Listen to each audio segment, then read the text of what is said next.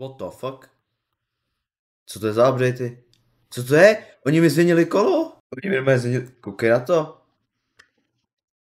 No má nějaký plechový a tady mé pozadí, mé grady... Halo? Proč nejde vidět? Jde to vidět, co dělám? What the fuck? To je jedno. Tak je pěkný, co se soudí.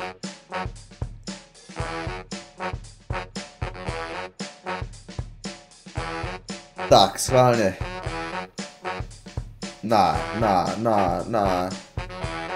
Ne, zastav, stůj!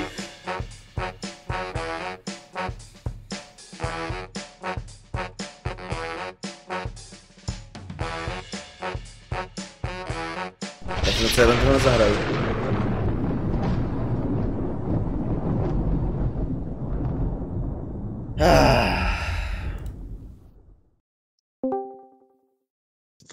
Ahoj. Čau. Já nevím, mně přijde, že když jsem to tam dával, tak mi nedošlo, že to tam bude, že to budu 100% hrát. Halo. Co to je? Proč to hraju? This game is not suitable for children or those who are easily disturbed. Kdo chceš být? Jak jako kdo chci být? Nevím. Ty jsi viděl ten gameplay trailer na ten Invasion? Ten How to Play nebo co, jak vydali? Jo. Ne, neviděl. Musíš. Nahoru tohle by se mi líbilo, protože já jsem v té hře dobrý a vy byste mě mohli snažit sabotovat. Aha. Čau. No, tady je. No, tady je. No dobrý, prostě vraždíš, to mi neřeklo nic novýho, však jsem to se věděl už. Dobrý den, rád pořád do videohru konečně. To jenom znamená, že... Tyjo, tak to nevím, no. Já, hele...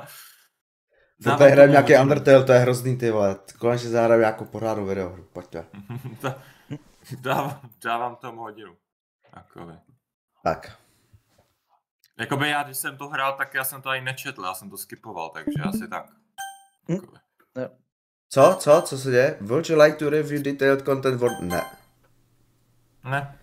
By playing Doki Doki Literature Club, you agree that you have noted... Ano, jo. Age rating in your region, bla bla bla. Můžeš říct, že ne? Ježišmarja, kolik toho je. Ať mi to zmizí z obrazovky už tohle, prosím. OK. What? To má hudbu. Jau. Kolikrát mi to ještě napíše, že bych to neměl hrát?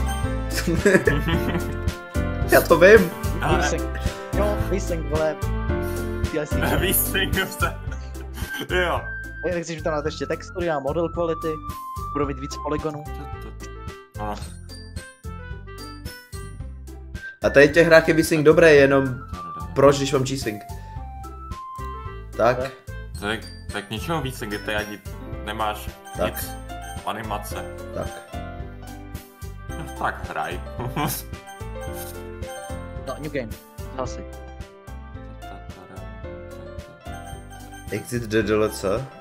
New game. Please enter your name.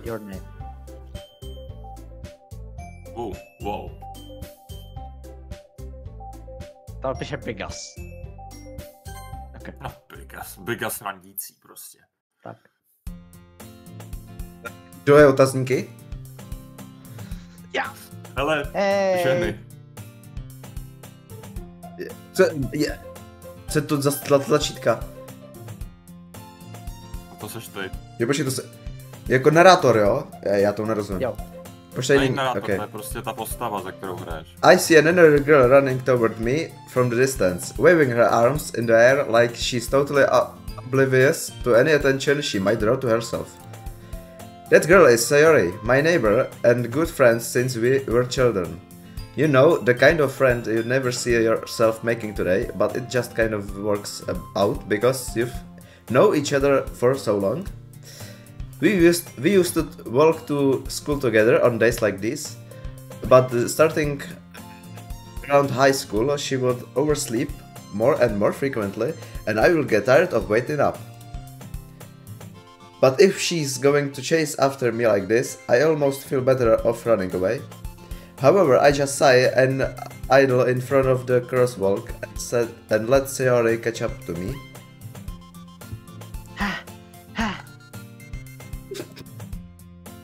I overslept again. But I got you this time. Maybe, proč mám jmenovku najednou? Maybe, but only because I decided to stop and wait for you. You say that like you were thinking about ignoring me. That's mean, Lexikk. Well, if people stare at you for acting weird and I don't want them to think we're a couple or something. Fine, fine. Oops, sorry. But you did wait for me after all. I guess you don't have it in you to be mean even if you want to. Whatever you say, Sayori. We cross the street together and make our way to school. As we draw near, the streets become increasingly speckled with other students making their daily commute. Proč je tak narátor a já nejsem ta samá věc? Tak proč ho vyjdebu já? Ne, yes. Tak to mluví on. A tak proč tam se mě děláš Lexikk a nikdy ne? Protože to je dialog. To je, že to mluvíš ty postavě. Okay. Tohle je monolog. By the way, Lexikk, have you decided on a club to join yet? A club? I told you already, I'm really not interested in joining any clubs. I haven't been looking either. Eh? That's not true. You told me you would join a club this year. Did I? I'm sure it's possible that I did. In one of our many conversations where I dismissively go along with whatever she's going on about. Sayori likes to worry a little too much about me, when I'm perfectly content just getting by on the average while spending my free time on games and anime. To nejsem já! Uh-huh. I was talking about how I'm worried that you won't learn how to socialize or have any skills before college. Your happiness is really important to me, you know? And I know you're happy now, but I die at the thought of you becoming a need in a few years because you're not used to the real world. You trust me, right? Don't make me keep worrying about you. Don't I? I look at a few clubs if it makes you happy. No promises though. Will you at least promise me you'll try a little? Yeah, I guess I'll promise you that. Yay! Why do I let myself get lectured by such a carefree girl? More than that, I'm surprised I even let myself relate to her. I guess seeing her worry so much about me makes me want to ease her mind at least a little bit, even if she does exaggerate everything inside of her head. Kde nějaký pav? The school day is as ordinary as ever, and it's over before I know it. Zase škola. After I pick up my things, I stare blankly at the wall, looking for an ounce for motivation. Clubs. Co? Sayori wants me to check out some clubs. I guess I have no choice but to start with the anime club. Ne. Hello. Sayori? Sayori must have come into the classroom while I was spacing out. I look around and realize that I'm the only one left in the classroom. I thought I'd catch you coming out of the classroom, but I saw you just sitting here and spacing out, so I came in. Honestly, you're even worse than me sometimes. I'm impressed. You don't need to wait up for me if it's going to make you late to your own club. Well, I thought you might need some encouragement, so I thought, you know... Know what? Well, that you could come to my club. Sayori. Yeah? There's no way I'm going to your club. Nini. Sayori is vice president of the literature club. Not that I was ever aware that she had any interest in literature. In fact, I'm 99% sure she only did it because she thought it would be fun to help start a new club. Since she was the first one to show interest after the one who proposed the club, she inherited the title of vice president. That said, my interest in literature is guaranteed to be even less. Yeah, I'm going to the anime club. Come on, please. Why do you care so much anyway? Well, I kind of told the club yesterday I would bring in a new member. And Natsuki made cupcakes and everything. Don't make promises you can't keep. I can't tell if Sayori is really that much of an airhead, or if she's so cunning as to have planned all of this out. I let out a long sigh. Fine. I'll stop for by for a cupcake, okay?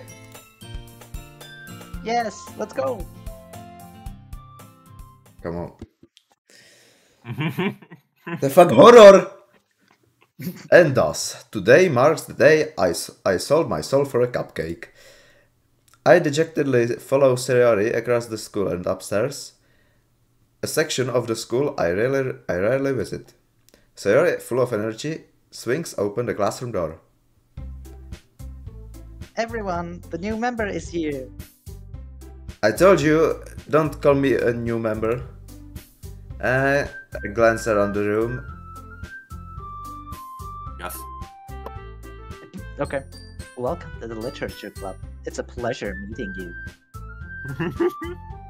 Sayori always says nice things about you. Seriously, you brought a boy? Way to kill the atmosphere. But Lexikk, what a nice surprise. Welcome to the club.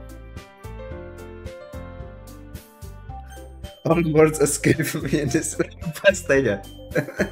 To jsem já už jsem to já. This club is full of co? Už ne. What are you looking at?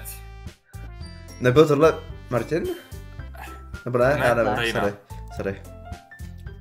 If you want to say something, say it. Sorry. Natsuki. The girl with the sour attitude, whose name is apparently Natsuki, is one I don't recognize.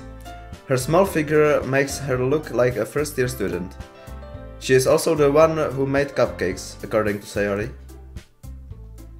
You can just ignore her when she gets moody. Sayori says that quietly into my ear, then turns back toward the other girls. Anyway, this is Natsuki, always full of energy. And this is Yuri, the smartest in the club. Biggest prostě. Don't say things like that. Yuri, who appears comparably as more mature and timid, seems to have a hard time keeping up with people like Sayori and Natsuki. Well, it's nice to meet you both. To meet both of you. And it sounds like you already know Monica. Is that right? That's right. It's great to see you again, Lexikk. Monica smiles sweetly. We do know each other well. We rarely talked, but we were in the same class last year. Monica was probably the most popular girl in class, smart, beautiful, athletic, basically completely out of my league. So having her smile at me so genuinely feels a little... You too, Monica? Come sit down, Lexikk. We made room for you at the table, so you can sit next to me or Monica. I'll get the cupcakes. Hey, I made them. I'll get them. Sorry, I got a little too excited. Then how about I make some tea as well? The girls have a few desks arranged to form a table. As Sayori mentioned, it's been widened so that there is one space next to Monica and one space next to Sayori. Natsuki and Yuri walk over the corner of the room, where Natsuki grabs a wrapped tray and Yuri opens the closet. Still feeling awkward, I take a seat next to Sayori. Natsuki proudly marches back to the table, tray in hand. Okay, are you ready? Ta-da! Oh. Natsuki lifts the foil of the tray to reveal a dozen white, Fluffy cupcakes decorated to look like little cats. The whiskers are drawn with icing, and little pieces of chocolate were used to make ears. So cute. I had no idea you were so good at baking, Natsuki. Well, you know, just hurry and take one. Sayori grabs one first, then Monika, I follow. It's delicious. Sayori talks with her mouth full and has already managed to get icing on her face. But I turn the cupcake around in my fingers, looking for the best angle to take a bite. Natsuki is quiet. I can't help but notice her sneaking glances in my direction. Is she waiting for me to take a bite? I finally bite down. The icing is sweet and full of flavor. I wonder if she made it herself. This is really good. Thank you, Natsuki. Why are you thanking me? It's not like I... Haven't I heard this somewhere before? made them for you or anything? I thought you technically did, Sarah said. Well, maybe. But not for, you know, you, dummy. Alright, alright. I give up on Natsuki's weird logic and dismiss the conversation. Yuri returns to the table, carrying a tea set. She carefully places a teacup in front of each of us before setting down the teapot next to the cupcake tray. You keep a whole tea set in this classroom? Don't worry, the teachers gave us permission. After all, doesn't a hot cup of tea help you enjoy a good book? I guess. Don't let yourself get intimidated. Yuri is just trying to impress you. Eh? That's not... Insulted, Yuri looks away. I meant that, you know... I believe you. Well, tea and reading might not be a pastime for me, but I at least enjoy tea. I'm glad. Yuri faintly smiles to herself in relief. Monika raises an eyebrow, then smiles at me. So, what made you consider the literature crop? I was afraid of this question. Something tells me I shouldn't tell Monika that I was particularly dragged here by Sayori.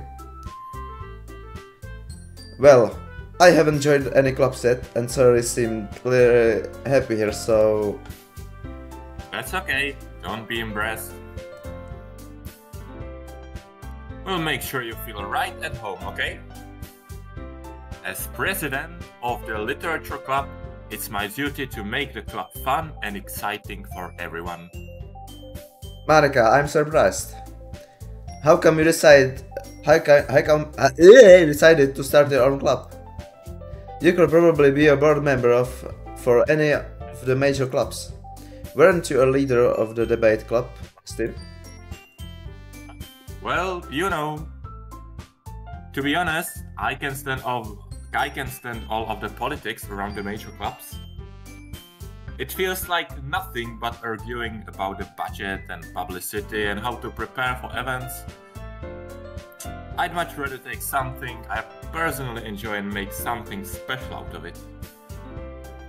And if it encourages others to get into literature, then I'm fulfilling that dream. Monika really is a great leader. Yuri also nods in agreement. Then I'm surprised that there aren't more people in the club yet. It must be hard to start a new club. You could put it that way. Not many people are very interested in putting out all the effort to start something brand new. Especially when it's something that doesn't grab your attention, like literature. You have to work hard to convince people that you're both fun and worthwhile. But it makes school events like the festival that much more important. I'm confident that we can all really grow this club before we graduate. Right, everyone? Yeah! We'll do our best. You know it. everyone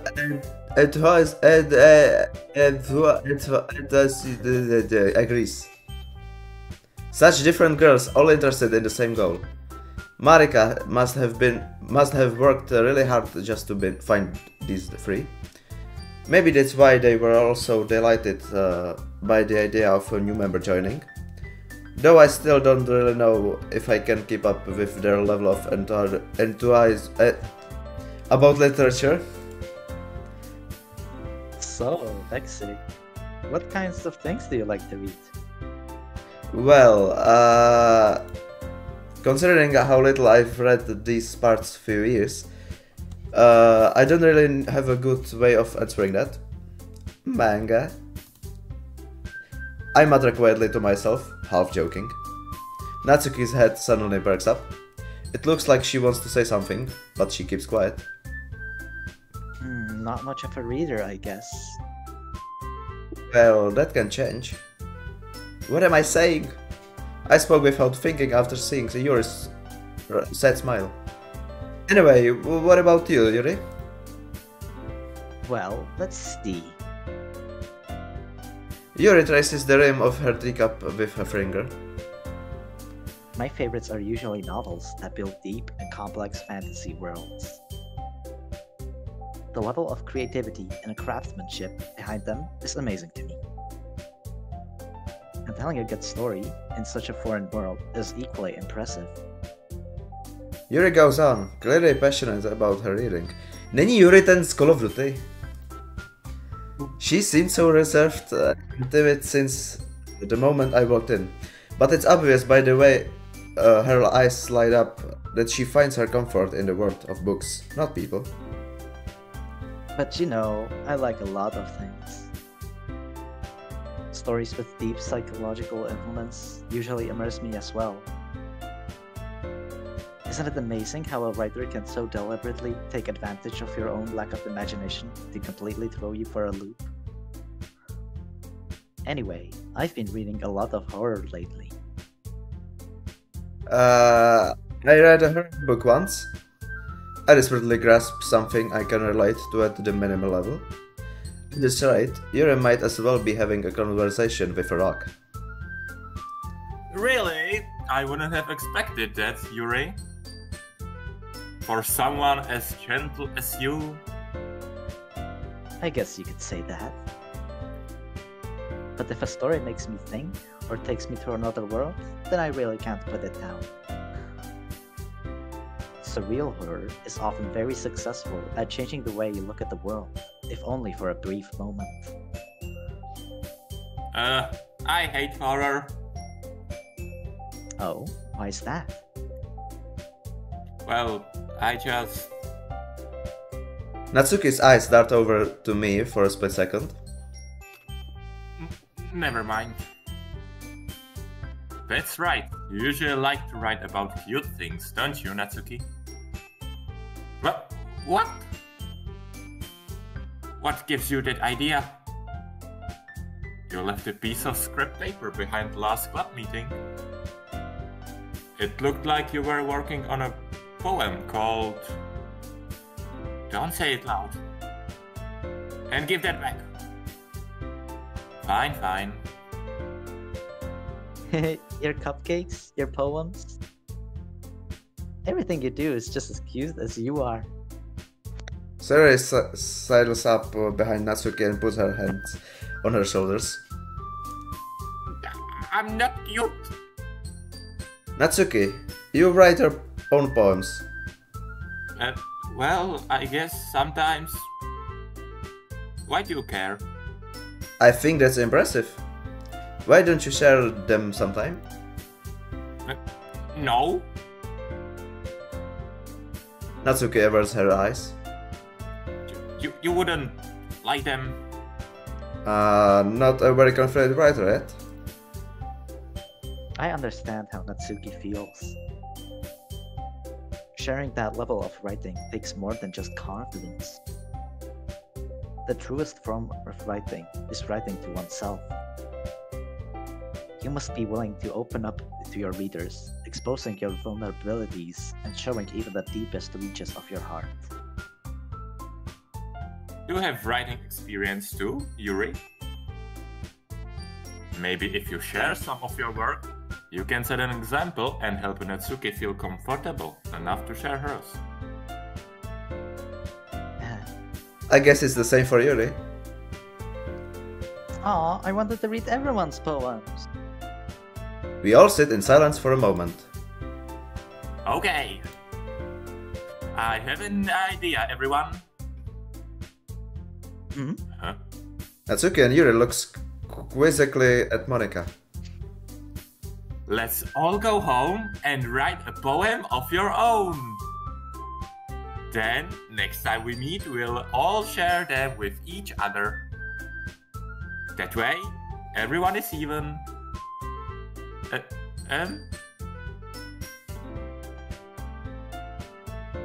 Yeah, let's do it! Plus, now that we have a new member, I think it will help us all get a little more comfortable with each other and strengthen the bond of the club. Isn't that right, Lexikk? Monika smells warmly at me once again. Hold on, there's still one problem. What's that? Now that we're back to the original topic of me joining the club, I bluntly come forth with what's been on my mind the entire time. I never said I will join this club. Sari may have convinced me to stop by, but I never made any decision. I still have other clubs to look at, and I lose my train of thought. All four girls stare back at me with dejected eyes. But I'm sorry, I thought... Lexikk. You all... I'm defenseless against these girls. How am I supposed to make a clear-headed decision when it's like this? That is, if writing poems is the price I need to pay in order to spend every day with these beautiful girls. Right. Okay, I've decided then. I'll join the literature club. One by one, the girls' eyes light up. Yes, I'm so happy. Sari wraps her arms around me, jumping up and down. Hey, hey, hey! You really did scare me for a moment. if you really just came for the cupcakes, I would be super pissed. Then that makes it official. Welcome to the Literature Cup. Thanks, I guess. Okay, everyone. I think with that we can officially end today's meeting on a good note. Everyone remember tonight's assignment. Write a poem to bring to the next meeting so we can all share.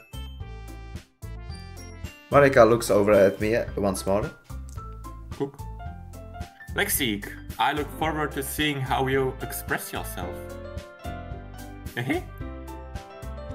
Yeah. Can I really impress the class star Monika with my mediocre writing skills? I already fear the anxiety wheeling up at me. Meanwhile, the girls continue to chit-chat as Yuri and Natsuki clean up their food. Hey Lexikk, since we're already here, do you want to walk home together? That's right, Yuri. And I never walk home together anymore because she always stayed after school for clubs. Sure, might as well... Yay! With that, the two of us depart the club room and make our way home. The whole way, my mind wanders back and forth between the four girls. Sayori, Natsuki, Yuri, and of course, Monika. Will I really be happy spending every day after school in a literature club? Perhaps I'll have the chance to grow closer to one of these girls. Alright, I'll just need to make the most of my circumstances, and I'm sure good fortune will find me. And I guess that starts with writing a poem tonight. Okay, dobrý, já jdu na záchod. Co? It's time to write a poem. Já myslím, že budu jenom klikat v této videoře. My boy, my boy. Pick words you think your favorite club member will like. Something good might happen with whoever likes your poem the most. Excitement.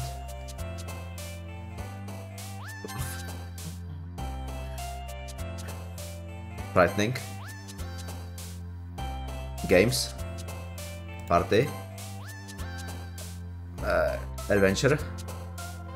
Holiday. Cheeks. Graveyard. Kiss. Valentine. Candy. Together. Suicide, I know that. Marriage. Friends. Horror. Yep. Strawberry. Inside. Waterfall. Aura.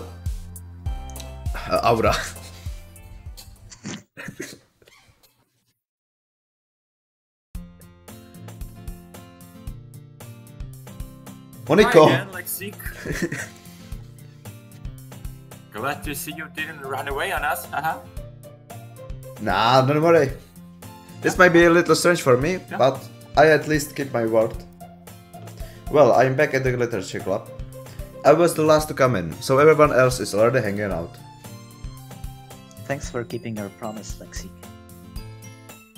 I hope this isn't too overwhelming of a commitment for you. Making you dive headfirst into literature when you're not accustomed to it. Like he deserves any slack. Sayori told me you didn't even want to join any clubs this year. And last year, too. I don't know if you plan to just come here and hang out or what. But if you don't take us seriously, then you won't see the end of it. That's okay, you certainly have a big mouth for someone who keeps her manga collection in the club room. But Natsuki finds herself stuck between saying manga and manga. manga is literature. Swiftly defeated, Natsuki plops back into her seat. Don't worry, guys. Lexikk always gives it his Lexikk always gives it his best as long as he's having fun. He helps me with busy work without me even asking. Like cooking, cleaning my room. How dependable. Sayori, that's because your room is so messy it's distracting. And you almost set your house on fire once. Is that so? You two are really good friends, aren't you? I might be a little jealous. How come? You and Lexi can become good friends too. Sayori? Hmm? As usual, Sayori seems oblivious to the weird situation she just put me into. Oh, Yuri even brought you something today, you know? Wait, Sayori. Me? No, not really. Don't be shy. It's really nothing. What is it? Never mind. Sayori made it sound like a big deal when it's really not. What do I do? I'm sorry, Yuri, I wasn't thinking. I guess that means it's up to me to rescue the situation. Hey, don't worry about it.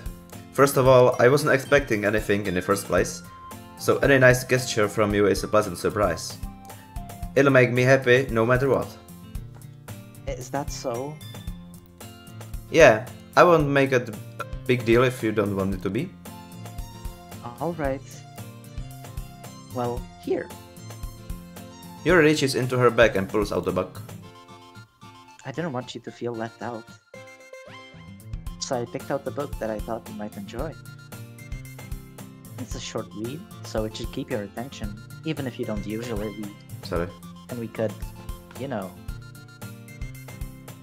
discuss it if you want it. This is... How is this girl accidentally being so cute? She even picked out a book she thinks I'll like, despite me not reading much. Yuri, thank you, I'll definitely read this. A zase to slovo, take the book. Phew. Well, you can read it at your own pace. I look forward to hearing what you think. Now that everyone's settled in, I expected Monica to kick off some scheduled activities for the club. But that doesn't seem to be the case. Sayori and Monica are having a cheery conversation in the corner. Yuri's face is already buried in a book. I can't help but notice her intense expression, like she was waiting for this chance. Meanwhile, Natsuki is rummaging around in the closet. Man, it looks like no one wants to be bothered today. I slumped down into the nearest desk. How am I supposed to occupy myself with something literature related by myself like this? I guess I could always read some of the book Yuri gave me. But I'm feeling a little too tired to read. I could probably fall asleep right now. I close my eyes and end up listening in on Sayori's conversation with Monica. We're probably gonna seem really lame compared to all the clubs, though. Well, we can give up. The festival is our chance to show everyone what literature is all about. The problem is that the idea of a literature club sounds too dense and intellectual. But it's not like that at all, you know? We just need a way of showing that to everyone. Something that speaks to their creative minds. That doesn't solve the problem, though. Eh? What do you mean? Even if we come up with the most fun thing ever, nobody will come in the first place if it's a literature event. So it's more important to figure out how to get people to show up in the first place, you know? And after they come, we can do the thing to speak to their creative minds. What's this? Sarah is taking this really seriously. It's rare to hear her deliberating like this. Ah, that's a good point. In that case, do you think food will do the trick? What kind? Well, I guess we could... Cupcakes! Haha, good thinking. Natsuki would love to do that. Ah, you're right. Natsuki makes the best cupcakes. That works out perfectly. That wasn't why you suggested it. Cupcakes speak to my creative tummy. Cupcakes it is then. I'm hungry. Anyway, we still need to work out the details of the event itself. I find myself smiling. In the end, Sarah is still her usual self. But therein lies the unexpected reason I admire her. Unlike me, who has trouble finding any motivation at all, Sarah can put her mind to things and make them come to life. I suppose that's why I end up letting her get on my case about things.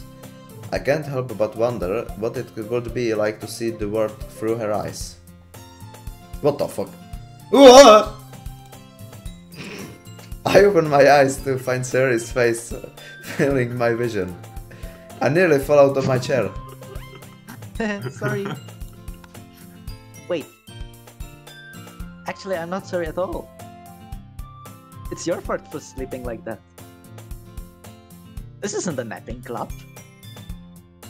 Does our school have a napping club? You're staying up late again, aren't you?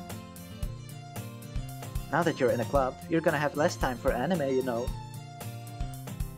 You'll need to get used to it. Don't say that so loud. I glance over my shoulder to see if Monica overhead. It's true though. Yeah. I know. You're always looking out for me, Sayori. It's what I do best. That's a problem. What about you? You look out for me better than you look out for yourself.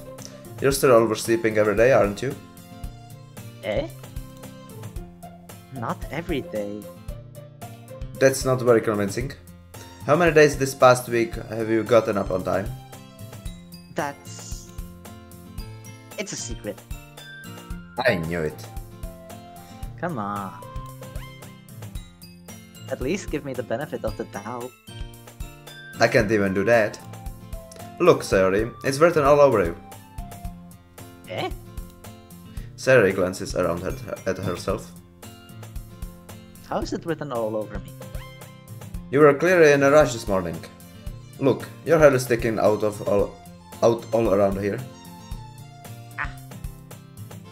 I ran my fingertips down the side of Sayori's hair, trying to straighten it out. Man, you really need a brush for this. My hair is just very hard to get right. I won't fall for that. There's more than just your hair. Look, your bow isn't straight either. And there's a toothpaste stain on your collar right there. I try to wipe off the stain with my finger. But nobody would ever notice that. Of course they would. Nobody's gonna tell you about it because they don't want to embarrass you. Fortunately, I really don't care about that. You meanie. And you don't even keep your blazer button up. Seriously, Sayori. Why do you think you don't have a boyfriend yet? Eh? That's super mean. Sorry, but you'll thank me later. I start to button her blazer from the bottom. Once you see how much better it looks, you'll change your mind.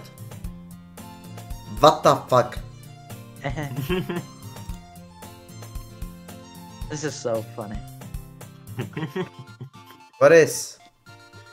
Well, I was just thinking of how weird it is to have a friend who does these kinds of things.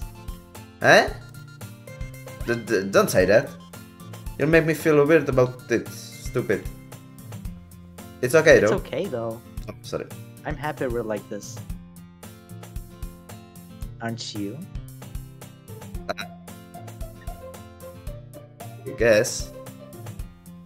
Hey, be careful. That button might But come off. fuck. Why is this one so hard to close? I struggle to fully close the button near her chest. Does this thing even fit you properly? It did when I bought it. If you ever button it, you will have noticed sooner that it doesn't fit you anymore. What are you smiling about? It means my boobs got bigger again. Don't say that out loud. Anyway, you look much better now, so... Why does it feel strange to see Sarah's blazer buttoned up like that? But it's so stuffy. Ooh. It's not worth it at all. Sayori hastily buttons her blazers once more. Phew. That's so much better. Sayori puts her arms out and twirls around. So, if I keep it unbuttoned enough, then I won't get a boyfriend, right?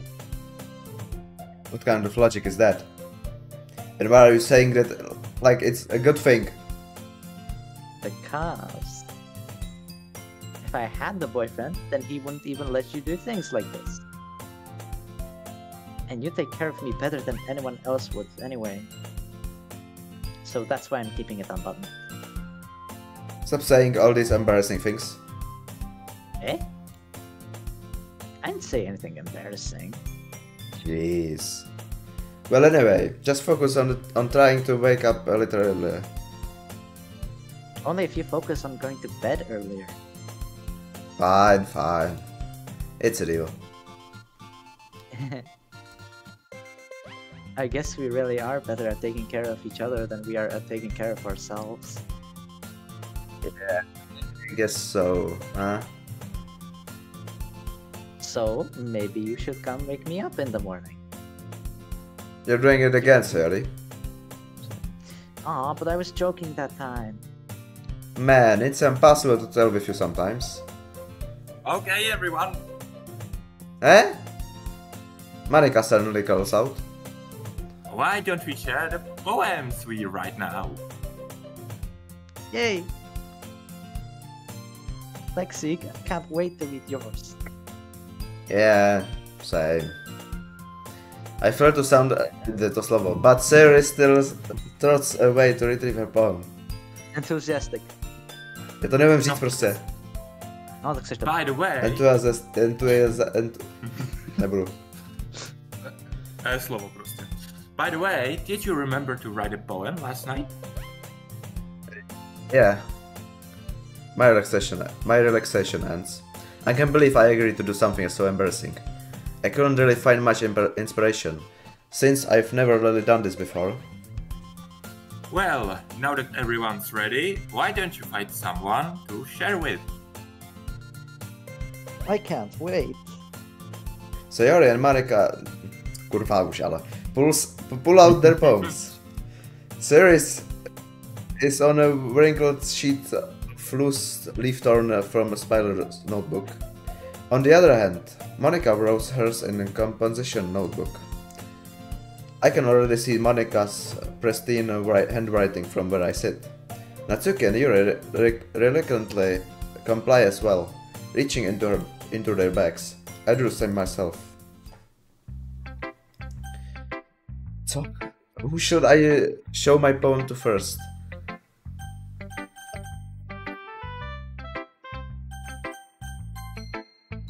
Yuri seems the most experienced, so I should start with her. I can trust her opinion, to be fair.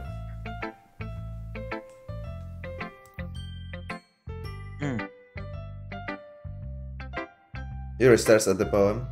A minute passes, more than enough time for her to finish reading.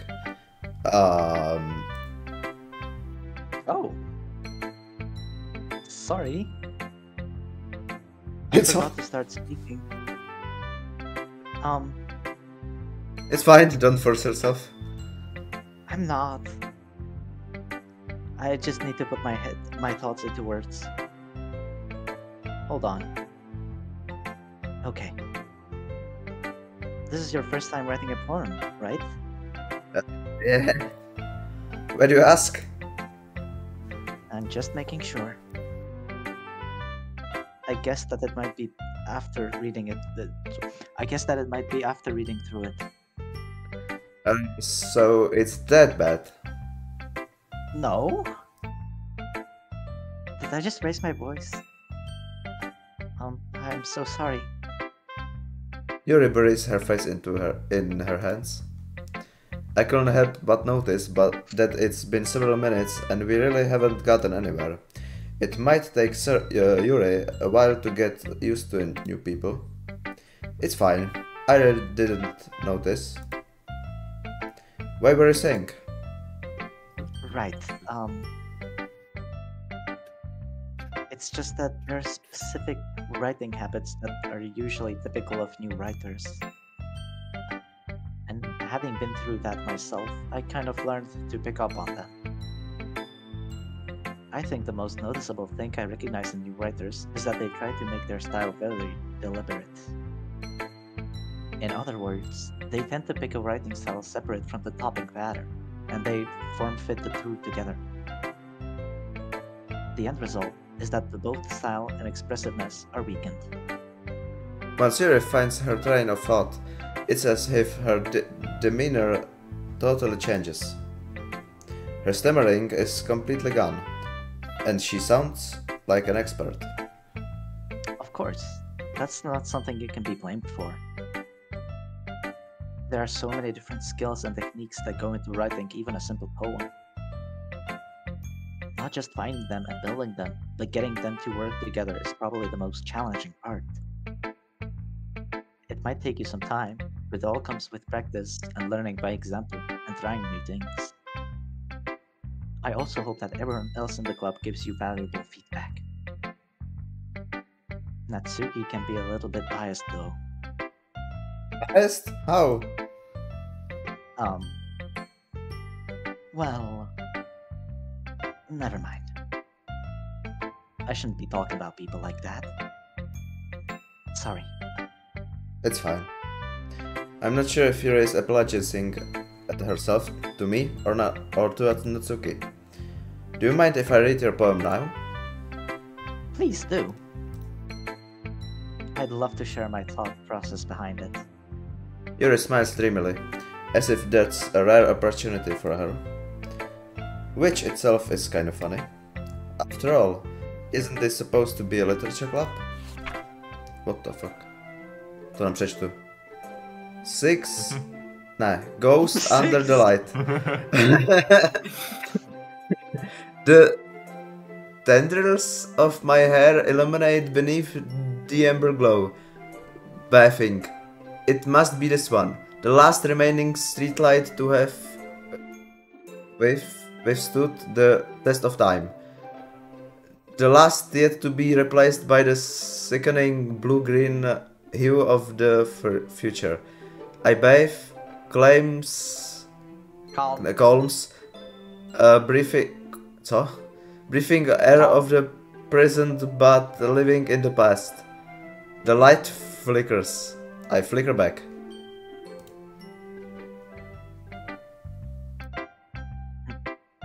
I'm sorry, I have such terrible handwriting. What? I wasn't thinking that at all, man. But it took you a long time to read. I just don't read script very often. I actually think your handwriting is pretty. Eh? That's a relief. So I like the poem. Even though it's short, it was really descriptive. It wasn't too short. I usually write longer poems. Not at all. I'm really glad you like it. I'll be honest. Since it's our first time sharing, I wanted to write something a little more mild. Something easy to digest, I suppose. Are you into ghosts, Yuri? Hoo. Actually, the story isn't about the ghost at all, Lexikk. Really? I must have totally missed the point. Well, I suppose you did only glance over it after all. But remember that poets often express their own thoughts, feelings, and experiences in their work. They usually do more than tell a simple story or paint a picture. In this case, perhaps the subject of the poem is only being symbolically compared to a ghost. Lingering in her last remaining place of comfort, unable to let go of the past, and soon to be left with nothing. That's a lot more solemn putting in that way. I hadn't even thought of that. That's impressive. It's nothing, really. Well, it makes me happy that you think that. Just remember that it won't be long before you pick up on these things too. Yeah, maybe you're right. I guess I have to keep trying. I'm counting on you. Who should I show my poem to next? Všechny, Hej, jak tu Jure zabiju, ona používá takový ty advanced slova píčoviny, vole. To jsem ti dal. Hlavně jí máš rád. Okay, to je fair. Já vím. Well, it's about what I expected from someone like you.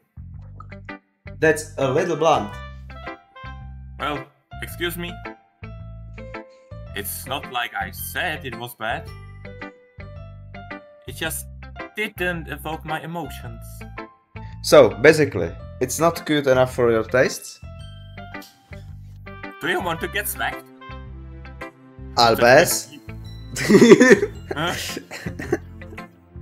Well, Anyway, I guess I need to show you mine. Not that you'll like it. Eagles can fly, monkeys can climb, crickets can leap, horses can race, owls can seek, cheetahs can run, eagles can fly, to už tam bylo, people can try, but that's about it. Ale a proč zrovna to, a proč zrovna tohle je nadpis? No, protože to je důležitý. Důležitý s tím people can try. Nemůže tam dát rozhodně ten nadpis people can try, to je nic dobrý. Okay. Nebo can prostě. To je mimochodem nejvíc basic continue tlačítko jsem viděl. Nevím, proč říkám, než zmizelo. Yeah. I told you that you weren't gonna like it. Yeah, I like it. What? Just be honest. A jak to ví? I am. Why are you so convinced that I would like this? Well, because everyone in high school thinks that writing has to be all sophisticated and stuff. So people don't even take my writing seriously. But isn't the point of poems for people to express themselves? Your writing style wouldn't make your message any less valid. Yes, exactly. I like when it's easy to read, but it hits you hard. Like in this poem, seeing everyone around you do great things can be really disheartening. So I decided to write about it. Yeah, I understand. But the other nice thing about simple writing is that it puts more weight on the wordplay. Like I set up for rhyme at the end, but then made it fall flat on purpose. It helps bring out the feeling in the last line. So you did. I guess more went into it than I realized. That's what it means to be a pro.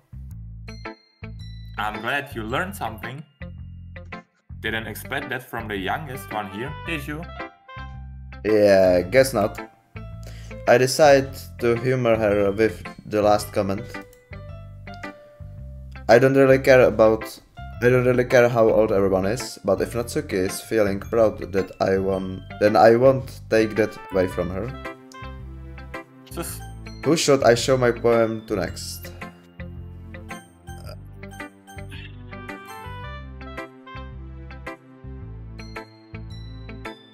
Oh my goodness. This is so good, Lexikk. Huh? I love it. I had no idea you were such a good writer. Sayori, you must be seriously overreacting. I'm not a good writer at all. I honestly have no idea what I'm doing. Well, maybe that's why. Because I have no idea what I like either. Jeez. Yuri's opinion was way more constructive than this. Are you sure you don't like it just because I wrote it? Eh? Well, I'm sure that's part of it. I think I understand you better than a lot of other people, you know? So, when I read your poem, it's not just a poem. It's a Lexikk poem. And that makes it feel extra special. Like I can feel your feelings in it. Sayori hugs the sheet against her chest. A dost už s tím chest. You're so weird, Sayori. I'm really happy that you just wrote the one. It just reminds me of how you're really a part of the club now. Not to mention the fact that I'm standing in front of you in the club room. Well, of course. I'm not really into it yet, but that doesn't mean I'll break my promise. See? It's like I said before, Lexikk. Deep down, you're not selfish at all, you know. Trying new things like this for other people, that's something that only really good people do. Thanks, Sayori. I'm not sure if Sayori sees the full picture of my motive here. Then again, I can't deny that she's part of the reason I joined. Knowing how much this means to her and all. Yeah. Then I'm gonna make sure you have lots of fun here, okay? That will be my way of thinking. Alright, I'm going to hold you to that then. Yay! Now you'll read my poem too, right? Don't worry, I'm really bad at this. See about that. Dear sunshine, the way you glow through my blinds in the morning, it makes me feel like you missed me, kissing my forehead to help me out of bed, making me rub the sleepy from my eyes. Are you asking me to come out and play? Are you trusting me to wish away a rainy day? I took a bath. The sky is blue. It's a secret, but I trust you too. If it wasn't for you, I could sleep forever. But I'm not mad. Je tam ještě něco dole, scroll. I want breakfast. Já jsem si to všiml, já mám myš ve vzduchu, protože jsem to nechtěl mít položený. Ve vzduchu? Prostě ji mám v ruce u sebe. Sorry. This is just a guess, but did you wait until this morning to write this? I want breakfast. Just a little bit. You can't ask for just a little bit to a yes or no question. I forgot to do it last night. Well, at least that makes me feel a little better about myself. Don't be mean. I still tried my best. Yeah. I didn't mean to say that it was a bad poem. It came out nice, or how shall I put it? It sounds just like you. Really? Yeah. Especially that last line. I made eggs and toast. Even though we were late to school? It's bad to skip breakfast. I get all cranky. Well, I guess there's no point in arguing. Anyway, thanks for showing me. This was so much fun. Monica's the best. Yeah. But next time, I won't forget. And I'm gonna write my best poem yet. Well, I guess I look forward to it.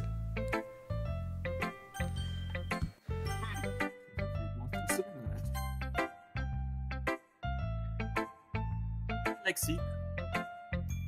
Having a good time so far? Yeah. Good, glad to hear it. By the way, since you're new and everything, if you ever have any suggestion for the club, like new activities or things we can do better, I'm always listening. Don't be afraid to bring things up, okay? Alright, I'll keep that in mind. Of course I'll be afraid to bring things up. I'm much better off just going with the flow until I'm more settled in. Anyway, want to share your poem with me? It's kind of embarrassing, but I guess I have to. Don't worry, Lexikk. We're all a little embarrassed today, you know. But it's that sort of barrier that we'll all learn to get past soon. Yeah, that's true. I hand Monica my poem. Wait a moment. I like this one. It makes me think of something Sayori would like. Is that so? You and Sayori are really good friends, right? I wouldn't be surprised if you had those sorts of things in common. Well, we may be good friends, but Sayori and I are actually really different. Well, that may be the case. But maybe there are also some similarities that you wouldn't expect. The way she talks about you. It sounds like the two of you really care about each other's well-being. Even if you show it in different ways, it ends up being more similar than you'd think. So, I think that's the kind of vibe I get when reading your poem. Are you sure you're not reading into it too much? I could be. Oh gosh, I sound like Yuri. But in any case, Yuri's writing has kind of a gentle feel to it. I can tell that she likes exploring with emotions like happiness and sadness. Who knew that someone so happy would enjoy sad things too? Yeah, that's totally unexpected. Well, to each their own. And you shouldn't be afraid to experiment a little bit either. I'm sure I'll end up trying different things a lot. It could take a while before I feel comfortable doing this. That's okay. I'd love to see you try new things. That's the best way to find the kind of style that suits you. Everyone else might be a little bit biased toward their own toward their own kinds of styles. But I'll always help you find what suits you the most. So don't force yourself to write the way everyone else wants you to write. It's not like you have to worry about impressing them or anything. Ahaha. Ahaha. Anyway, do you want to read my poem now? Don't worry, I'm not very good. You sound pretty confident for someone who claims to not be very good. Well, that's because I have to sound confident. That doesn't mean I always feel that way, you know? I see. Well, let's read it then. Hole in the wall. It couldn't have been me. See the direction the speckle protrudes.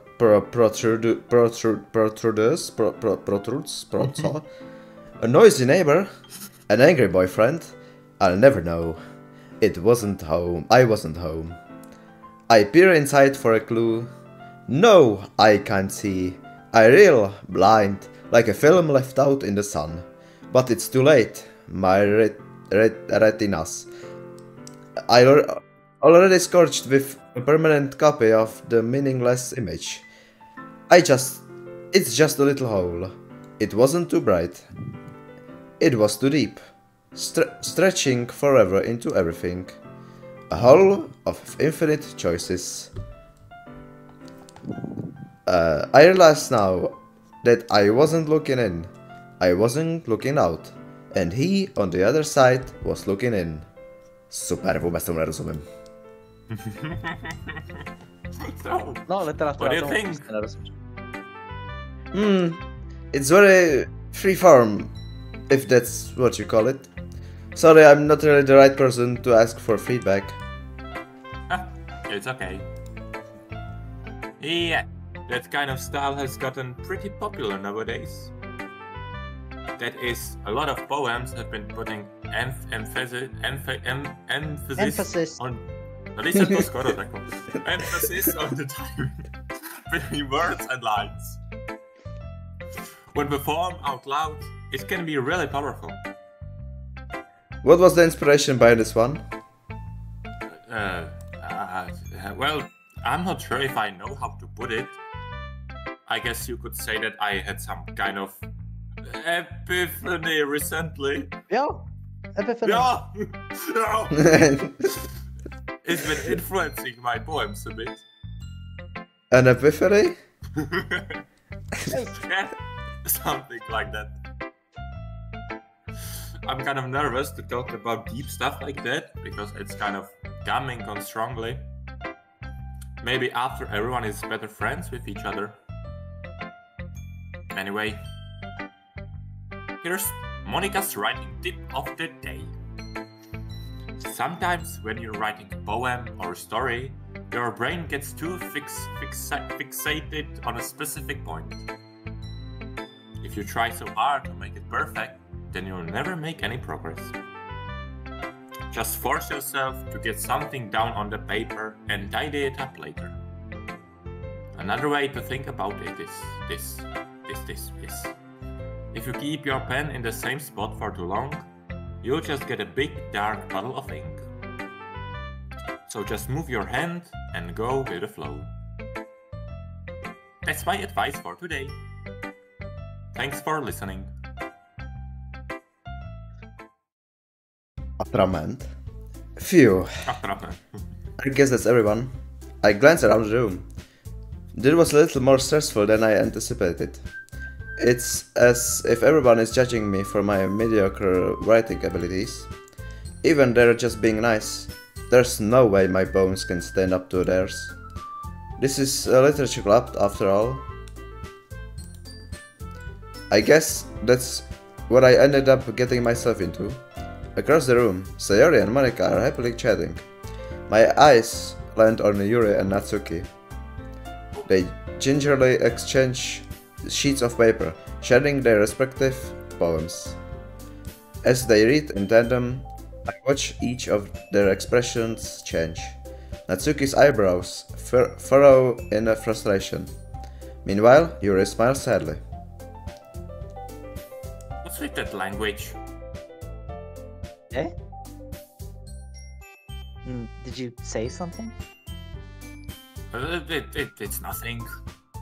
Natsuki dismissively returns the poem to the desk with one hand. I guess you could say it's fancy. Ah, thanks. Yours is cute. Cute? Did you completely miss the symbolism or something? It's clearly about the feeling of giving up. How can that be cute? I know that. I just meant the language, I guess. I was trying to say something nice. Eh? You mean you have to try that hard to come up with something nice to say? Thanks, but it really didn't come out nice at all. Well, I do have a couple of suggestions. If I was looking for suggestions, I would have asked someone who actually liked it. Which people did, by the way. Sayori liked it. And Lexikk did too. So based on that, I'll gladly give you some suggestions of my own. First of all... Excuse me? I appreciate the offer, but I've spent a long time establishing my writing style. I don't expect it to change anytime soon, unless of course I come across something particularly inspiring. Which I haven't yet. No. And Lexikk liked my poem too, you know. He even told me he was impressed by it. Natsuki suddenly stands up. Oh! I didn't realize you were so invested in trying to impress our new member, Yuri. Eh? Soundtrack. That's not what I...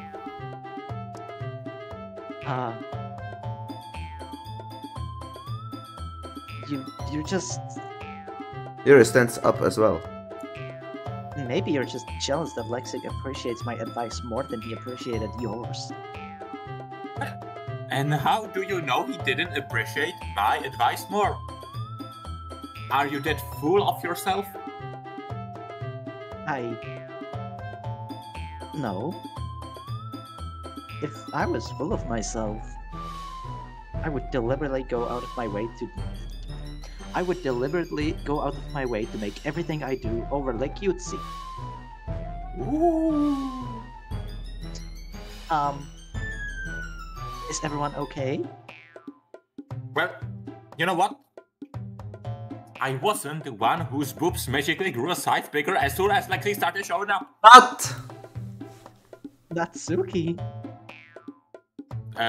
Natsuki? That's a little...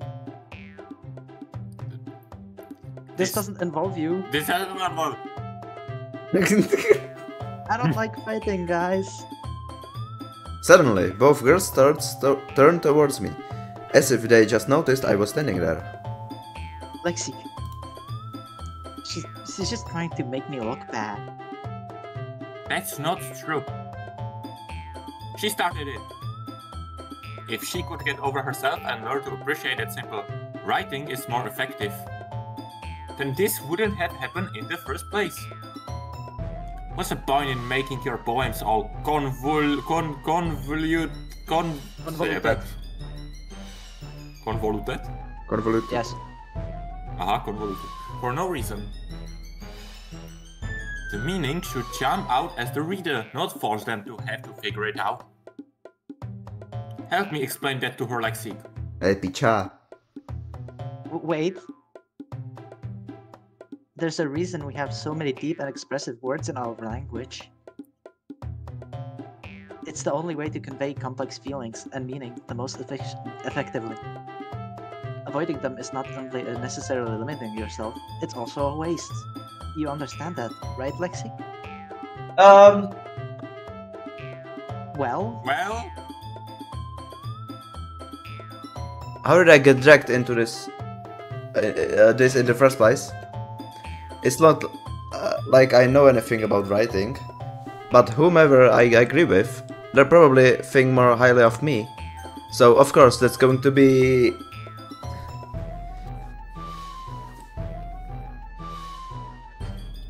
Co? Ne? Natsuki picha?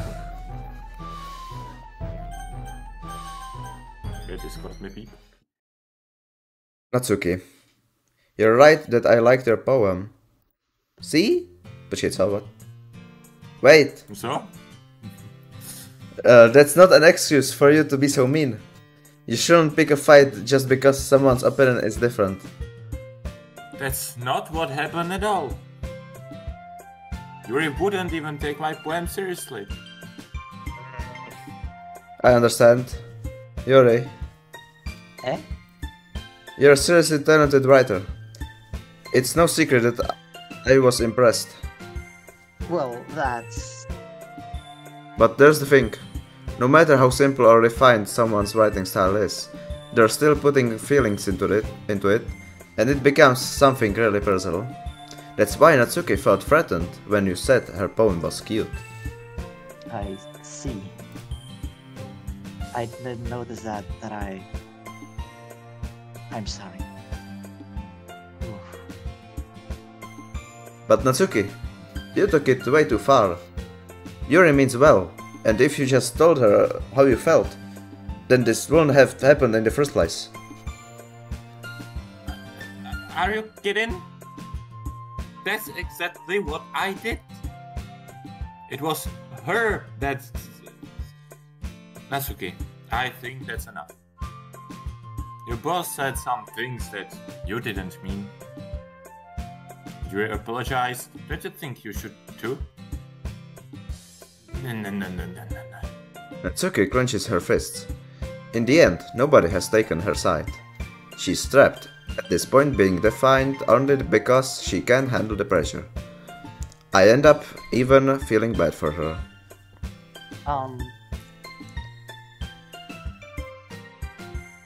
Sometimes when I'm hurt, it helps to take a walk and clear my head.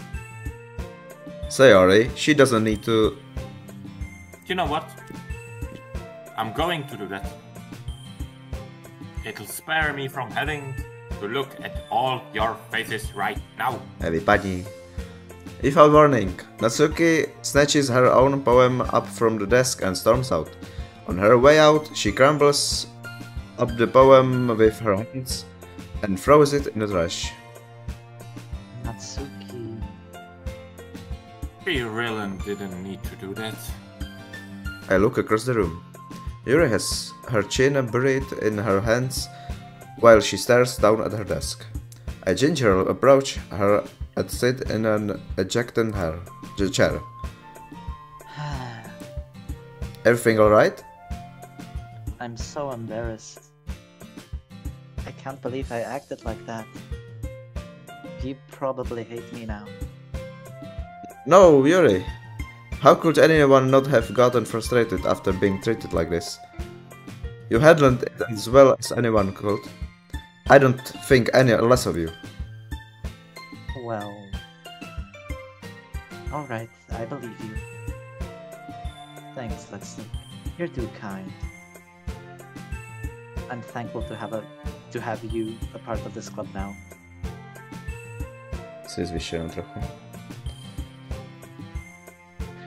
It's nothing. One more thing. That one thing that Natsuki said about, you know, I would never do anything so shameful. So. Huh? What thing did Natsuki say?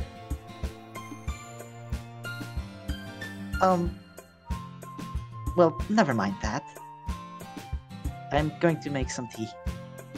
Good idea. Make enough for more than one person, okay? Yeah. Okay, everyone. It's just about time for us to leave. How did you all feel about sharing poems? It was a lot of fun. Well, I'd say it was worth it. It was alright, well, mostly. Lexikk, how about you? Yeah, I'd say the same. It was a neat thing to talk about with everyone. Awesome. In that case, we'll do the same thing tomorrow. And maybe you'll learn something from your friends too. So your poems will turn out even better. I think to myself, I did learn a little more about the kinds of poems everyone likes. With any luck, that means I can at least do a better job impressing those I want to impress.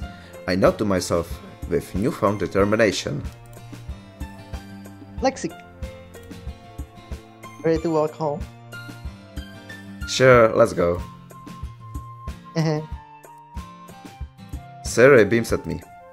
It really has been a while since Sayori and I have spent this much time together. I can't really say I'm not enjoying it either. Sayori, about what happened earlier. What do you mean? You know, between Yuri and Natsuki.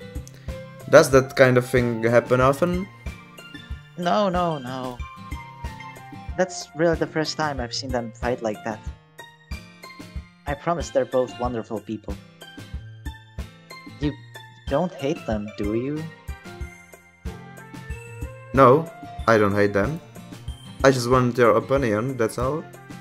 I can see why they'd make good friends with you. Phew! You know, Lexikk, it's nice that I get to spend time with you in the club.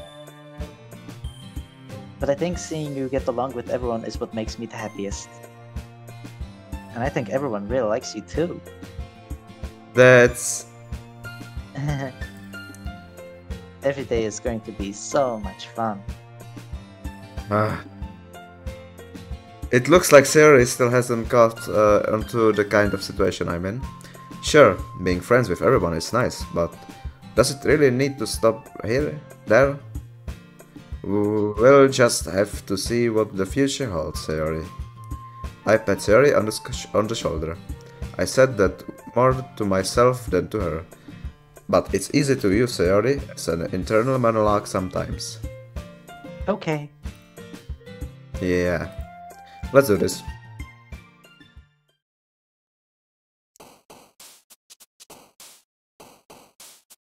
Fish. No, fish. Fish. Met dat fish. Is dat je er horror? Hallo? Sweet. Hraj. Death. Bunny. Lollipop. Determination. Rose. Proof. Ne, poof. Nevím, co tam bylo. Charm. Together. Warm. Judgment. Lazy. Charge. Jury. Executioner. Strawberry. Vertigo. Mouse. Krysa. Papa. Imagination. Vitality! Co? Top left, vitality. A jo. Vitality. Happiness. Games. Games. Videohry. EA Sports. Jeden člověk. Třetí. Another day passes, and it's time for the club meeting already. Come on. Kde je můj horor? Ahoj! I've gotten a little more comfortable here over the past couple days. Entering the club room, the usual scene greets me. Hi, Lexikk. Yo, Sayori. Looks like you're in a good mood today. I'm just still not used to you being in the club, that's all. I see. That's a pretty simple thing to get you in a good mood. But I guess it's always the simple things with you anyway. Speaking of which, I'm kinda hungry. Ja taky. Will you come with me to buy a snack? No thanks. Eh? That's not like you at all. I have my reasons. Why don't we take a look at your purse, Sayori? Eh? Why that all of a sudden? No reason, really. I just went to look at it. Sayori nervously retrieves her coin purse. She fumbles with the latch and gets it open. Then she turns it upside down and lets its contents spill onto the desk. Only 2 small coins fall out. I knew it. I can see right through you, Sayori. Not fair. How did you even know? It's simple. If you had enough money in the first place, you would have bought snack before coming to the club room. So, either you're not hungry and wanted an excuse to take a walk, or you plan to conveniently forget that you spent all your money so that I would lend you some. But there's one more thing. You're always hungry. And so, that only leaves the one option. I give up. Don't make me feel guilty. If you feel guilty, that means you deserve to feel guilty. Yuri suddenly giggles. Huh? I didn't notice that she was listening in. Her face is in her book as always. I wasn't listening or anything. It was just something in my book. Yuri. Tell Lexikk to let me borrow some money. That's... Don't get me involved like that, Sayori. Besides, you should only buy what you can responsibly afford. And frankly, after pulling a mischievous little stunt like that, your suffering is fair enough retribution. I didn't mean that. I got too absorbed in my book. Ooh. Ooh. I really like when you speak your mind, Yuri. It doesn't happen much, but it's a fun side of you. There's no way you could think that. You were right though. I did something bad, and now I have to accept the retribution. That. Still, coming from you, Sayori. I guess there's a little devil inside all of us, isn't there? Don't let her fool you. Sayori knows exactly what she's doing. After all, she told you guys she was bringing me to the club before she even told me. But you wouldn't have come if it weren't for the cupcakes. So I had to trick Natsuki into making them. Come on, give me more credit than that, Sayori. Out of nowhere, something smacks Sayori in the face and tumbles onto the desk. What the fuck? Whip! Yeah. Ow. What was... A cookie. Sure enough, it's a giant cookie wrapped in plastic. Sayori glances around. Is this a miracle? It's because I paid my restitution. Retribution.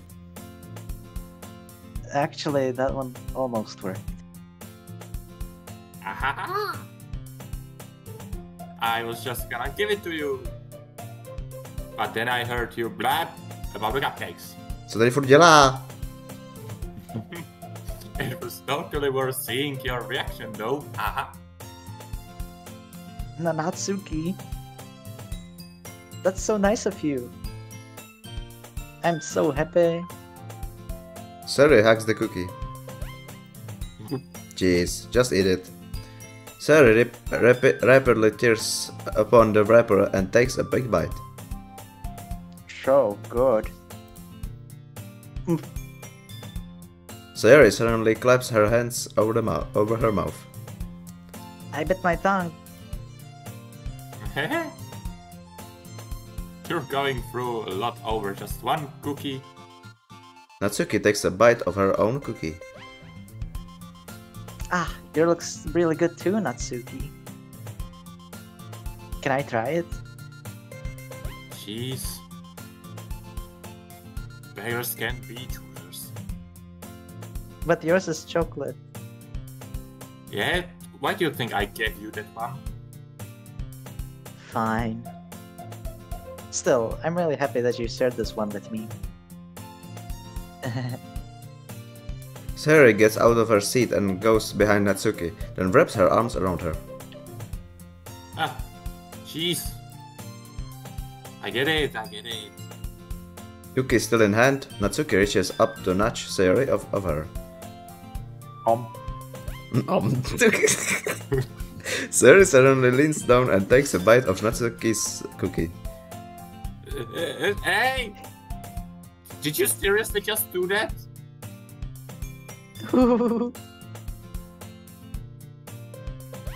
Mouthful, Sayori thrusts away to safety. Yuri and I laugh as well. Jeez, you're such a kid sometimes. Monika, can you just Yuri? Natsuki glances around. Monika isn't in the club room. Horror moment. Where's Monika, anyway? Good question. Have any of you heard anything about her being late today? Not me. Yeah, I haven't either. That's a bit unusual. I hope she's okay. Of course she's okay. She probably just had something to do today. She's pretty popular after all. Eh? You don't think she has a... I wouldn't be surprised. She's probably more desirable than all of us combined. That's true. Excuse me? To smazalo všechny. Suddenly, the door swings open. So sorry, I'm super sorry. There you are. I didn't mean to be late. I hope you guys weren't worried or anything. Eh? Monika chose the club over her boyfriend after all. You're so strong-willed. Boyfriend? What on earth are you talking about? Monika quizzically glances at me. Never mind that. What held you up anyway?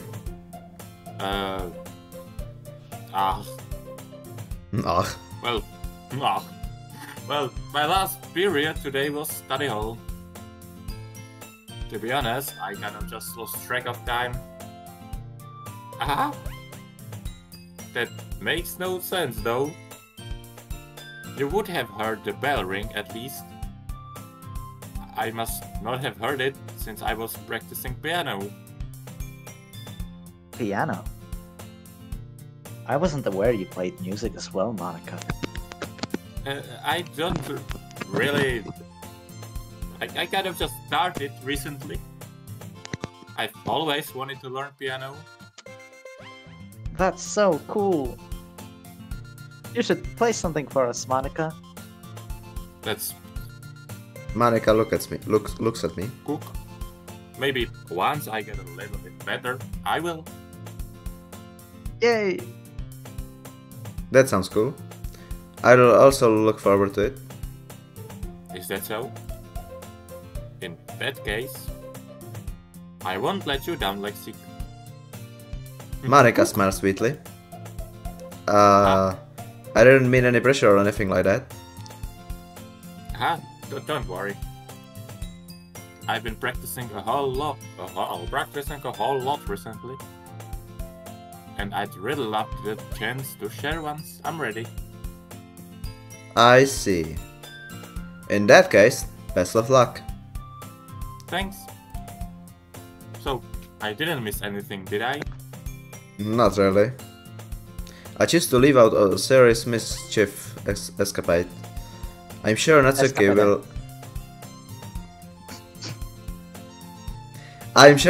will end up complaining to her anyway. It looks like everyone has already settled down. Sayori somehow already finished her entire cookie. Yuri is back to her book and Natsuki disappeared into the closet. Lexikk. Sayori suddenly comes up to me. I'm gonna go get some supplies from another. Oh. Microphone. Hello? Oh. Hello? Hello? Hello? How are you? Never? Okay, want to come with me? Supplies? What for? Well, you know how the festival is coming up. Me and Monica were gonna make some posters and stuff. So I need to go and find some crayons and markers and glue sticks. Ah, I see. Sure, I'll go with you. Yay! Okay, Monica will be back soon. Are you going with Lexikk to get the supplies? There's no need to trouble yourself. I'd be happy to go with him. Aw, but I wanted to go. It's so much fun exploring and stuff.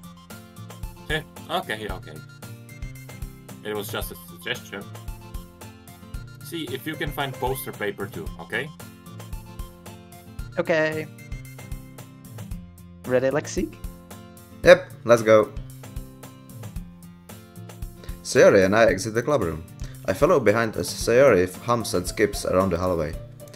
Honestly, it feels like I'm taking a kid to the mall or something. Sayori finds pleasure in the simplest things sometimes. Hey Sayori, what exactly are we doing for the festival anyway? I'm not sure how you would make an event out of literature.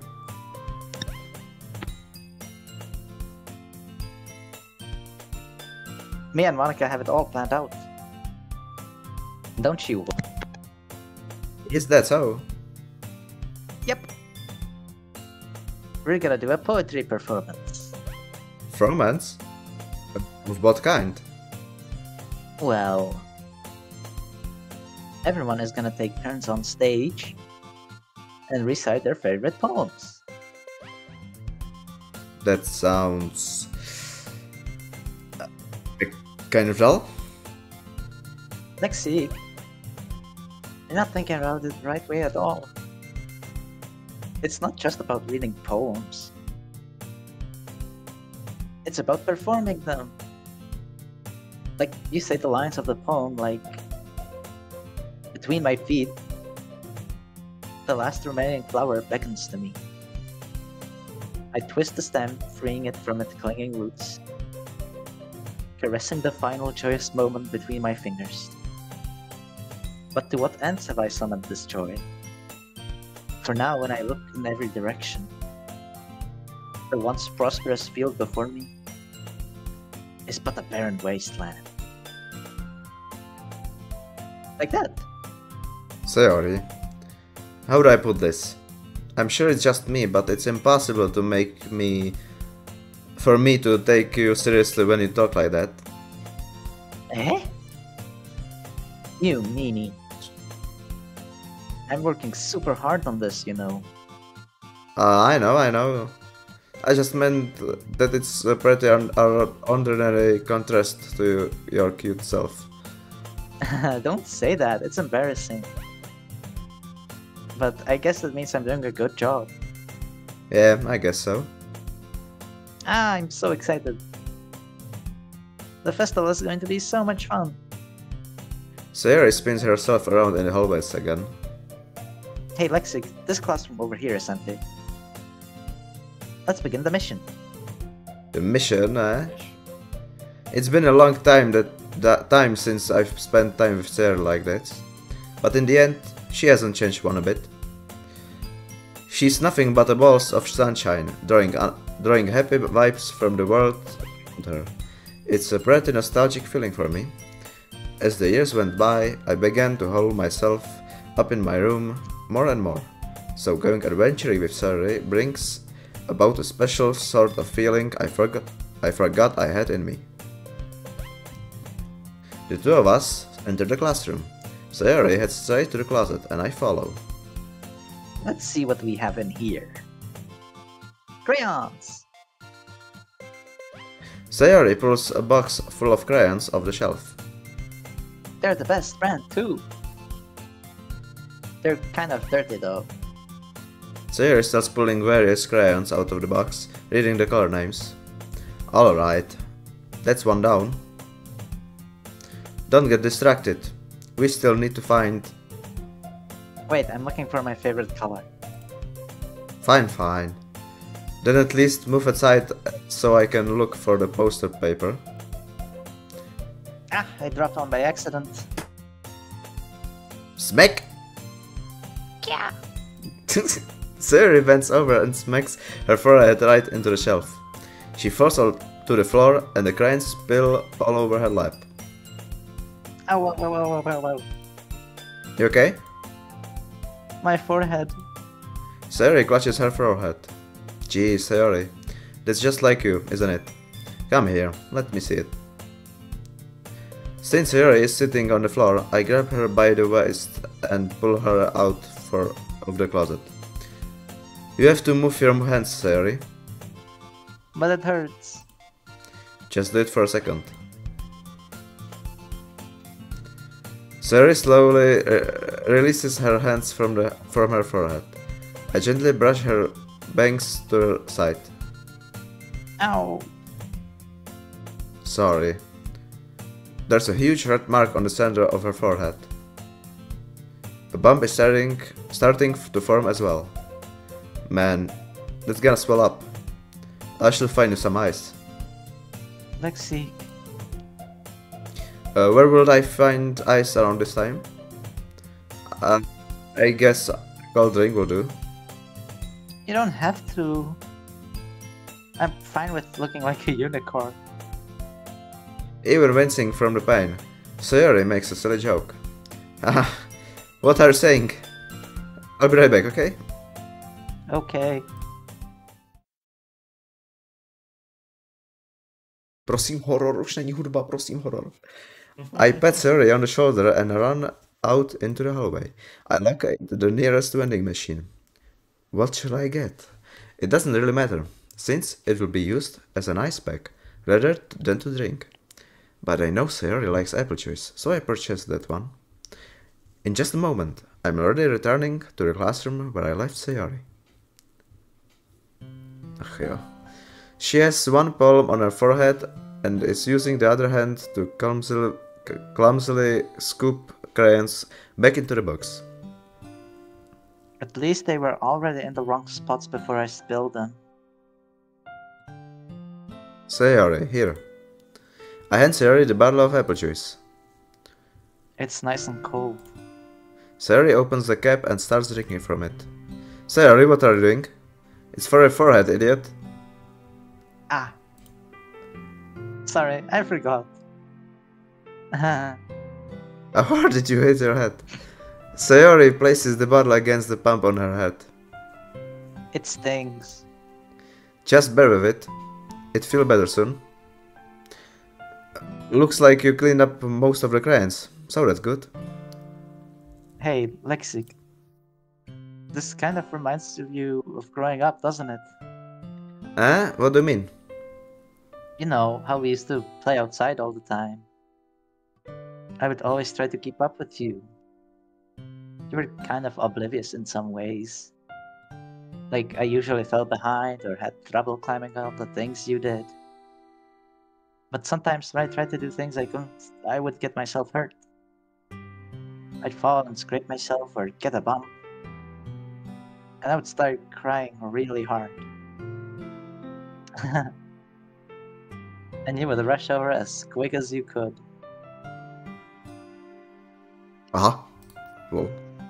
Okay, můžu... No? To je nejvíc, vole, vyblištěnej podlaha, vole, dosud to má reflexe, vole, je to ze dřeva. Okay. Tak to má to lino, ne? Takový to... Na to ještě. Oh jo. You would try really hard to get me to stop crying. It was almost like you blamed yourself and were afraid of getting in trouble if someone found out.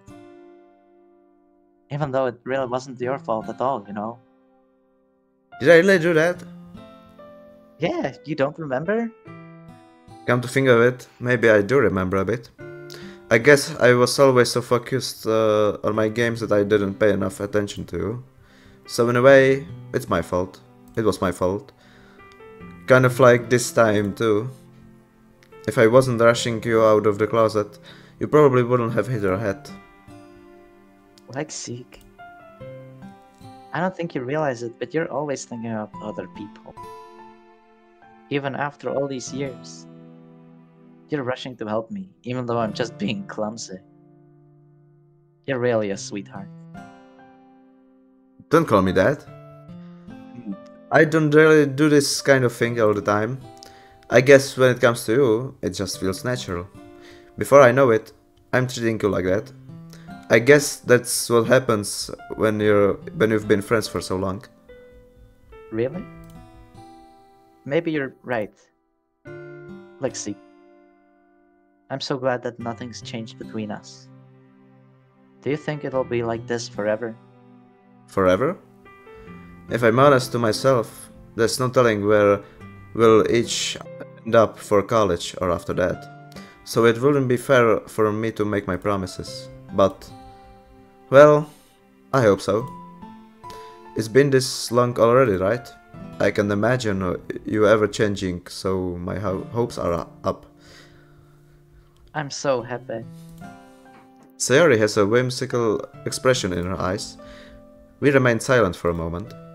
She's so silly and clumsy on the outside that when I see her deep in thought like this, it makes me not want to disturb her. I guess we should go back. I don't want to worry Monica, you know. Good luck with that. She's gonna see her forehead either way. Not if I hide it under my bangs. Sayori hops to her feet.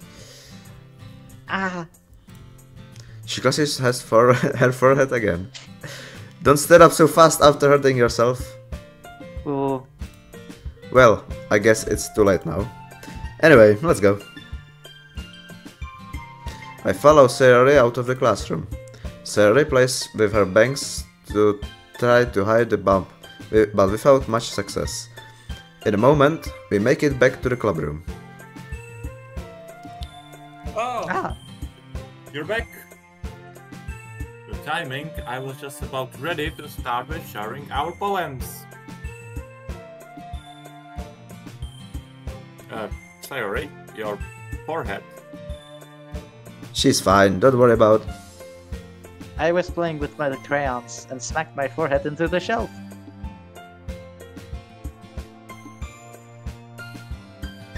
Well, anyway. Were you able to find everything we needed? Uh-huh, I have it right. Sayori frantically glances around herself. I forgot all of the stuff. Calm down, Sayori. I have it all right there. Oh, right here.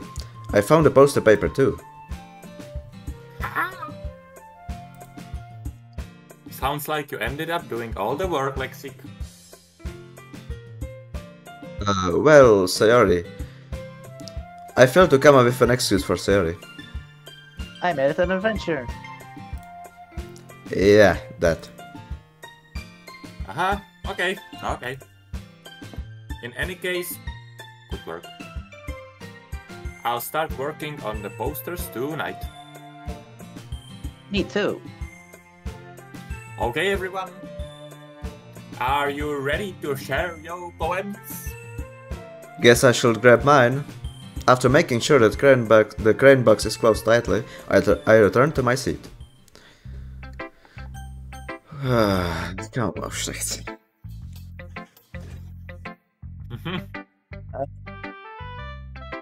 Kde je můj horor? Proč to hrám 2 hodiny? Hrám to 2 hodiny. 2 hodiny to hrajem. Nebo. Jako Voices of the Void, ten horor přijde, jak ho nejmín čekáš. Ale mám hlad. Tak pauza na jídlo. Pauza. Jo? Jo, můžem. OK. Ale Sayori moment. Já mám buchtičky ze všeho.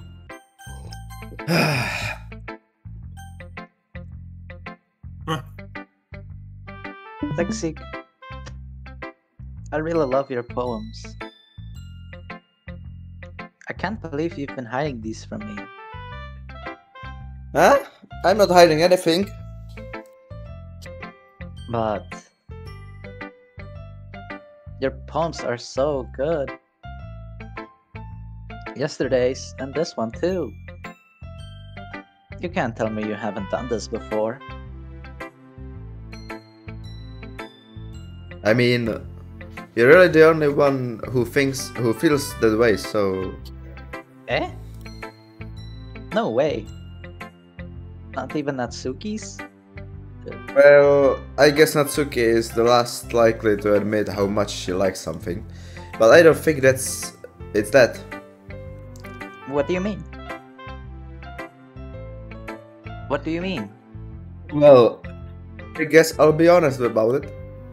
It's a lot easier to write poems when I'm thinking about you. Eh? Whoa. Stop thinking weird things, idiot. I just mean that you're a really expressive person, I guess. I am supposed to write poems about my own stupid life, but you somehow make everything in your life an adventure. Even the little things. Like cooking. It's not like... let's not talk about that. So yeah. I guess what I'm saying is that I can feel more feelings through you than I can through myself. Můžu se napít už? We have that kind of weird connection. It's your fault for getting in my business all the time. Eh? I don't know if I understand. You never understand when I try to explain things to you, do you, Sayori? I pat Sayori's head. Hey, I'm not a kid, you know. Are you sure about that? Maybe. Sayori starts fiddling with her pencil between her hands. Hey, Lexikk, will you give me your poem? I kinda want to keep it. Huh? Why? Because, well, it's the first time you've written something for me. Sir, you completely misunderstood. I didn't write this for you.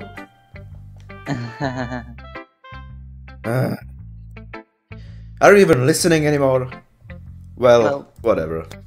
I'll give it to you when we go home. Really?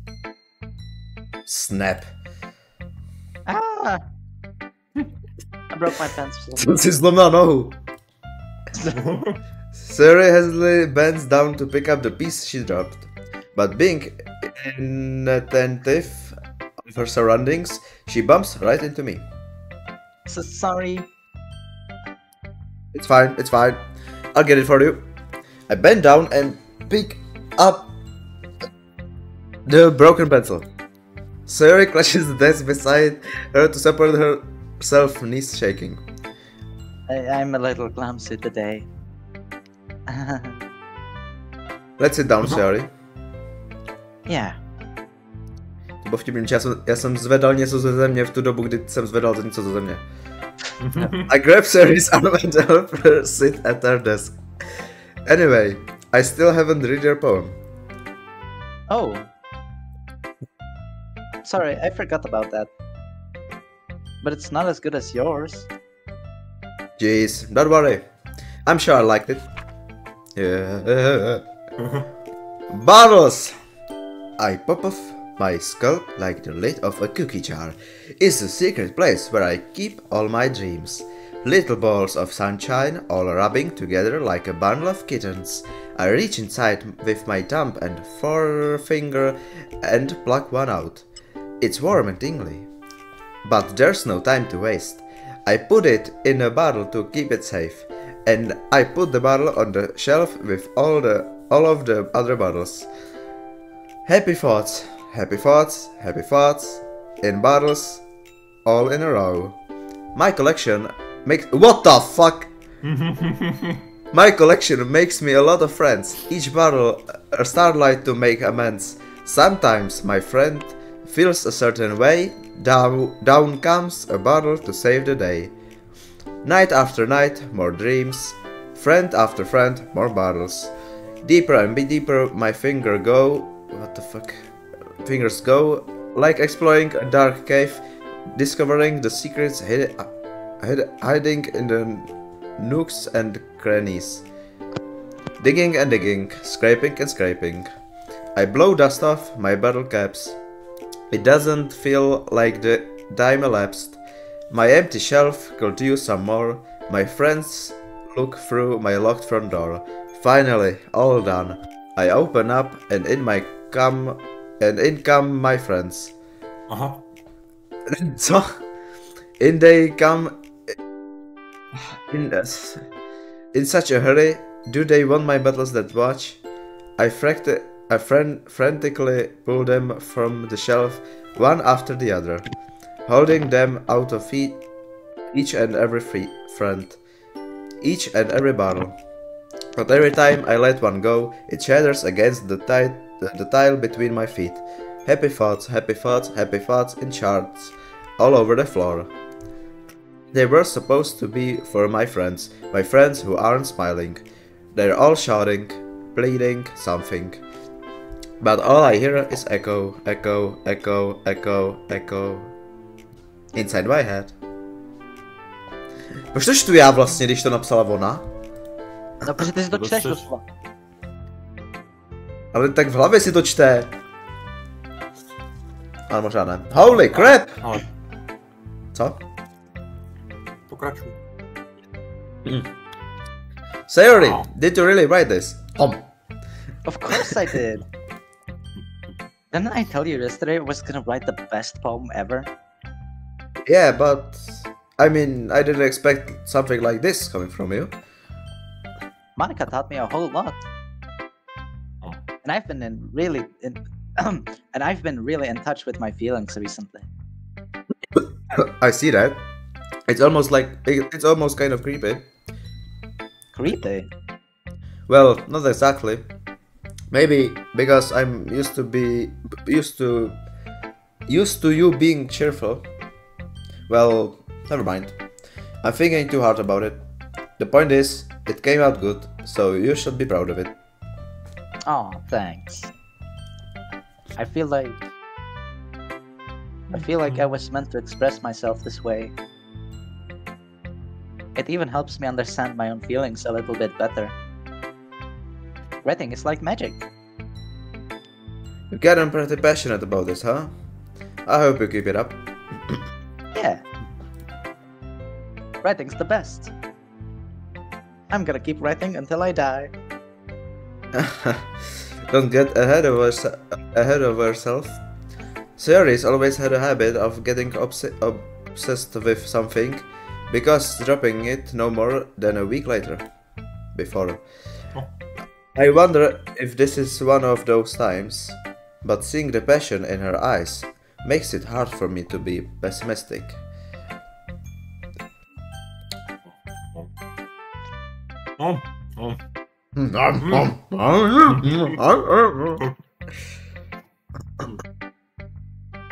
Well, it's not really any worse than your last one.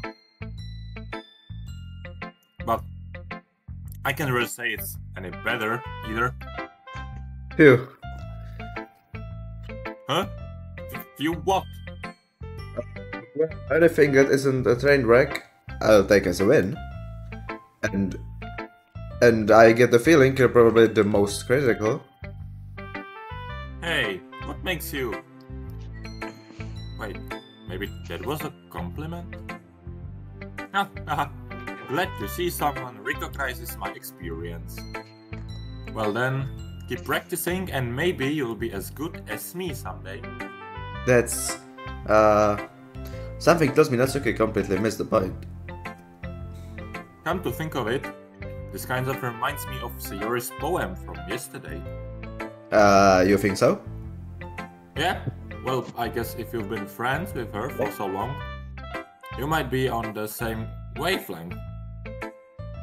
But you never really struck me as her type. Sayori has a type all of a sudden. Well, I don't know, but honestly, how can someone so fluffy spend so much time with someone like you? It's like she's dragging around the dead way. That was a little unnecessary. But No. think of it this way. If it weren't for me, she would probably just fly away like letting go of a balloon. You could say we each take care of each other in our own way. Whatever it is, I don't get it. Oh, yeah, I guess I'm supposed to show you my poem. Here. Oh hell. Did say? Amy likes spiders.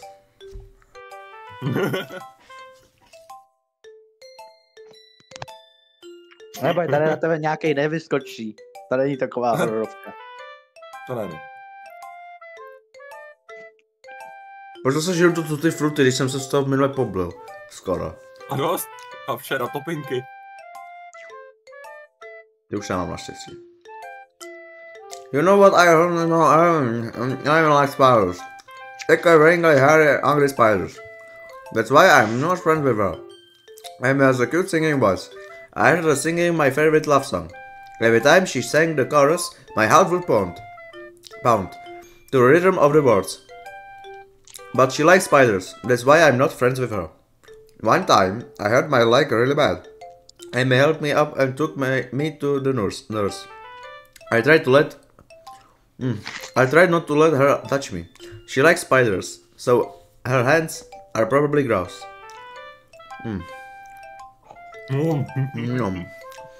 That's why I'm not friends with her. Amy has a lot of friends. I always see her talking to people. She probably talks about spiders. What if her friends start to like spiders too? That's why I'm not friends with her. It doesn't matter if she has other hobbies. It doesn't matter if she keeps it private. It doesn't matter if it doesn't hurt anyone. It's gross. She's gross.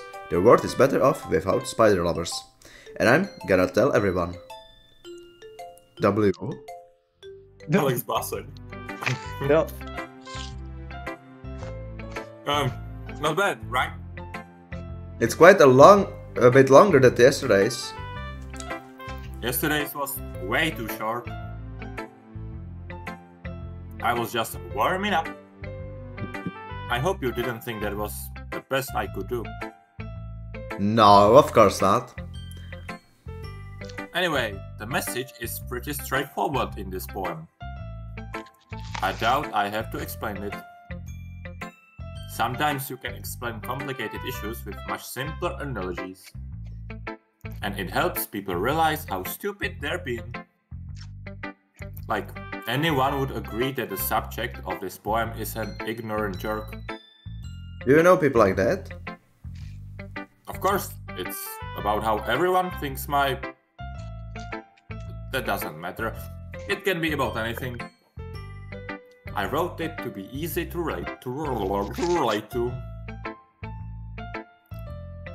everyone has some kind of weird hobby or guilty pleasure. Something that you're afraid if people find out, they'd make fun of you or think less of you. But that just makes people stupid. Who cares what someone likes, as long as they're not hurting anyone and it makes them happy. I think people really need to learn to respect others for liking weird things. Well, you're definitely right. At least I can relate to that. And I'm sure a lot of other people can too. Nemáš si chleba? It's what I do best, after all. I don't like writing unless there's a good message to take away from it. Like, conveying emotions is important. But I want to make people think, not just feel. Remember that. I'm gonna write a good one for tomorrow, too. So, look forward to it. Because tam křupe mikrofon.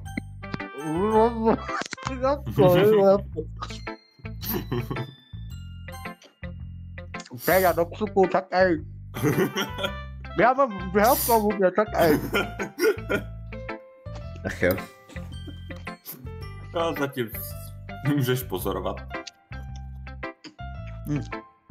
Tak, let's see what you've written for today. Let's see what you've written.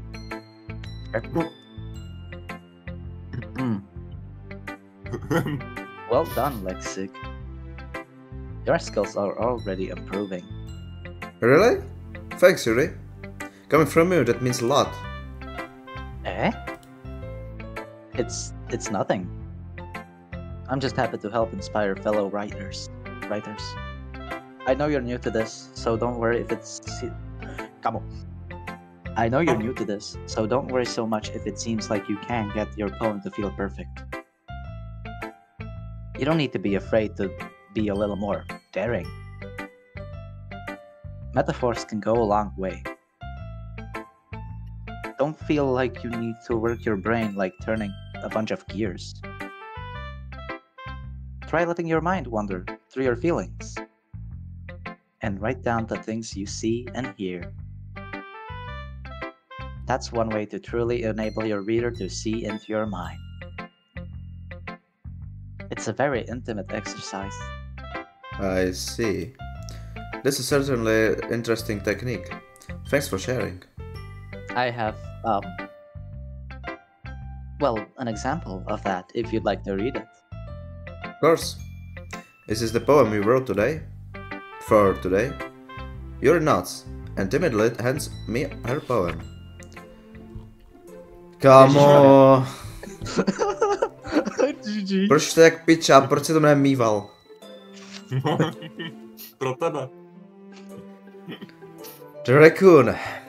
It happened in the dead of night while I was slicing bread for a guilty snack.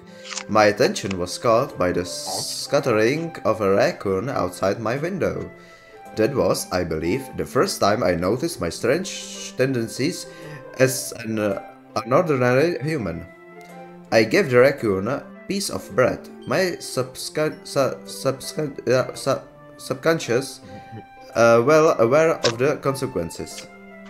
Well aware that a raccoon that is fed will always come back for more. The enticing beauty of my cutting knife was the symptom. The bread, my hungry curiosity. The raccoon, an urge.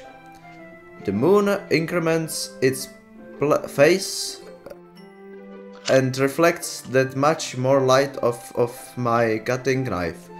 Co? The moon.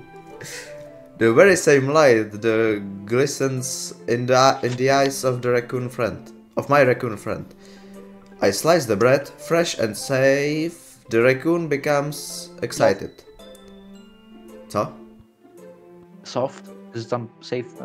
Chill out. Ah jo, a to pak No, tak jo. Or perhaps I'm merely projecting my emotions onto the newly satisfied animal. The raccoon has taken to following me. You could say that we've gotten quite used to each other. The raccoon becomes hungry more and more frequently, so my bread is always handy.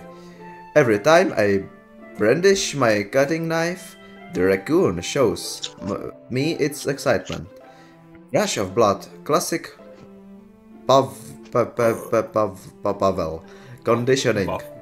I slice the bread and I feed myself again. Jezu, to myślał, że to pismo.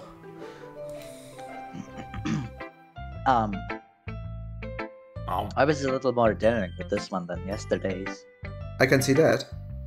It's a lot more metaphorical. I don't know if it's my fault, but I can't imagine what the poem is about. That's right.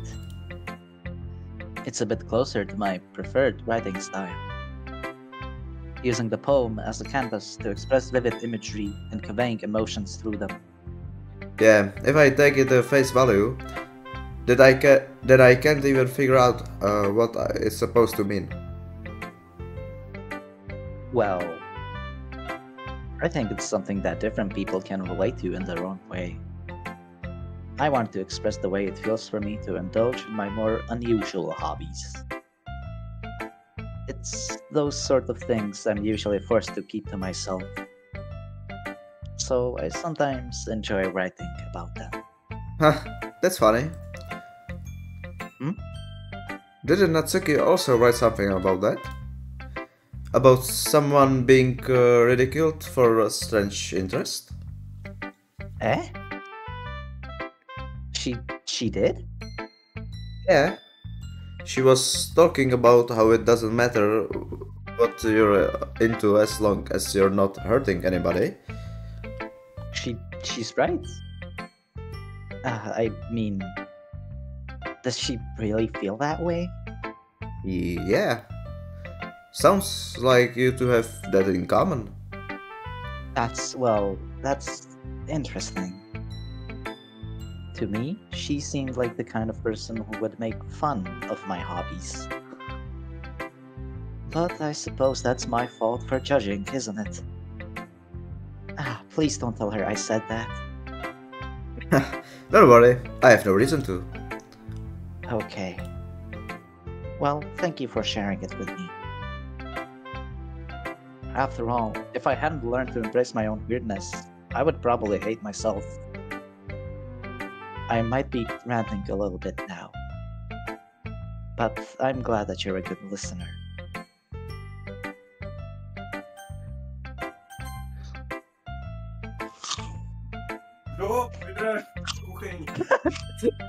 Monika w kuchyni.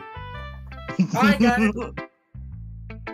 Lexikk, how's the writing going? Alright, I guess. I'll take that. As long as it's not going bad. I'm happy that you are applying to yourself. Maybe soon you'll come up with a masterpiece. I wouldn't count on that. You never know. Want to share what you wrote for today? Sure, here we go. I give my poem to Monika. Alright. It's pretty good. It makes me think of Sayori, like the other one that you wrote. You two are like the dynamic duo.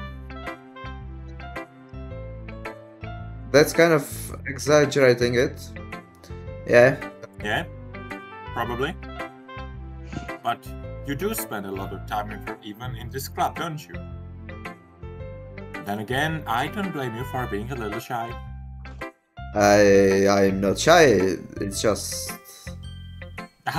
I'm just teasing. I know it takes a bit of time to make friends with everyone. But Yuri and Natsuki are super interesting people, so don't be afraid to give them their share of time. And you can talk to me every now and then too. I'm not like unapproachable or anything, am I? No, it's nothing like that. I'm just still getting used to being here, that's all. Yeah. I'm sorry if I was putting pressure on you or something. I really didn't mean it like that. No, don't worry. I get what you're saying. Well, alright. But anyway, you want to read my poem now? I like the way this one turned out, so I hope you do too. Prosím tě krátkej, prosím tě krátkej, prosím tě krátkej. Alright, let's take a look. Okay. Save me! The colors, they won't stop. Bright, beautiful colors. Flashing, expanding, piercing. Red, green, blue. An endless cacophony. Cacophony. Meaningless noise. The noise, it won't stop. Violent, grating waveforms. Squeaking, scratching, piercing. The divný kv. Sine. Cosine. Tangent. Like playing a chalkboard on a turntable. Like playing a vinyl on a pizza crust. An endless poem of meaningless. Load me. Load me? Load me. Halo mikrofon, dobrý. Halo mikrofon, halo pane mikrofon. It's even more abstract than your last one, huh? Uh-huh. I guess it's just the way I write. I'm sorry if you don't like it. Oh, I never said that. It's just the kind of thing I've never really seen before, I guess. I kind of like playing with my space on the paper. Choosing where and how to space your words can totally change the mood of the poem. It's almost like magic. The way I wrote the lines really short makes it feel like they're trying to speak over the noise. I see. It's still hard for me to tell what it's about though. Aha. Sometimes asking what a poem is about isn't the right question. A poem can be as abstract as a physical expression of a feeling, or a conversation with the reader. So, putting it that way, not every poem is about something. Anyway, here's Monica's writing tip of the day. Sometimes you'll find yourself facing a difficult decision. When that happens, don't forget to save your game.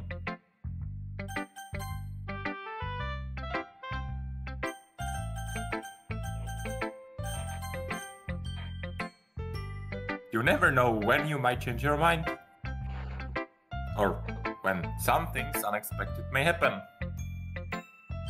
Wait, is this tip even about writing? What am I even talking about? Haha! That's my advice for today. Thanks for listening. Okay, everyone. We're all done reading each other's poems, right? I have something extra planned today, so if everyone could come sit at the front of the room. Is this about the festival? Well, sort of. Do we really have to do something for the festival? It's not like we can put together anything good in just a few days. We'll just end up embarrassing ourselves instead of getting new members. That's a concern of mine as well. I don't really do well with last-minute preparations. Don't worry so much. We're going to keep it simple, okay? We won't need much more than a few decorations. Sayori has been working on posters, and I have designed some pamphlets we can give out during the event. Okay, that's great and all. But that doesn't tell us what we're actually going to be doing for the event. Ah, sorry, I thought you heard about it already. We're going to be performing. Performing? Monica. Yeah, we're going to be having a poetry performance. Each of us are going to choose a poem to recite during the event. But the cool part is, We're also going to let anyone else come up and recite poems too. Sayori is putting it all on all the posters in case anyone wants to prepare ahead of time. Sayori, who's been coloring a poster, holds it up for us to see. Are you kidding me, Monica? You didn't already stop putting those posters up, did you? Well, I did. Do you really think it's that bad of an idea? Well, no. It's not a bad idea. But I didn't sign up for this, you know? There's no way I'm going to be performing in front of a group of people like that. I agree with Natsuki. I could never in my life do something like that. Imagining it, Yuri shakes her head in fear. Guys. No, Sayori. I understand where they're coming from. Remember that Natsuki and Yuri have never shared their poems with anyone until just a couple days ago. It's a lot to ask for them to recite their poems out loud to a whole room full of people. I guess I kind of overlooked that. So, I'm sorry. But I still think we should give it our best. We're the only ones responsible for the fate of this club.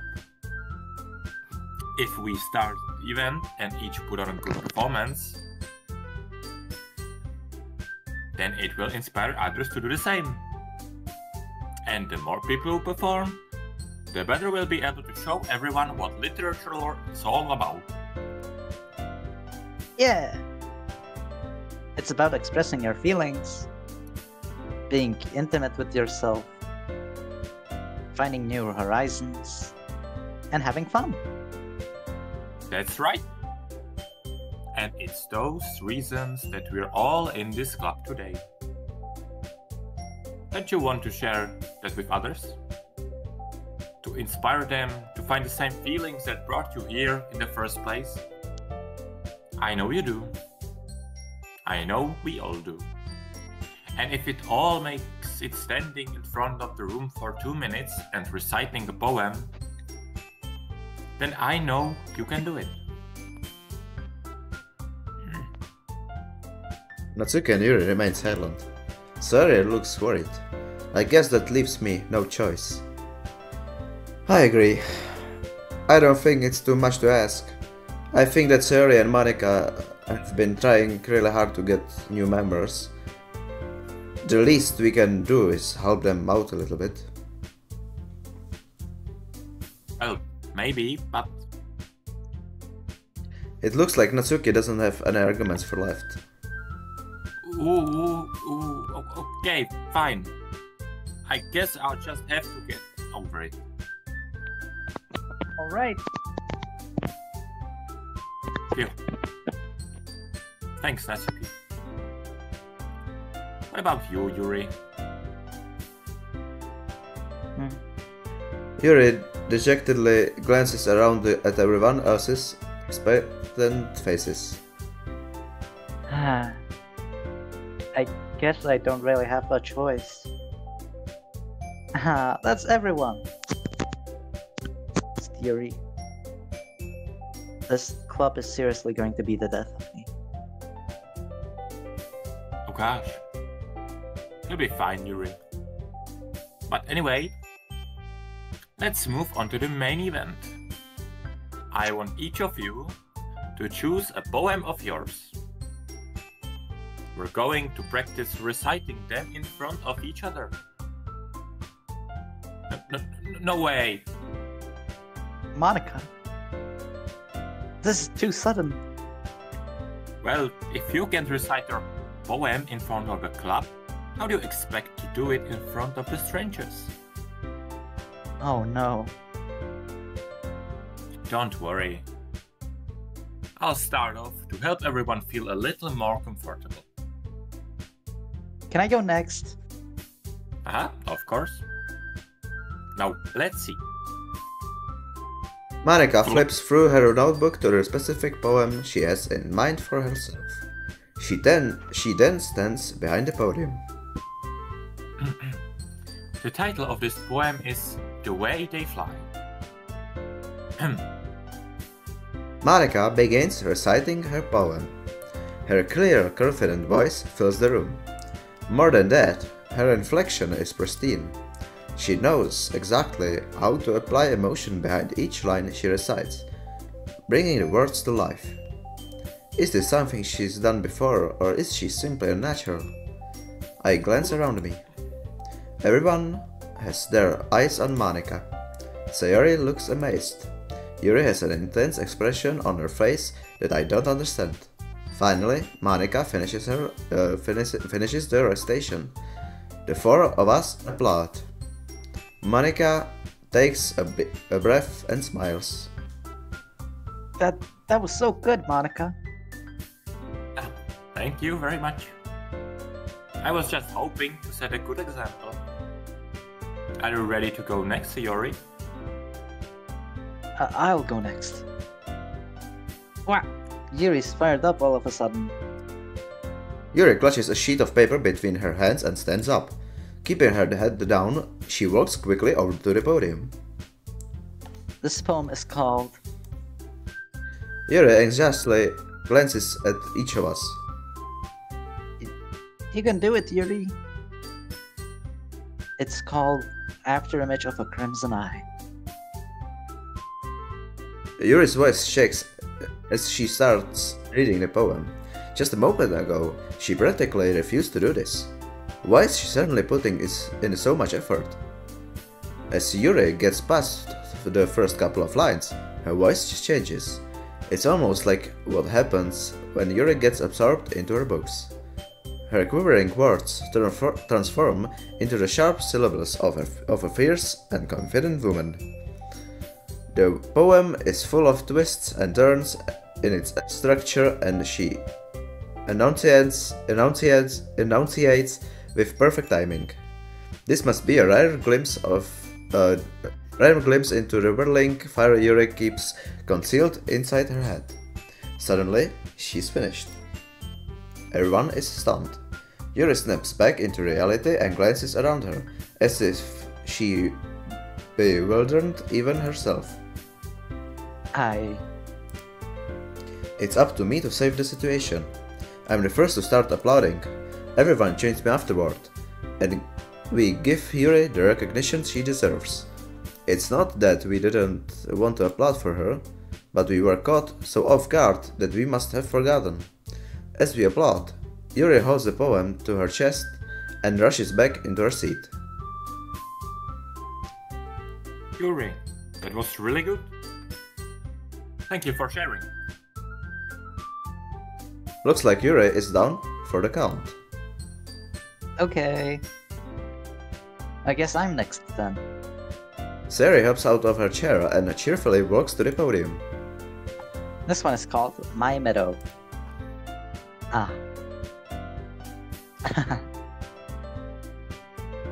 Sorry, I giggled.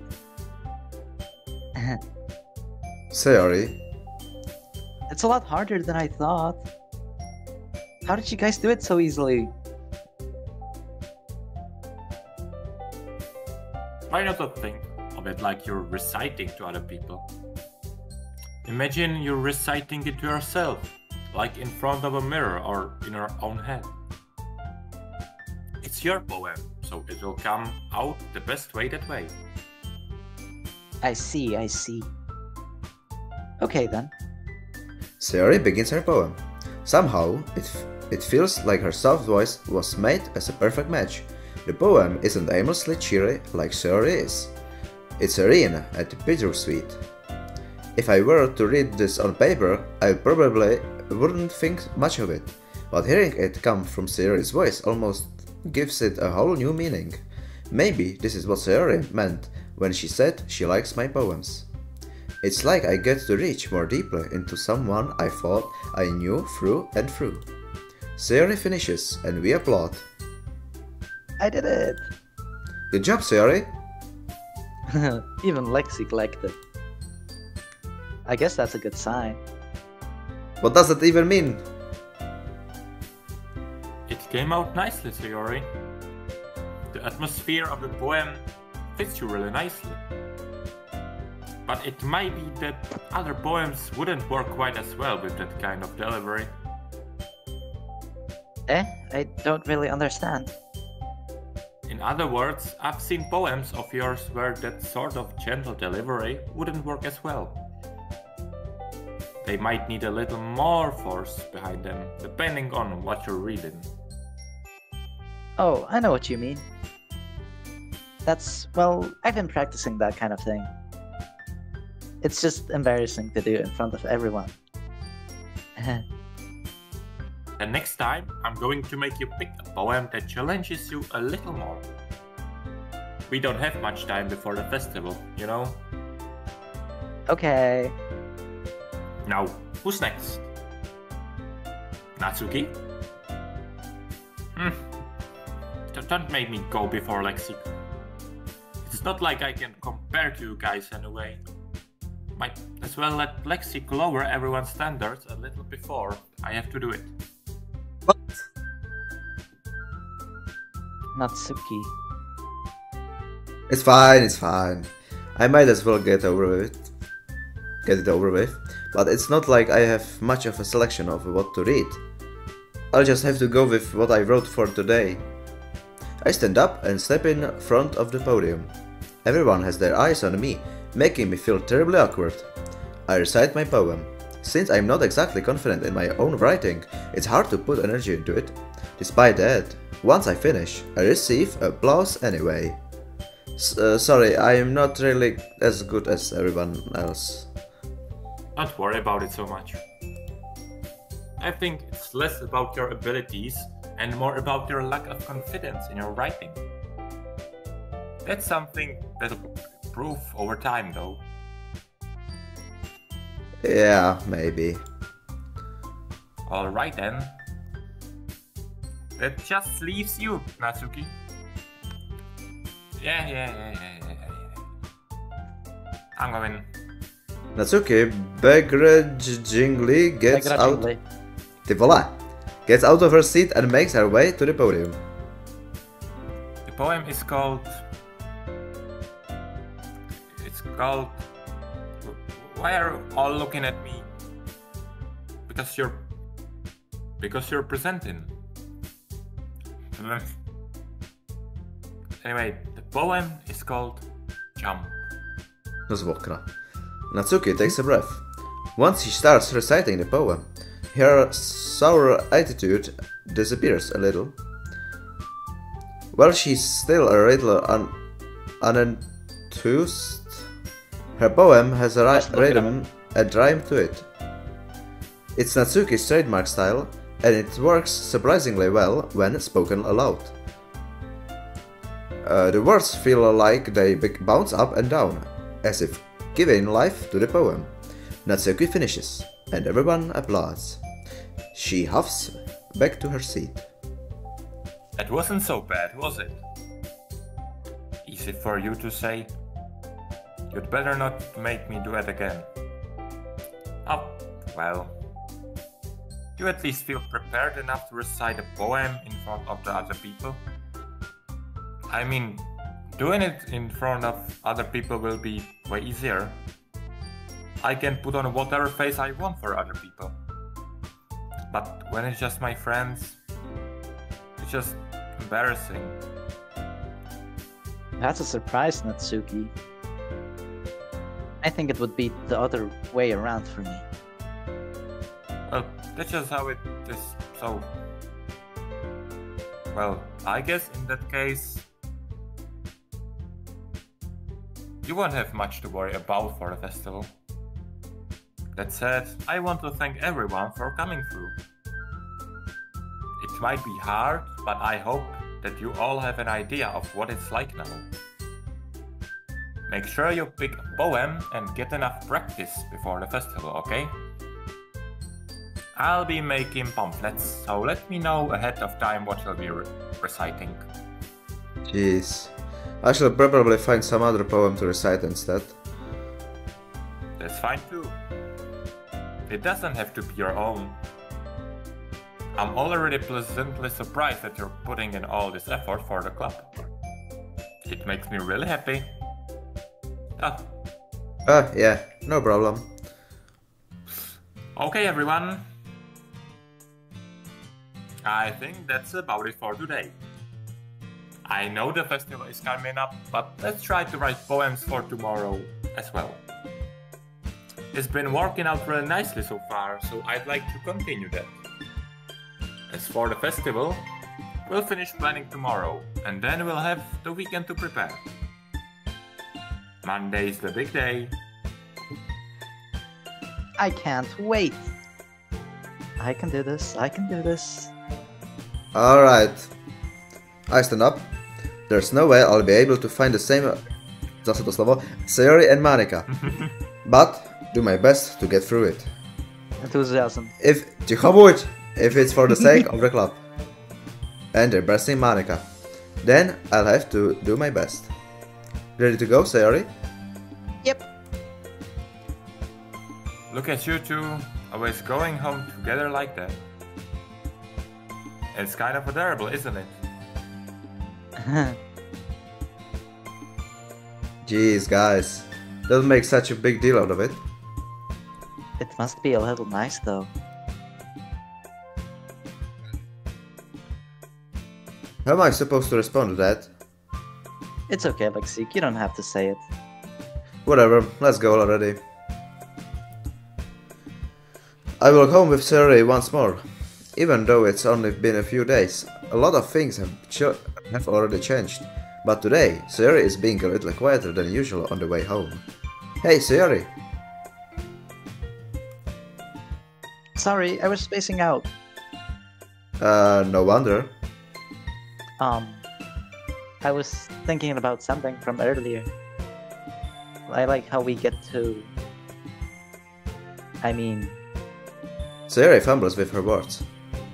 So let's just say that one day Yuri asked me to walk home with you. Huh? What would you do? What kind of a question is that? You're kind of putting me on the spot here. Well...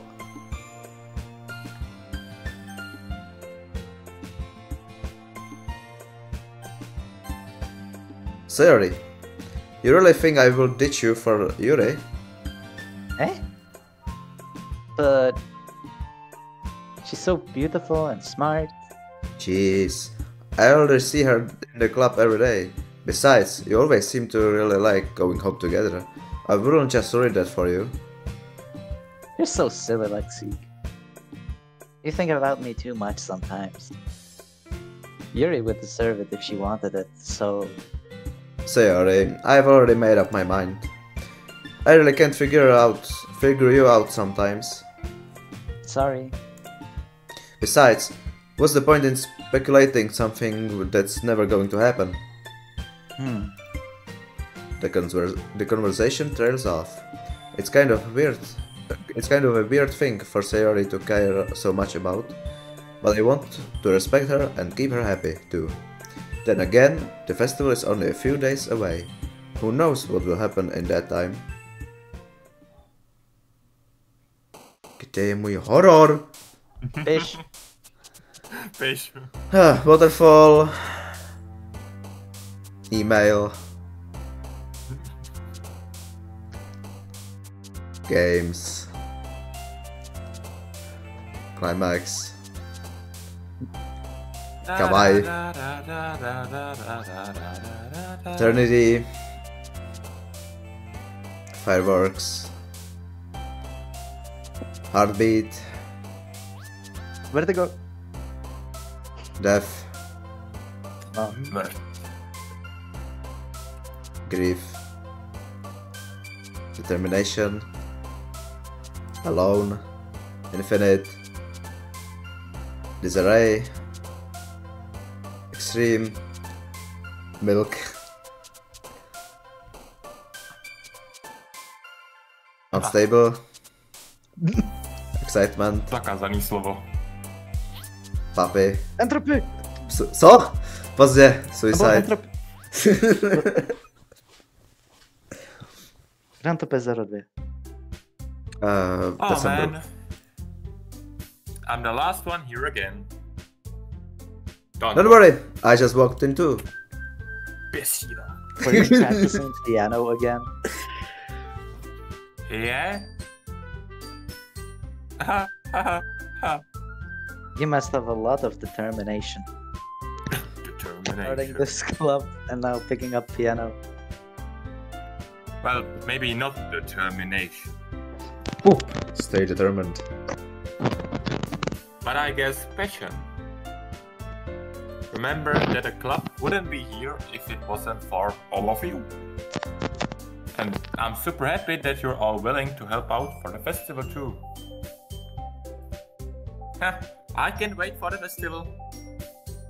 It's gonna be great. What? Huh? Weren't you complaining about it just yesterday, Natsuki? Well, yeah. I'm not talking about our part of the festival. But it's a whole day of school where we get to play and eat all kinds of delicious food. You sound a bit like Sarah all of a sudden. Monica, do they usually have fried squid? Squid? That's a pretty specific thing to look forward to. Oh, come on. Are you saying you don't like squid? You all of people? I didn't say I don't like it. No. Mama jump scare. Babička. Babička No, jumpscare. Besides, what do you mean by you all of people? Because it's right in your name. Monika. Už jsem si říkala. Squid. Eh? That's not how you say my name at all. Also, that joke makes no sense in translation. To je jaký japonský joke, ne? Never mind. Let's just focus on our event for now, okay? Eh? Fine. I get it. Your reactions aren't as fun as Yuri's or Sayori's anyway. Excuse me. Where is Sarah anyway? Oh, there you are. Sarah is sitting at a desk in the corner of the room, looking down at nothing. I walk over to her. Hey, Sarah! I wave my hand in front of her face. Eh? You're spacing out again? Ah. Sorry. Don't mind me. You can go talk to everyone else. Huh? Is everything alright? Of course. Why wouldn't it be? It just feels like you're a little off. Sorry for assuming things. Jeez, you worry too much about me. I'm fine, see? Sarah shows a big smile. Don't let me distract you for having fun with everyone. Well, alright. If you say so. I worriedly glance at Sarah before turning back toward everyone else, but the conversation has already disappeared, with everyone back at their usual activities. Maybe I should ask Monica if she's noticed anything about Sarah recently. Since they've been preparing for the festival, they must be spending a lot of time together. I timidly approach Monica, who is shuffling through some papers at her desk.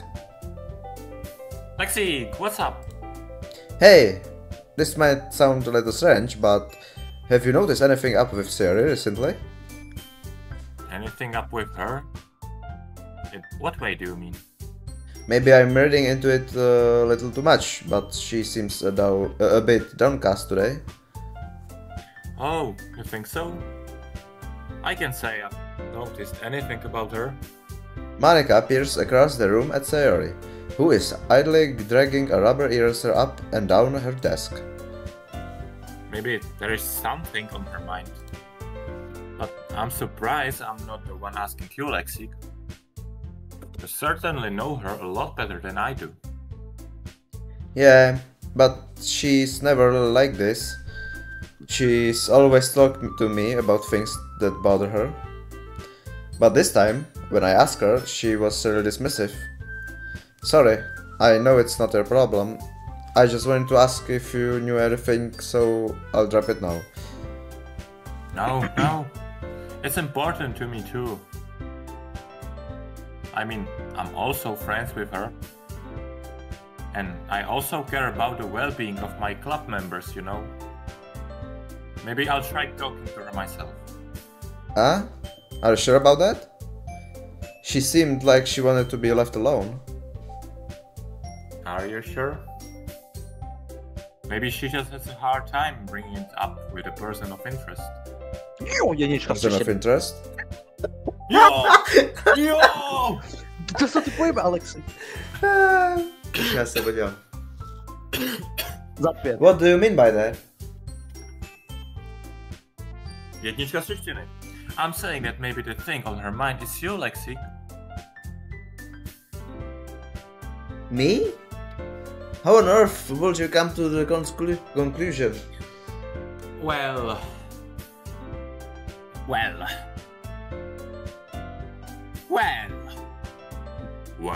Jo, jednička z češtiny. Jo, Yes. Ize, ne, Martina, Ize. Sorry. Dobře vy. Sayori talks about you more than anything else, you know. Huh? She's been so much happier ever since you've joined the club. It's like an extra light was turned on inside of her. What?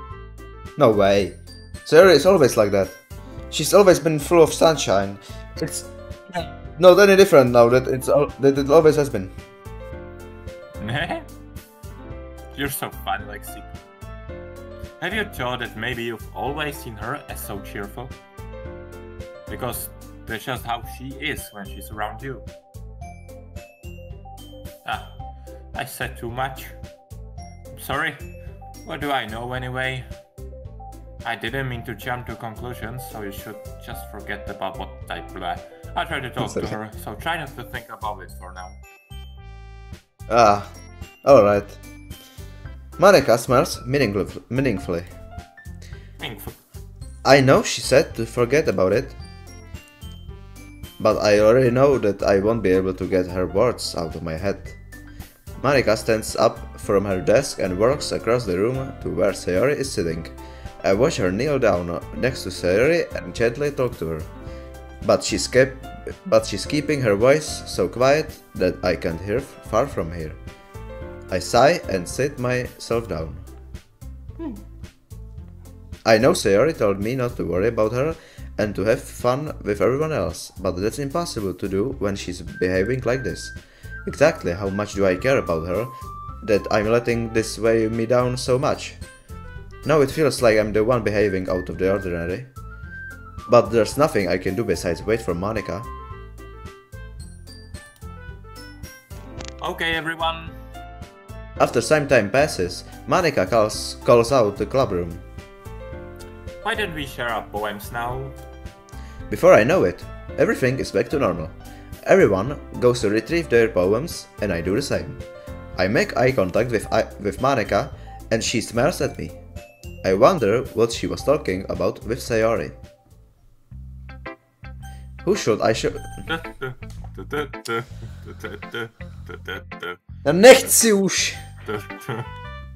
Kolikrát ještě? To je to samý, furt to samý, já chci horor! Bude, neboj. Bude, neboj, 3,5 hodiny, bude, neboj. Já to nebudu hrát 8 hodin. Však to budu hrát pomalu díl než Pav Sance včera.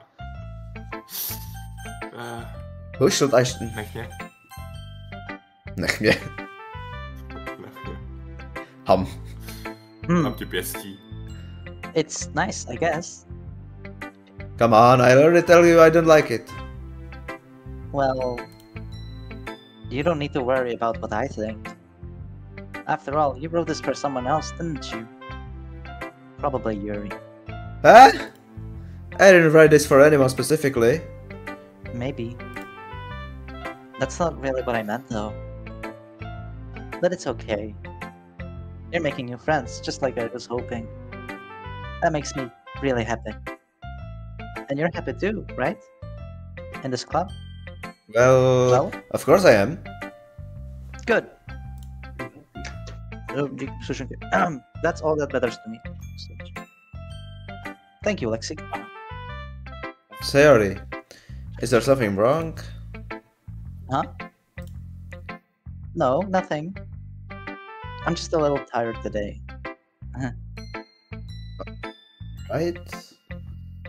Just tell me if you need something, anything. I will.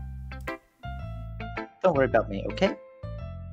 You can go play with everyone else now. If you insist. Yay! I'm gonna go home a little bit early today. Sorry? Tell Monica I wasn't feeling well, okay? I'll see you tomorrow. Before I can say anything else, Sayori cheerfully walks out of the classroom, humming to herself. Who shall I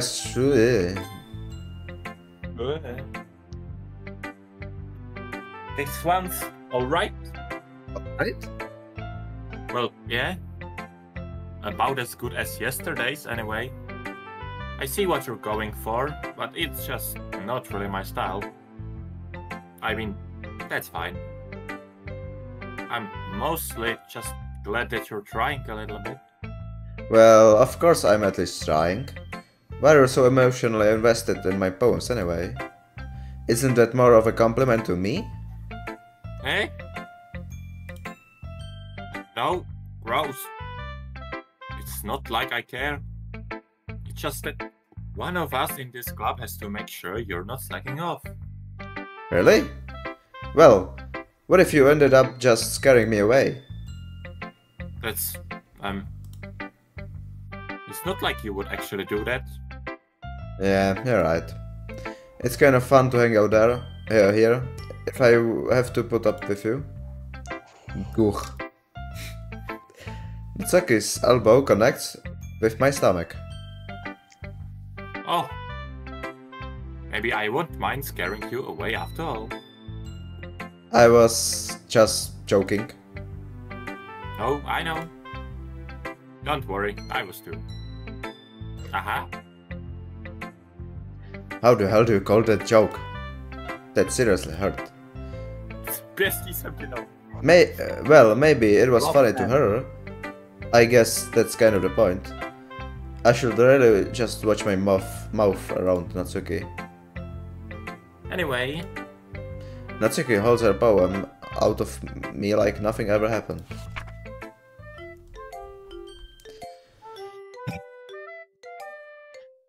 I'll be your beach. Your mind is so full of troubles and fears that diminished your wonder over the years. But today I have a special place, a beach for us to go, a shore reaching beyond your sight, a sea that sparkles with brilliant light. The walls in your mind will melt away before the sunny glow.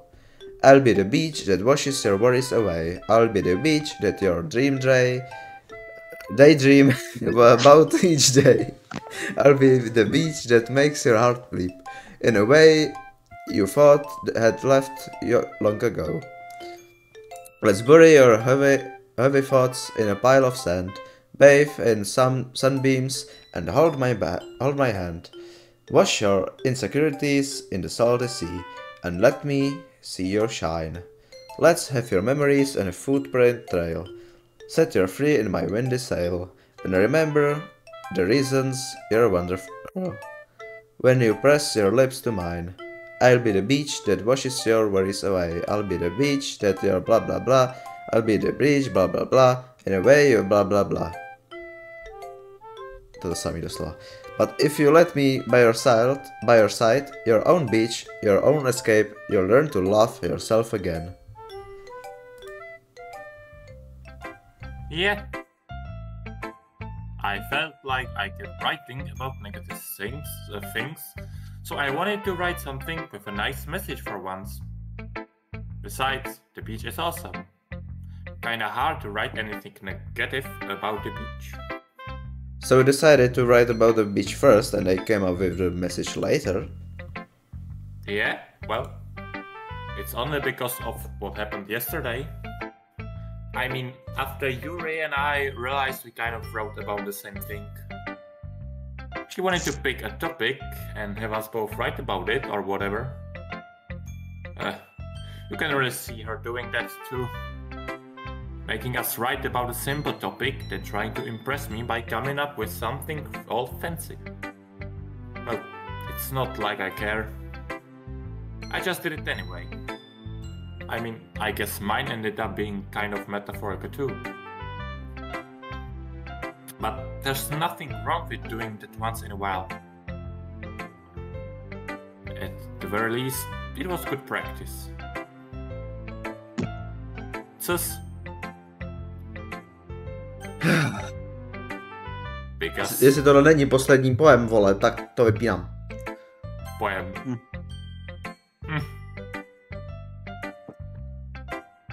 Lexikk, this is wonderful. I can feel the emotion that you poured into it. Is this the result of trying what I suggested yesterday? Yeah, I guess so. You did a good job explaining. I really wanted to try giving it more feeling. Yuri visibly swallows. Even her hands appear sweaty.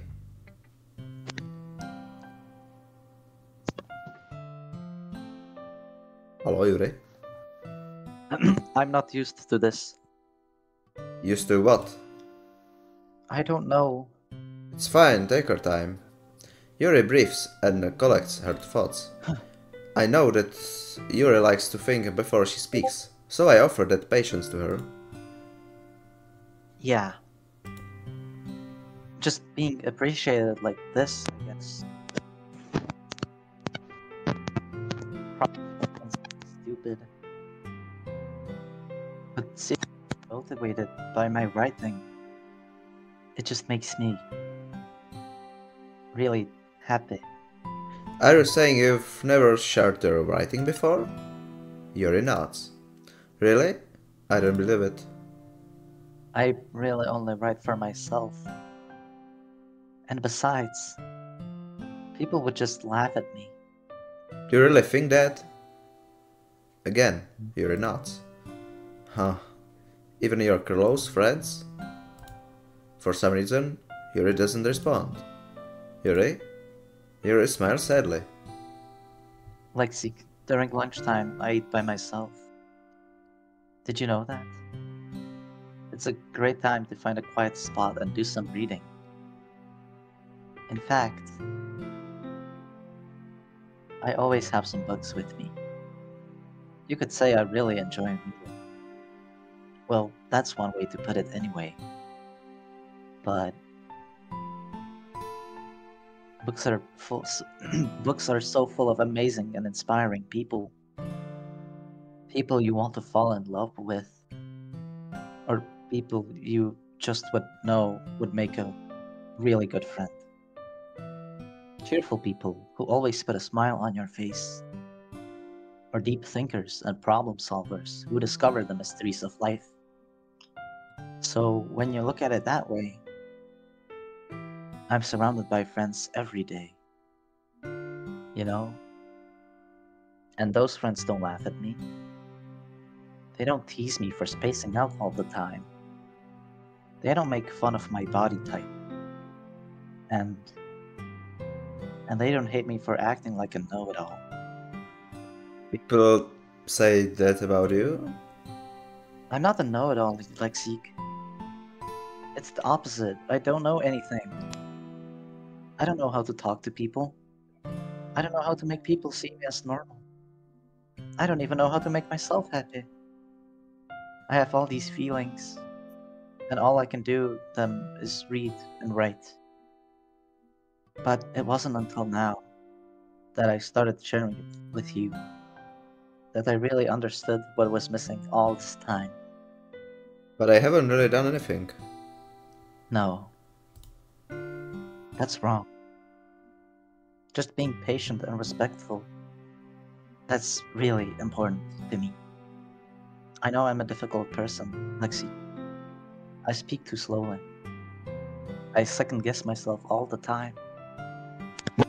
Deeply.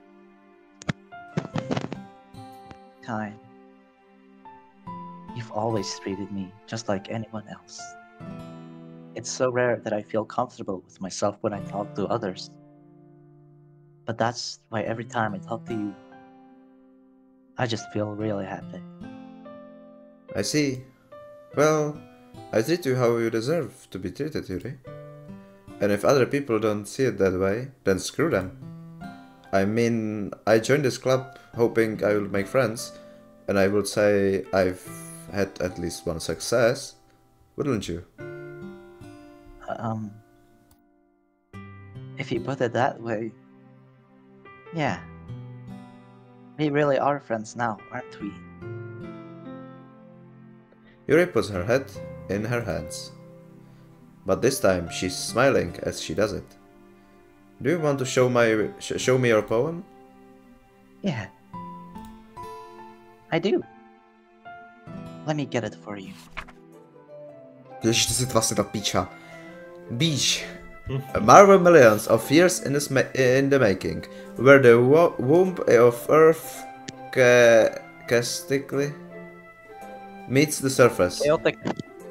Chaotically? Under a clear blue sky, an expanse of bliss, but beneath grey rolling clouds an endless enigma. The easiest world to get lost in is one where everything can be found.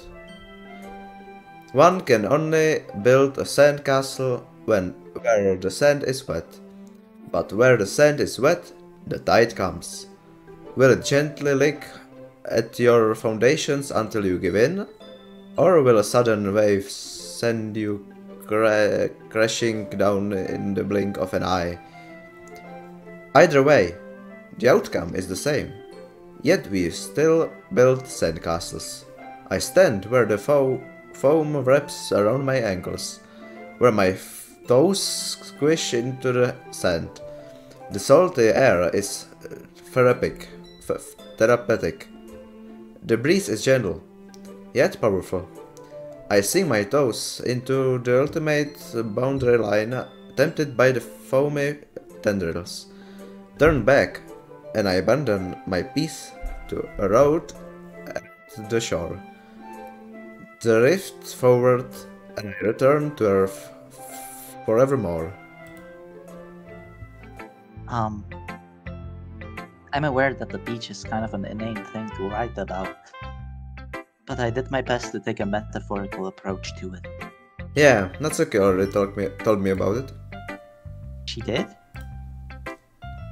She didn't say anything weird, did she? She just wanted us to write about the same topic again. I suppose to better compare the differences in our writing styles or thought processes. Anyway, it was her idea.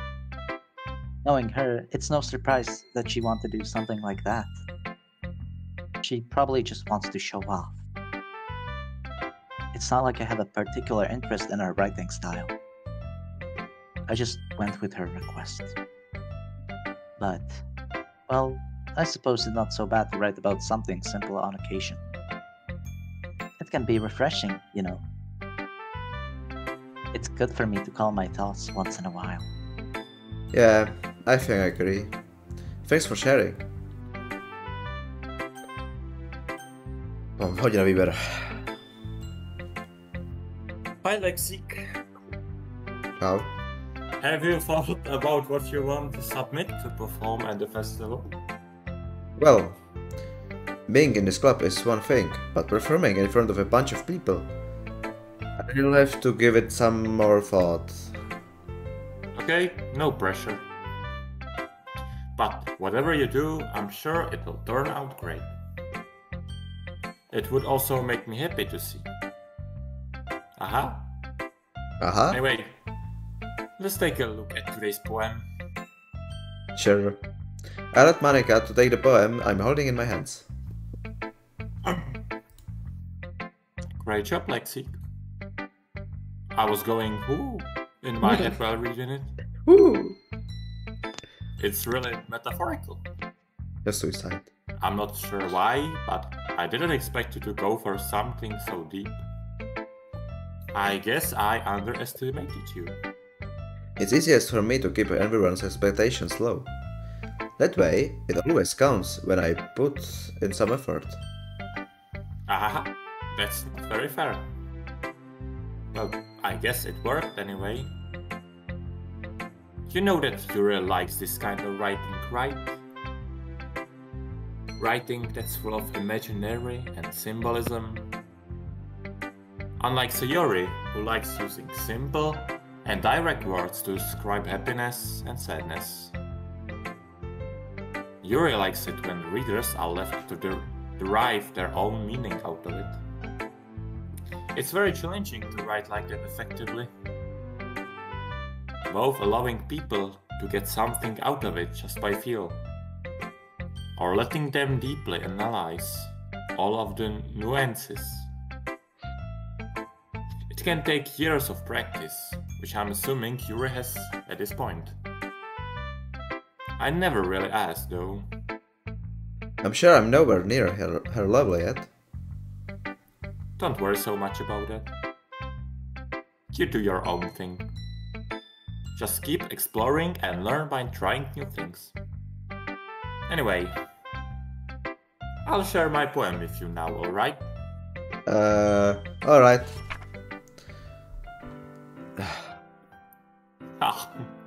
The lady, to je poslední poem, to je poslední, The lady who knows everything. An old tale tells of a lady who wanders earth. The lady who knows everything. A beautiful lady who has found every answer, all meaning, all purpose, and all that was ever sought. And here I am. Fodder. Neprostřed. Fodder. Ticho. Lost adrift the sky, victim of the currents of the wind. Day after day, I search. I search with little hope, knowing legends don't exist. But when all else has failed me, when all others have turned away, the legend is all that remains. The last dim star glimmering in the twilight sky. Until one day, the wind ceases to blow. I fall. And I fall and fall and fall even more, gentle as a feather. A dry quill, expressionless. But a hand catches me between the thumb and forefinger. The hand of a beautiful lady. I look at her eyes and find no end to her gaze. The lady who knows everything knows what I'm thinking. Before I can speak, she responds in a hollow voice. I have found every answer, all of which amount to nothing. There is no meaning, there is no purpose, and we seek only the impossible. I am not your legend. Your legend does not exist. And with a breath, she blows me back afloat. And I pick up a gust of wind. A můžu se zeptat, Sayori neměla poem dneska? Nebo to jsem prostě nepostihl? Ona... Protože prostě neměla. Ona neměla, no. No, tak... OK. No, ona taky odešla, že jo? Ona šla pryč. You know, I feel like learning and looking for answers are the sorts of things that give life meaning. Not to get too philosophical or anything, but it was kind of on my mind, so that's what I wrote about. I see. I never really put much thought into it. In a way, it's almost paradoxical. Because if we had all the answers, wouldn't the world start to lose its meaning? You know, there's one thing I noticed. It seems like everyone in the club prefers writing about things that are more sad than happy. Are you surprised? I mean, if everything was okay, you wouldn't really have anything to write about, would we? Humans aren't two-dimensional creatures. Tadeo. I think you'd know that better than anyone. You mean one-dimensional? Oh, yeah, that. Anyway, there's Monica writing tip of the day. Are you ever too shy to share your writing because you're afraid it's not that good? It can be really disheartening to get a lukewarm response to something you put so much into. But if you find other people who enjoy writing, then sharing becomes a lot more blah. Because instead of just telling you that your writing is good or okay or bad, they'll want to focus more on everything that went into it and the things you can work on. It's much more encouraging that way, and it will make you want to continue improving. It's almost like having your own little literature club, don't you think? That's my advice for today. Thanks for listening. Radio. Ja. Okay, you three. We're all done sharing poems, right? Why don't we start figuring out? Hold on a second. Is it just me or did you say something strange just now? Eh? Something did sound a bit unusual. That's right. You deviated from your usual catchphrase when addressing the club. Catchphrase? I don't have a catchphrase. Jeez. Why is the mood so weird today? Look, even Yuri isn't immune to it. Whoa. Stagnating air is common foreshadowing that something terrible is about to happen. In your books, maybe? Look, the only thing different is that Sarah isn't here. Ah. It seems you're right. So Yuri always helps lighten the mood a little bit, doesn't she? It's almost like everyone's balance is thrown off a little when she's not around. Where the heck did she run off to anyway? I thought she just went to pee. Natsuki, please show some decency. Oh, come on. She actually wasn't feeling too well and went home early. Is that so? I hope she's alright. Seriously? Of all the times to not go home with her, you pick the time she's not feeling well? So much for you two being all lovey-dovey. No. First of all, stop misunderstanding my friendship with Sayori, and second, she's kind of being avoiding me today, so I didn't want to force it. Huh? That curious expression coming from Yuri, of all people. Calm down, guys. I talked to her earlier, and everything is fine. What did she say?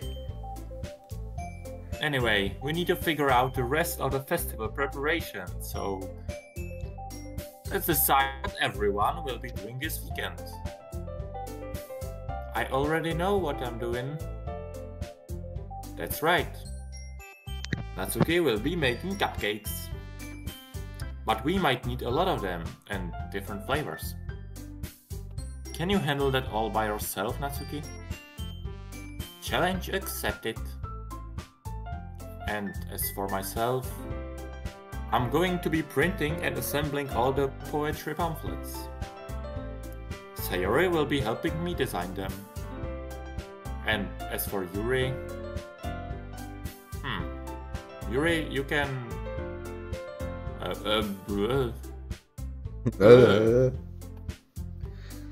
Guys, can you help me come up with something for Yuri? I'm useless. No. That's not it at all.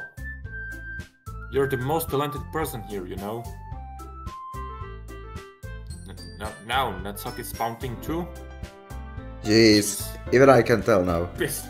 I guess I never gave Sayori enough credit, but I can tell things are even harder on you when she's not around. That may be the case. But if I can also be leader on my own, then I won't grow up as a person. So, Yuri, you have beautiful handwriting, you know. Also, you should make some banners and decorations to help set the atmosphere. Atmosphere. About that, I love atmosphere. Yuri's expression suddenly changes as she stares at her desk in focus and starts nodding to herself. Your mind is already racing, I see. That's great. You'll be a wonderful help, Yuri. But anyway, that just leaves you, Lexikk. The one who is truly useless. Ah, don't say that.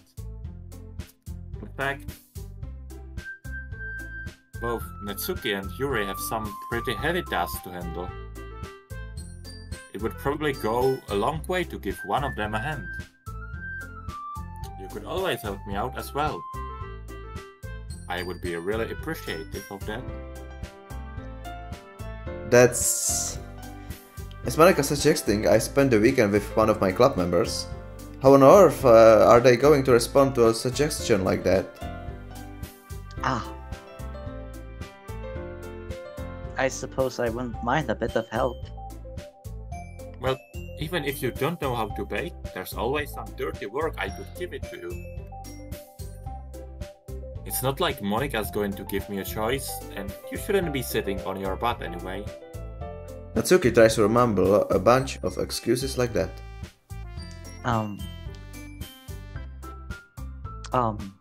If I recall, Natsuki, you mentioned that you would like to handle the baking on your own.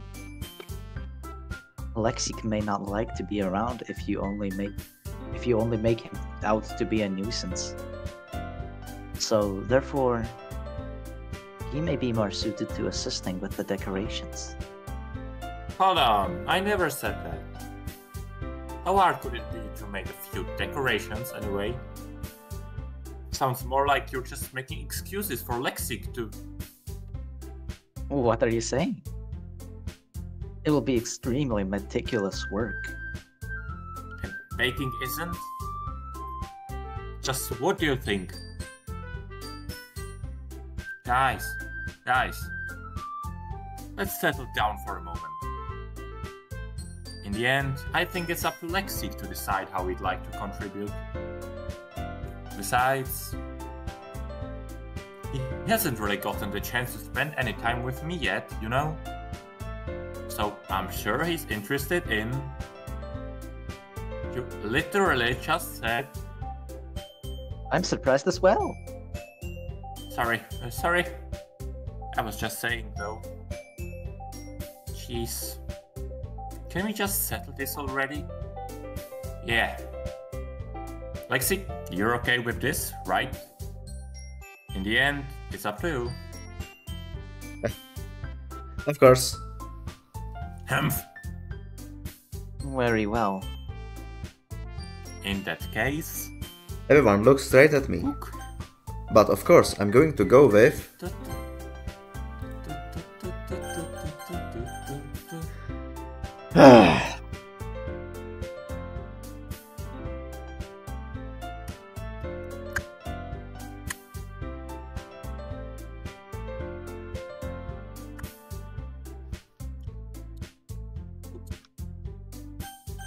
Což aby jsem ti udělal ententíky, vole?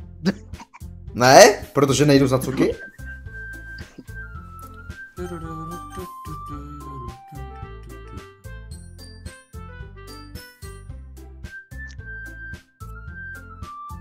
Ententíky, váš...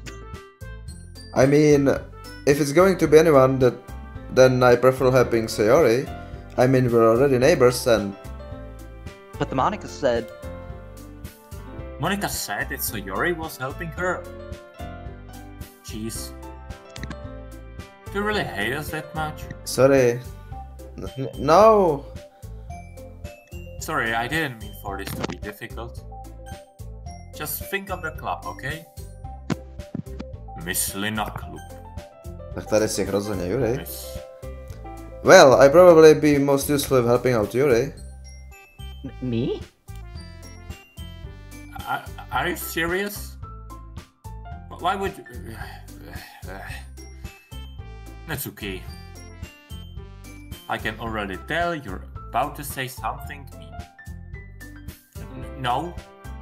I was just saying... So, you'll be helping Yuri then, Lexikk? Yeah. That's what I'm going to do. I'm glad. I have a bad habit of overthinking these sorts of things. So I think your assistance will be very useful.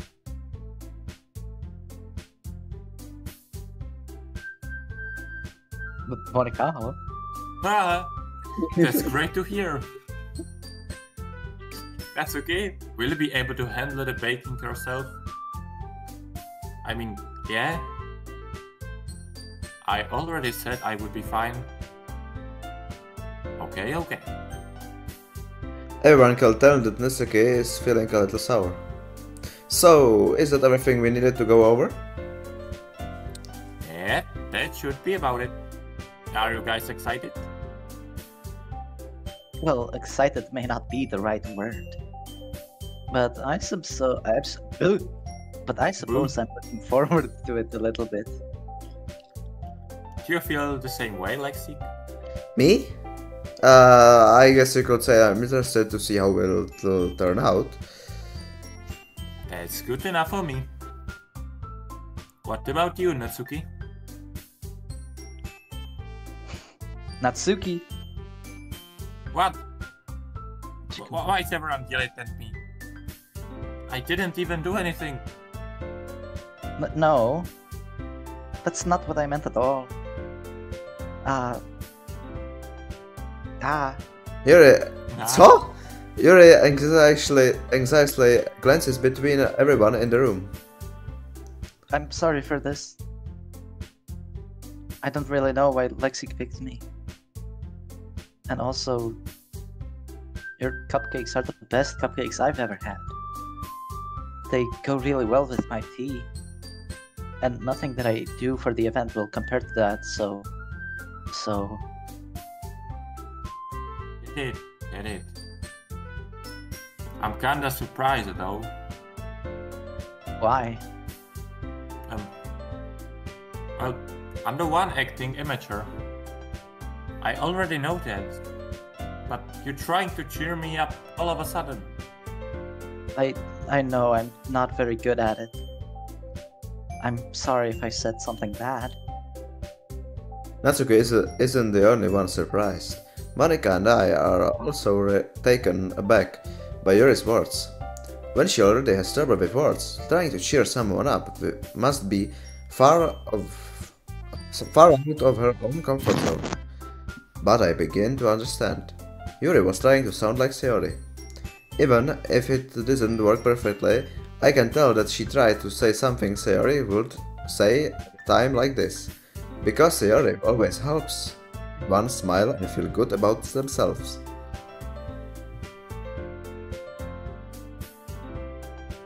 I kinda appreciate it.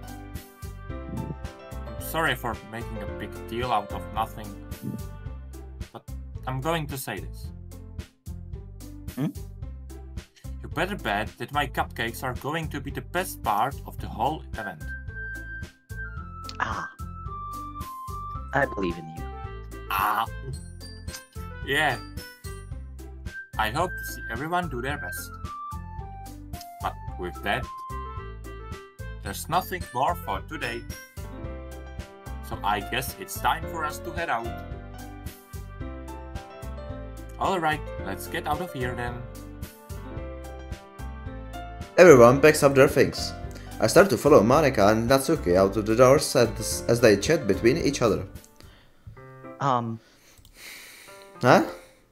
I turn around. Sorry.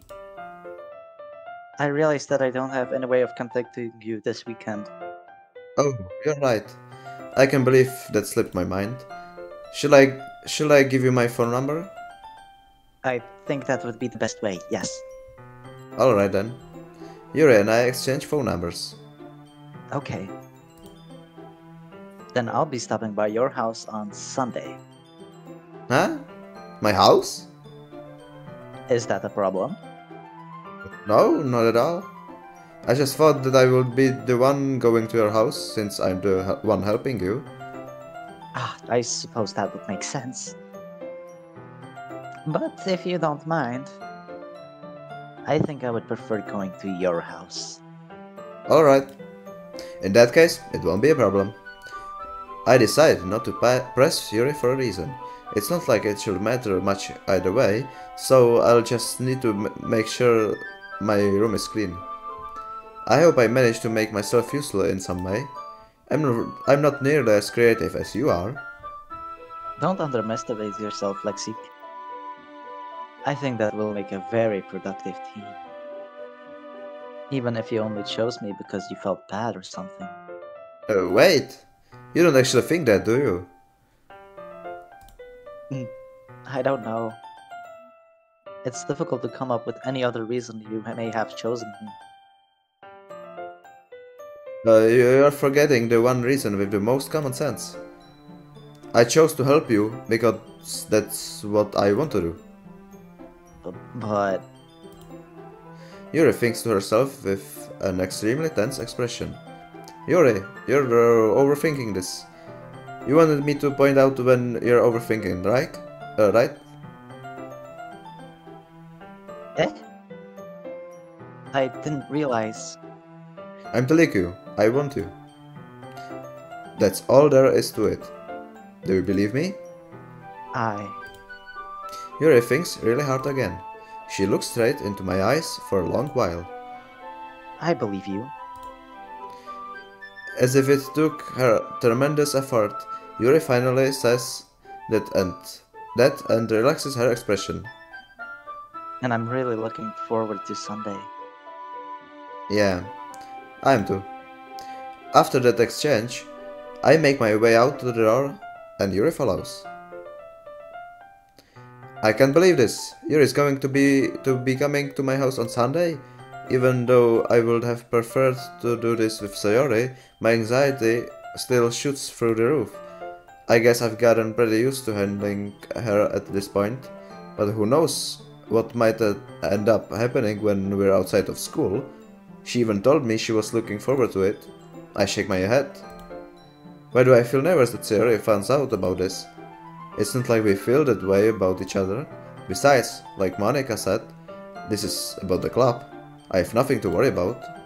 If I just go with it, then I'll have a good time.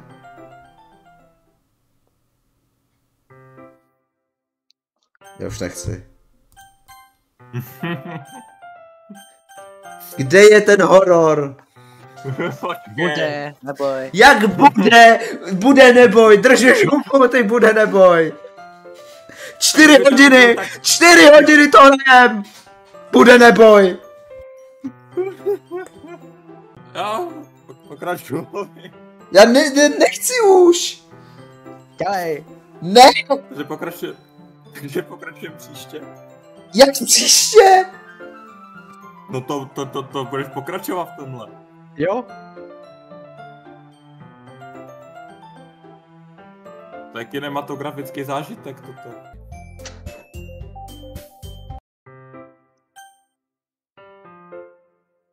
Hint.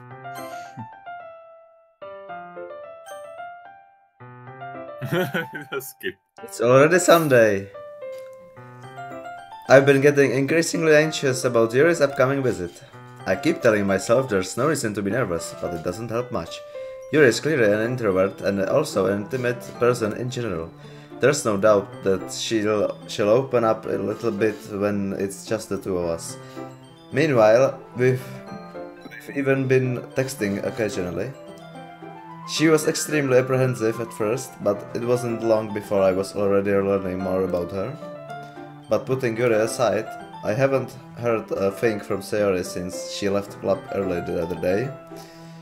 It's not like we text each other all the time or anything, but I've been worried about her in the back of my mind. Between what Sayori said and what Monica said, is it really okay for me to put Sayori's feelings aside when she might need me? I decide to visit Sayori before Yuri comes over. Rather than asking, I simply tell her I'm going over, much like we've done in the past. Once I reach Sayori's house, I knock on the door before entering it myself. Again. We used to play so often that we've made it a habit of simply entering each other's houses like we were family. The house is quiet. Sayori isn't anywhere on the first floor, so I assume she's up in her room. It's already strange of her not to run down and greet me. I head up to her bedroom before I finally find her. Sayori! Hi, Lexikk. I sit down in her room. Sayori forces a smile, but it's easy to tell that she's different. There's a minute of silence between us. You haven't come over like this in a long time, have you? I guess you're right. It has been a long time. Not much has really changed, has it? Sayori's room is as messy as it's always been. I also recognize the same stuffed animals and wall decorations that she's had for years now. If you came over more often, it wouldn't be such a mess. That's because I end up cleaning it for you. How come you suddenly want to come over today? Aren't you supposed to see Yuri today? Yeah, but... Wait, how did you know that? Sayori already left by the time we decided the last meeting. Monica told me. It's only natural for her to keep me informed about the festival preparations, right? That's true. But what about you? Aren't you going to be helping Monica today? Of course. But I'm just helping her online. We didn't plan to meet up or anything. So it's just me and you then? Yep. There's more silence between us. Sayori stares in a random direction. Everything about her behavior is really uncharacteristic. Uncharacteristic. I finally get to the point. I just wanted to see how you were doing after you left on Friday. When something's wrong, you can hide it from me. I know you too well. So... Sayori smiles, shaking her head. That's no good, Lexikk. Huh? Why can't it just be like it's always been? This is all my fault. If I didn't get so weak and accidentally express my feelings, if I didn't make that stupid mistake, then you wouldn't have been worried about me at all. You wouldn't have come here. You wouldn't have even been thinking about me right now. But this is just my punishment, isn't it? I'm getting punished for being so selfish. I think that's why the world decided to have you come over today. It just wants to torture me. Sayori! I grab Sayori by the shoulders. What on earth are you saying? Are you listening to yourself right now? I know something happened to you. There's no other explanation for you to be like this, so tell me already. Until I know, I won't be able to stop thinking about it. Ah. Sayori gives me an empty smile. You really put me in a trap, Lexikk. But you're wrong. Nothing happened to me. I've always been like this. You're just seeing it for the first time. Seeing what? What are you talking about, Sayori? You're really just going to make me say it, aren't you, Lexikk? I guess I have no choice this time. The thing is, I've had really bad depression my whole life. Did you know that? Why do you think I'm late to school every day? Because most days, I can't even find a reason to get out of bed. What reason is there to do anything when I fully know how worthless I am? Why go to school? Why eat? Why make friends? Why make other people put their energy and caring to waste by having them spend it on me? That's what it feels like. And that's why I just want to make everyone happy. without anyone worrying about me. I'm in shock. I can't even figure out how to respond. How is it possible that Sari kept this from me the entire time I've known her? Did she really want so badly for me to just not think about her? Why, Sari? Eh? Why is that you never told me about this? It almost feels like I've been betrayed as your close friend. Because if I knew, I would have done everything I could to support you. Even if there's only so much that I could do, I will have tried a little bit harder to make every day a little better for you. That's why I'm your friend. All you had to do was tell me. You don't understand at all, Lexikk. Why do you think I didn't tell you? Because if I told you, then you would have wasted effort caring about me instead of doing important things. I don't want to be cared about. It's bittersweet when people try to care about me. It feels nice sometimes, but it also feels like a bat being swung against my head. That's why I wanted so badly for you to make friends with everyone else. Helping everyone be happy together is the best thing for me. But then I discovered something else too. Seeing you make friends and get closer with everyone in the club, it feels like a spear going through my heart. So that's why. That's why I decided the world just wants to torture me. Every path leads to nothing but hurt. You're right that I don't understand. I don't understand your feeling at all, Sari. But I don't need to understand. Whatever it takes for me to help you stop hurting, that's what I'll do. No, Lexikk. There's nothing. Nothing at all. The only thing that could have helped us if everything could be like it always was. But I was selfish. I finally showed you what a horrible person I am. There's streak down Sari's face. I made you join the literature club because I was selfish. And I was punished by my heart hurting in a way I couldn't understand. And now you came here and I made you hurt too. I'm just weak and selfish. That's all I am. And that's why I'm going to accept these punishments. Because I deserve every last one. Without thinking, I once again grab Sari's shoulders. This time I pull her into a tight embrace. Lexikk. Sari, I don't care if you feel selfish. I'm really happy that you convinced me to join the club. Seeing you every day makes it worthwhile enough. If I make friends with everyone else, then that's just a bonus. But please never underestimate how much I care about you. I wouldn't have it any other way. Lexikk. Sari isn't hugging me back. Despite my arms being wrapped around her, Sari's arms remain at her sides. She starts sobbing next to my ear. No. Don't do this to me. Please don't do this. Lexikk. Sari barely manages to speak between her sobs. I don't know if I'm doing the right thing, but all I want is for her to know that I care. If you have it in you to call yourself selfish, that you have to let me be selfish too. No matter what it takes, I'll figure out what needs to change. I'll make these feelings go away. And if there's anything that you need me to do, that you'd better tell me. I'll get mad if you don't. I don't know. I don't know. I don't know. Gently, Sari finally puts her arms around me in return. I don't know anything.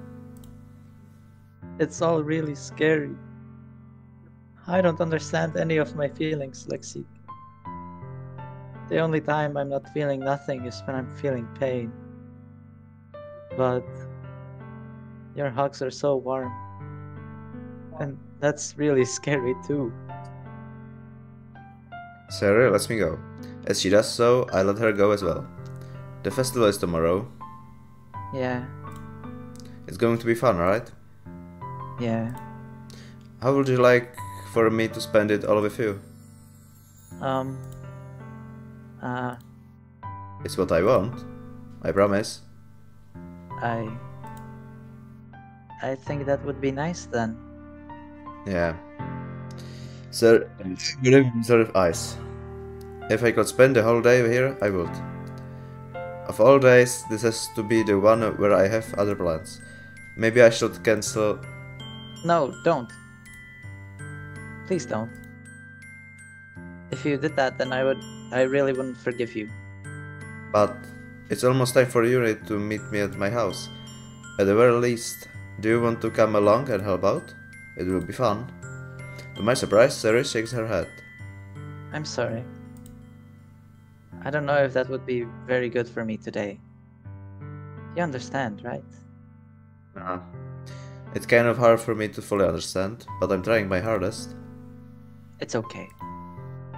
Don't worry too much about it. I'll see you tomorrow, okay? Alright, I look forward to it. I say goodbye to Sari and exit her house. On the way home, I find myself still feeling uneasy. But it's hard for me to keep thinking about it when Yuri is about to come over too. I think Sari is right. I shouldn't be worrying too much, and we're definitely going to have a great time tomorrow. I should just focus on what's ahead of me. As I approach my house, I see something that makes me feel a moment of panic. Yuri? Ah. Thank goodness. A little early. I'm sorry I wasn't home yet. Were you waiting for a long time? No, I just got here. But I started to get really nervous when nobody answered the doorbell. You always could have texted me.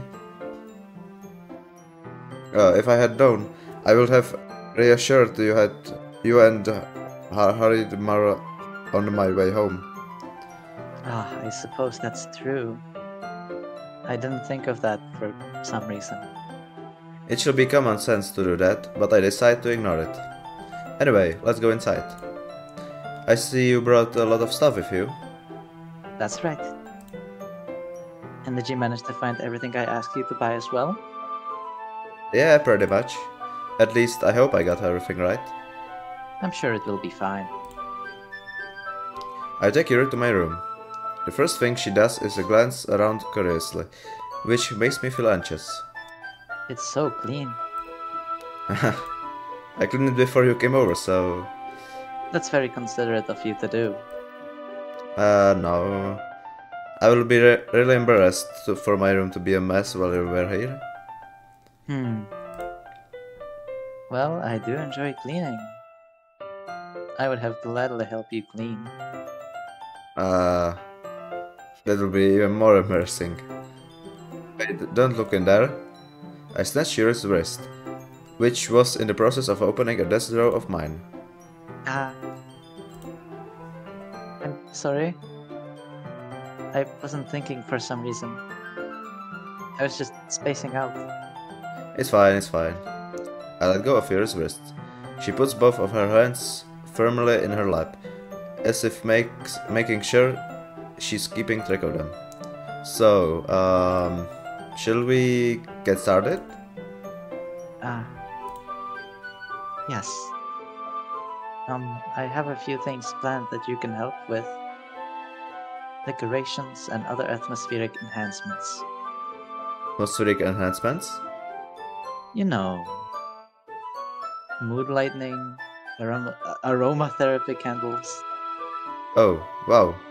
I didn't know we planned on taking it that far. Of course. I want to help take our guests to a faraway place. Although many will stop just out of curiosity. And for cupcakes, I guess. I'm determined to provide an experience that will leave them wanting more. That's great. It's easy to forget that you're a pretty intense person. Intense? I guess that's the best way to put it. Is that a bad thing? No, not at all. It's something that I like about you, actually. Is that so? That makes me feel relieved. And kind of happy. Yeah, no need to be so anxious. You can relax a little. Relax. I brought some things for relaxation. I was going to use them during the poetry event. Oh, yeah? Like what? Let's see. Yuri rummaged through her bag. She pulls out a few candles and a wooden cylinder-shaped object. I did some shopping on the way here, so I happen to have these in my bag. I plan to cover the windows in black paper and use the candles to light the room. I think that would be amazing, don't you? Yeah, that would be really neat. What's the wooden thing though? Oh, this? It's a diffuser for essential oils. How familiar are you with aromatherapy?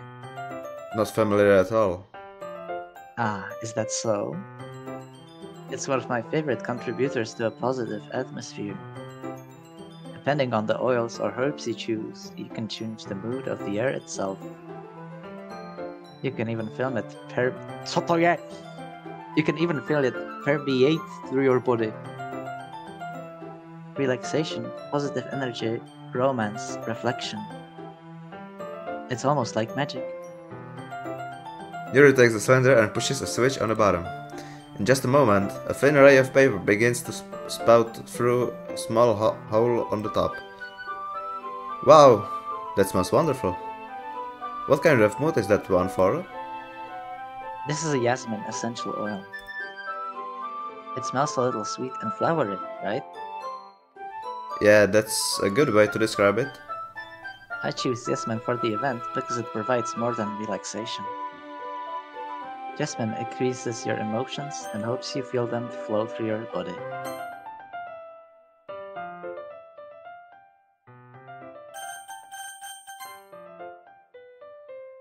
You feel warmer and your heart pounds more heavily.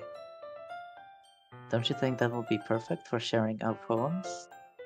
It does sound suitable, but you seem to know a lot about this, so I'll trust your opinion with anything.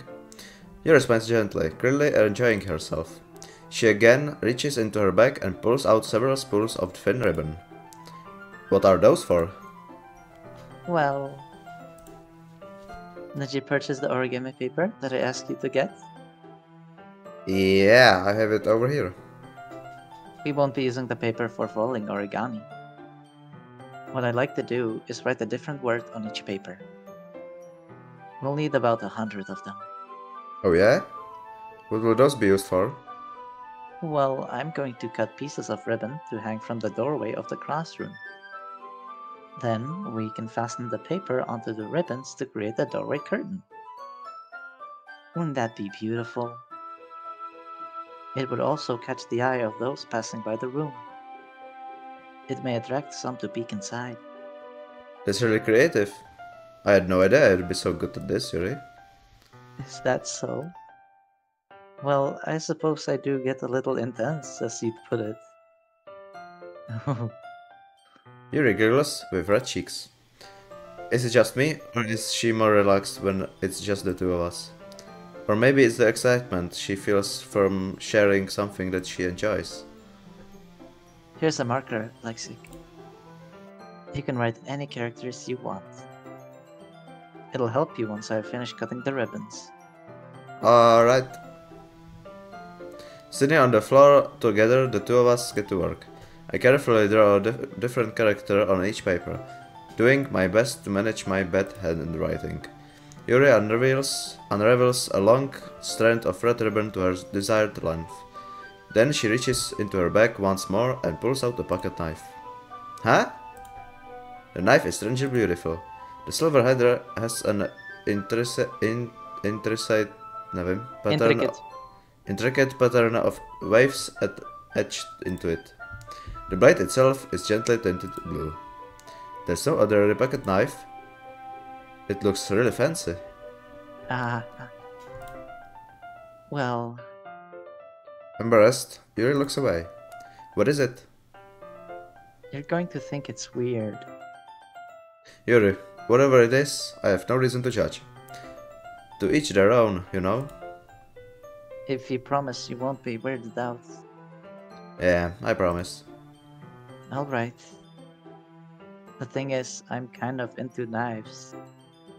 They're just so pretty. I can't help it. Nechceš si třeba už zabodat, aby tady bylo něco, vole, zajímavého? I don't know what it is. The combination of craftsmanship and the feeling of danger, maybe. Oh, what am I saying? Please don't think I'm weird for this. Nah. You're laughing at me. No, I'm not laughing at you. It's just funny how nervous you got about sharing. It's, well, it's an interesting thing to be into, I guess. But I think it kind of suits you. Suits me. Yeah, it's kind of intense. Besides, it's a really cool looking knife. I can deny that. It is, isn't it? Yuri relaxes her expression once again. Would you like to hold it? Sure, I'll check it out. Yuri carefully hands me the knife, with the handle facing me. I take it and turn it around in my hands. It feels heavy and extremely solid. Where do you even get a knife like this? Curious of its sharpness, I feel that point of the knife with my index finger. Ow! Lexikk! Why did you do that? I didn't expect it to be that sharp. I barely touched it at all. It's my fault. I should have warned you. This knife is extremely sharp. It can cut through skin like it's paper. Oh no. Small drop of blood trickles down the side of my finger. Yuri takes my hand and gives the wound a closer look. Ah. She stares at it and noticeably fidgets. If you're squeamish, I'll go wash it off now. Ah! Without warning, Yuri puts my finger in her mouth and licks the wound. I feel her tongue curl around my finger. Startled, I instinctively pull my hand back. Oh. Please forgive me. I wasn't thinking. Yuri lowers her head, her face burning up. Yuri. That's the most embarrassing thing I've ever done. How could I do something like that? I'm sorry. Ah. Sure, it was a little weird, and it took me by surprise, but I guess she was just trying to help, right? Yuri, I think you're overreacting a little. She doesn't lift her head. What if she doesn't recover from this for the rest of the afternoon? Alright, you know what? This may be a stupid thing to do, but I do it anyway. I take Yuri's hand and lick her index finger in return. What the fuck? Lexikk! Did you really just do that? And now we're even. Yuri just looks at me like I did something wrong. I knew that would be a bad idea. If not for the sweet aroma of the jasmine oil, the air would be extremely heavy right now. You're so weird, Lexikk. Yuri giggles shyly. Huh? You're calling me weird? I have no response to that. Where do you keep your bandages? I don't think I need one actually. It was a tiny cut. Look, it's already stopping bleeding. Stop I bleeding. see. That's relieving. The tension is quickly lifted. We each resume our respective activities. I watch Yuri's knife cut through the ribbon like it's nothing but air. Meanwhile, I continue to make progress on the paper. After we finish attaching the paper to the ribbons, we lay them all out side by side. It looks better than I expected and will be very effective as a door curtain. It looks great! Good thinking coming up with this, Yuri. Thanks. It's just something I saw online, really. Are you ready to move on to the next task? Yeah, let's do it. What do you have in mind? I'd like to create a banner. That's why I asked you to buy the paint tablets. That's right. One of the items Yuri had asked me to buy was a kit of watercolor paint tablets. We'll need about 6 cups of water to put each of the tablets in. Us? Of course not. 6 cups of water. I'll be right back in a minute. Já nejde slyšet. A little bit of water is okay. If you fill the cups too much, it will be too diluted. Taking Yuri's advice, I decided to use small plastic bathroom cups rather than full-size glasses. I put them on a plate to catch any paint that drips. Then bring it back into my room. Yuri? Yes? I come in to see Yuri quickly unrolling her sleeve, pulling it back over her arm. Nothing. Your face is little red. Is it too hot in here or anything? No, not at all. There's nothing wrong, so let's mix the paint. Yuri hurriedly dismisses me and takes it upon herself to unwrap the tablets, dropping them into the cups.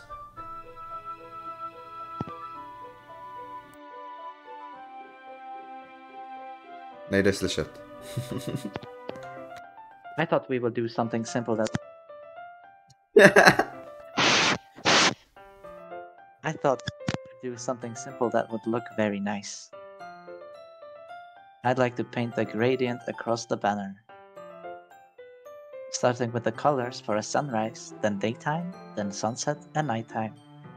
Once it dries, I'll write an inspirational quote across the banner.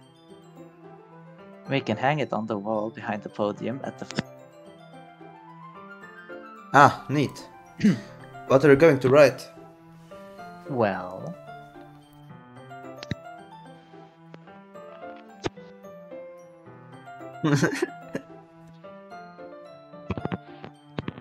So before we make that... Ano, si tam bude nějaký páv? Čekám, tady usne. Já jsem to přeskočil, milem. Huh? Yuri smiles at me. Okay. If you say so.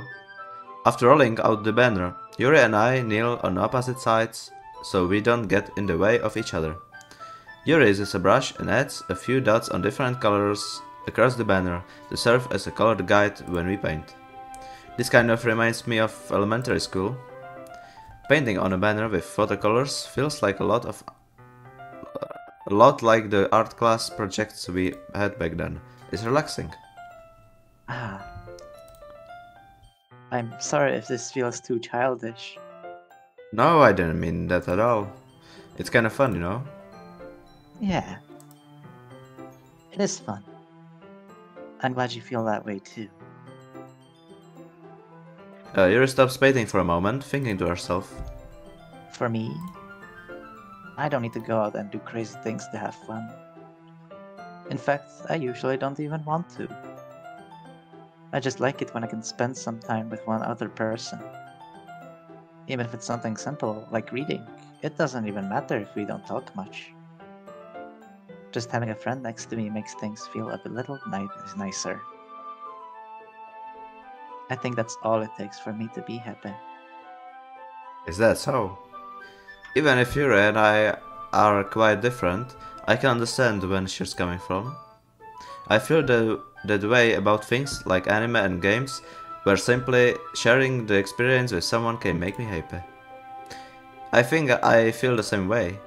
Yuri smiles gently. I knew you'd understand.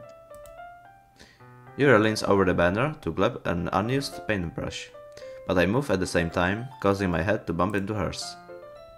Yeah. This is sorry!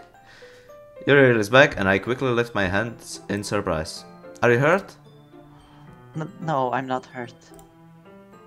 It just startled me, that's all. Sorry, I should have asked you to get it for me. That's not a fault. Your face. There are droplets of paint of Yuri's face and neck. Is there something on my face? Yeah, I accidentally got paint on you. Sorry, it's totally my fault. I'll get the towel right away. I rush out and fetch a small towel. Then I dampen it in hot water. I return to my room and kneel back down in front of her. Here. I pat down Yuri's face and neck with the towel. Ah, Is something wrong? it's hot. I just didn't expect it. Sorry. I didn't want to use cold water. Having finished, I started to retract my hand, but Yuri suddenly holds my wrist. Wait, Huh? just for a little longer. It feels really nice. Ah. I keep my hand still against Yuri's neck. She looks into my eyes. It's an intense expression that I recognize from when she reads her books. Almost as if she's lost in a daze, enveloped by her own thoughts. She breathes gently, half through slightly parted lips. What is happening? Is this aroma of the jasmine oil giving me the dizzy feeling? Yuri's gentle fingers, wrapped around my wrist, send a tingling sensation through my arm. And suddenly her face seems to be much closer to mine than it was just a moment ago. Ah, Yuri slowly pulls away. sorry. I've been feeling a little lightheaded today. I didn't mean to space out. It's fine. The moment is over as soon as it began. Yuri picks up her brush again, but her movements seem clumsier, like she's unable to focus. I remain silent, forced to ignore the event that just transpired. I hesitantly retrieve my own brush and continue following Yuri's example. That should do it. I finish filling the night sky with white dots that look like stars. Looking at the banner as a whole, it's very pretty and natural looking.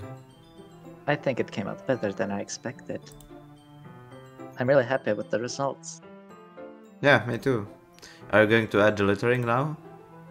Ah, not yet. It needs to dry first. That's true, but won't that take a while?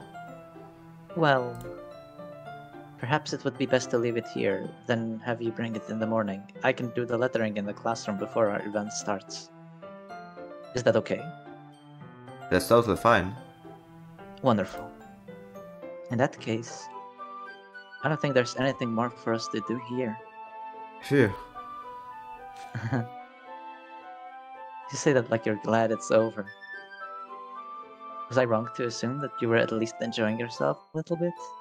No, it's not that. I'm just glad that we managed to get everything done. I see. I am, too. I was a little concerned about time. I need to start making dinner soon. Ah. So you don't have any time left? I was secretly hoping we would have extra time after finishing the work. Well, Yuri thinks to herself. I think it would be too irresponsible of me to wait much longer. I'm sorry. I was hoping there would be more time as well. It's probably my fault. Sorry for being such a slow worker. No, it's not your fault at all. And the important thing is that we got everything done, right? Yeah. So, I shouldn't be disappointed or anything. Gathering all of her things, Yuri seems to look a little downcast. And I understand why. It sounded like she rarely gets the opportunity to spend time with friends in a relaxed environment.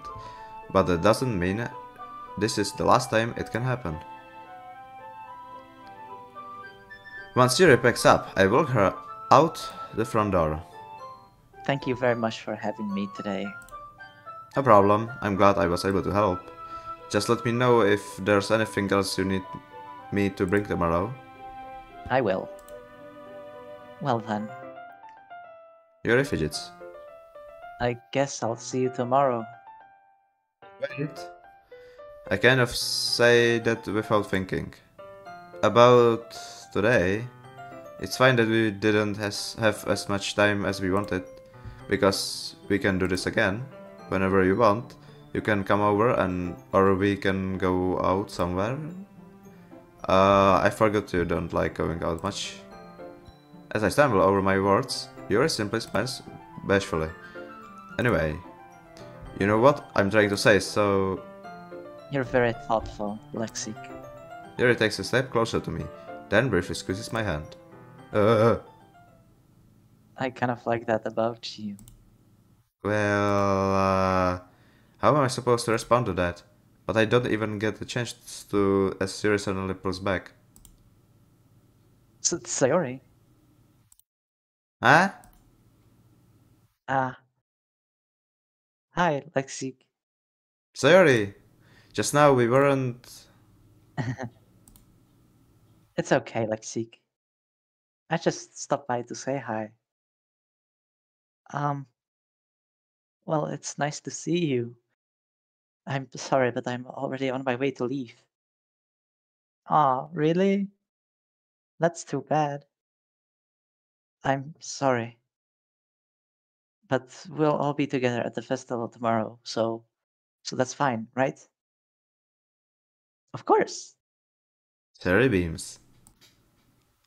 Yeah, so I'll see you tomorrow. Yeah. Clearly embarrassed, Yuri is off. Sayori waves goodbye after her. Come on. Pav si nezadabuje dneska, vole. Sayori, I thought you didn't want to come over today. Well, I tried staying in my room, but my imagination was being really mean to me. So I had to come here and see it for myself. See what? What are you talking about? You know, how much fun you were having with Yuri, and how close you got to her. It makes me really happy that you've made such good friends. That's all that matters to me. Tears start to fall down Sayori's face. That's all that matters to me. Why am I feeling this way, Lexikk? I'm supposed to be happy for you. Why does it feel like my heart is splitting in half? It hurts so much. Everything hurts so much. This would be so much better if I could just disappear. Sayori, don't say that. It's true, Lexikk. If I wasn't here, then you wouldn't have to waste your sympathy on me. You wouldn't have to put up with me being selfish. Monica was right. I should just... Monica? Monica was right about what? Sayori, what I said before is true. I'm not going to let this continue. Caring about you like this isn't the burden your mind is making it out to be. It's something that makes me happy. It's something that I would trade for anything else. So, even if it takes an entire lifetime, I'm going to be by your side until you don't feel any more pain. But...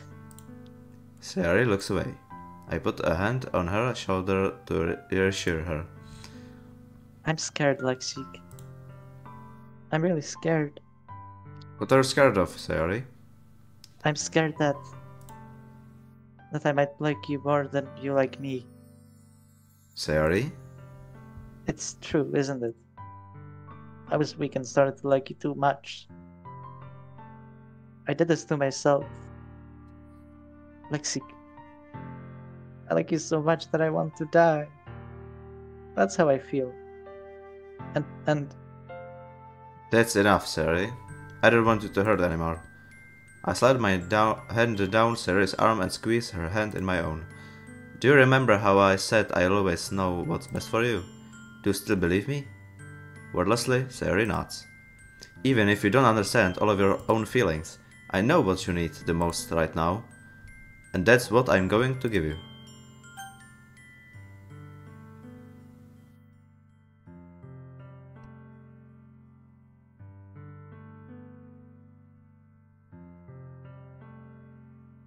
Ach jo.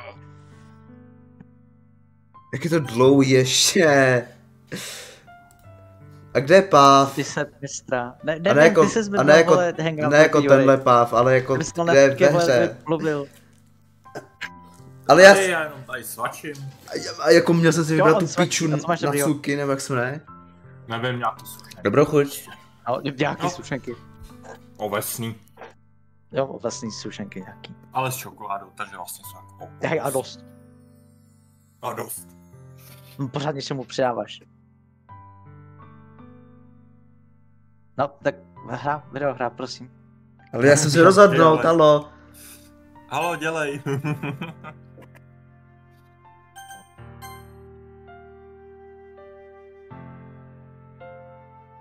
No.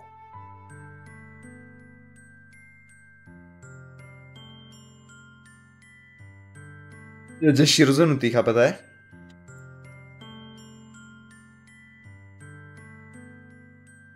Já už jsem měl vybráno. Jo, co bys dal ty? Já už jsem to měl. Co bys vybral? I love you, obviously.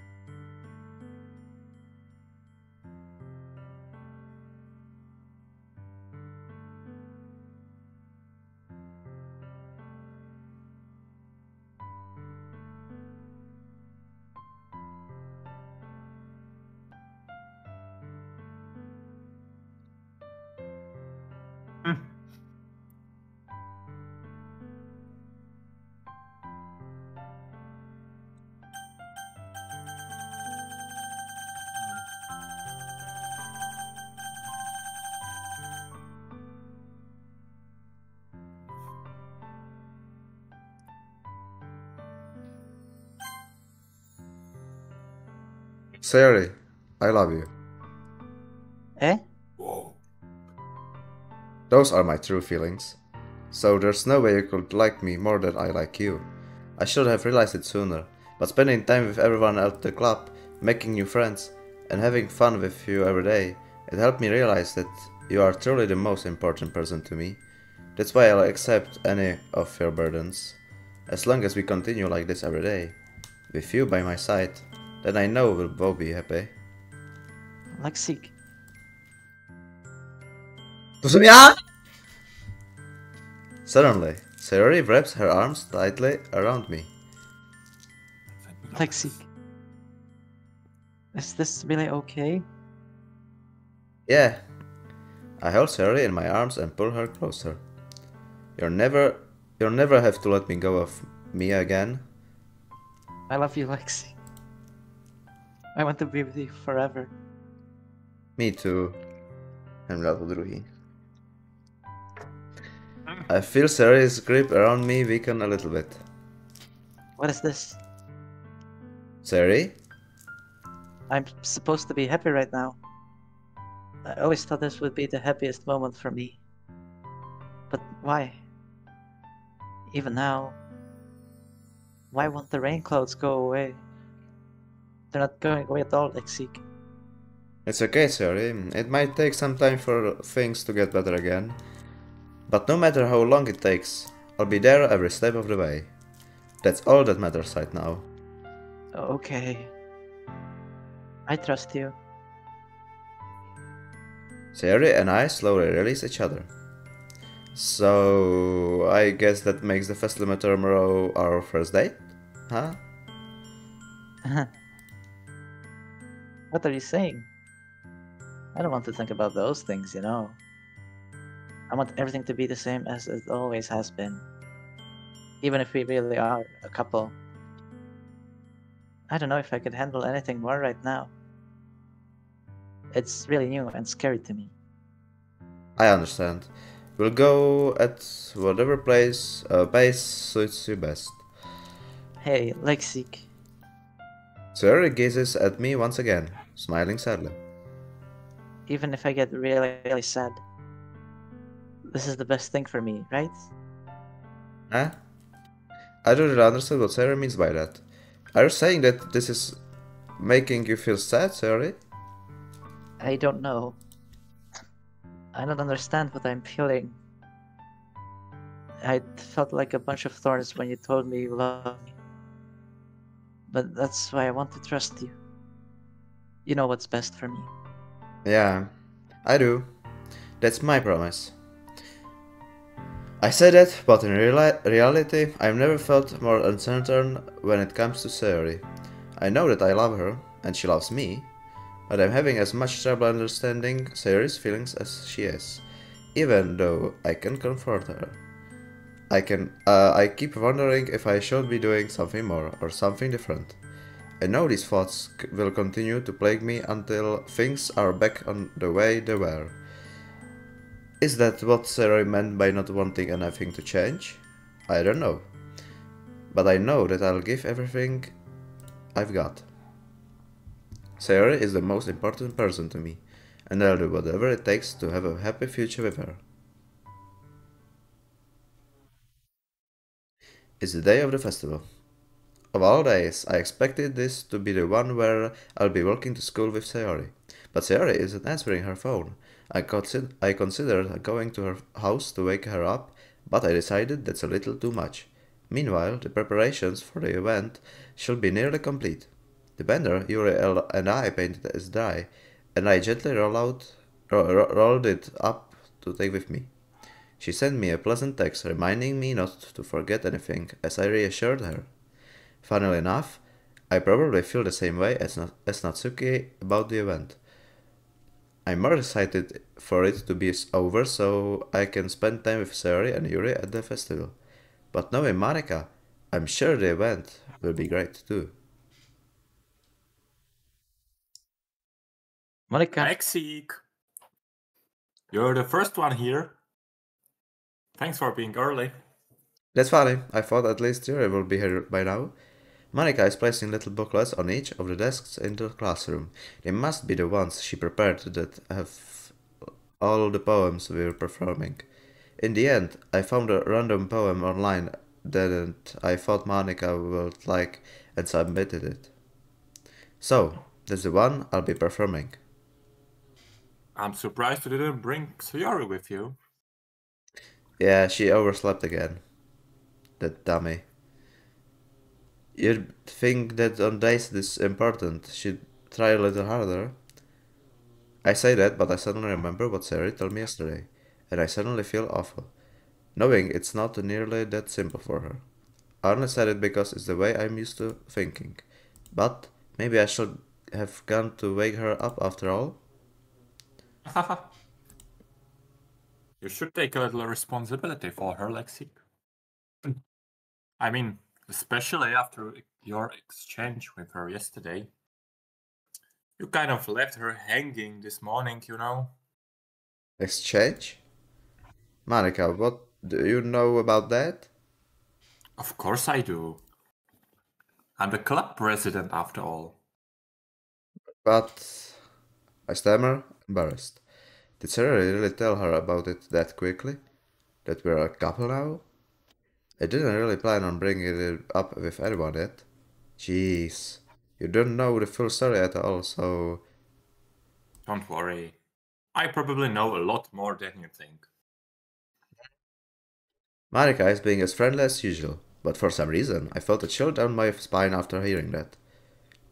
Hey, do you want to check out the pamphlets? They came out really nice. Yeah, sure. I grabbed one of the pamphlets and laid out on the desk. Oh yeah, that really did. Something like this will definitely help people take the club more seriously. Yeah, I thought so too. I flipped through the pages. Each member's poem is neatly printed on its own page, giving it an almost professional feel. I recognize Natsuki's and Yuri's poems from the ones that they performed during our practice. What's this? I flipped to Sarah's poem. It's different from the one she practiced. It's one that I haven't read before. Procento. Get out of my head. Get out of my head. Get out of my head. Get out of my head. Get out of my head. Get out of my head. Get out of my head. Get out of my head. Get out of my head. Get out of my head. Get out of my head. Get out of my head. Get out of my head. Get out of my head. Get out of my head. Get out of my head. Get out of my head. Get out of my head. Get out of my head. Get out of my get out of my head. Get out of my head. Get out of my head before I do what I know is best for you. Get out of my head before I listen to everything she said to me. Get out of my head before I show you how much I love you. Get out of my head before I finish writing this poem. But a poem is never actually finished. It just stops moving. Co? Sofie. Procentu. Čiže to je? Sayori. Sayori. Ty pičo. Já ti dám. Ty jsi tady úplně zdemonizovala. What is this? Reading the poem, I get a pit in my stomach. Lexikk. Hned. Proč to není VR hra? What's wrong? Nothing. This poem feels completely different from everything else here is written. But more than that, I changed my mind. I'm going to get serious, so... Well, alright. Try not to take too long, okay? Pěstí. Yes. I quickly leave the classroom. Don't strain yourself. Marika calls it out after me. I quicken my pace. Te picha. What was I thinking? I should have tried a little bit harder for Sayori. It's not a big deal to at least wait for her, or help her wake up. Even the simple gesture of walking her to school makes her really happy. Besides, I told her yesterday that things will be the same as they always have been. That's all she needs, and I want to give her. I reach Sayori's house and knock on the door. I don't expect an answer, since she's not picking up her phone either. Like yesterday, I open the door and let myself in. Sayori! She really is a heavy sleeper. I swallow. I can't believe I ended up doing this after all. Waking her up in her own house. That really is something that a boyfriend will do, isn't it? In any case, it just feels right. Outside Sayori's room, I knock on her door. Sayori! Wake up, dummy! There's no response. I really didn't want to have to enter her room like this. Isn't it kind of a breach of privacy? Není, halo. But she really leaves me no choice. I gently open the door.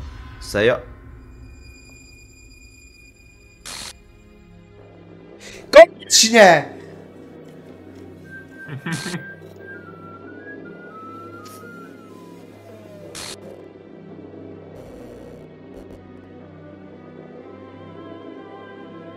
Ok, tahle hra je hra.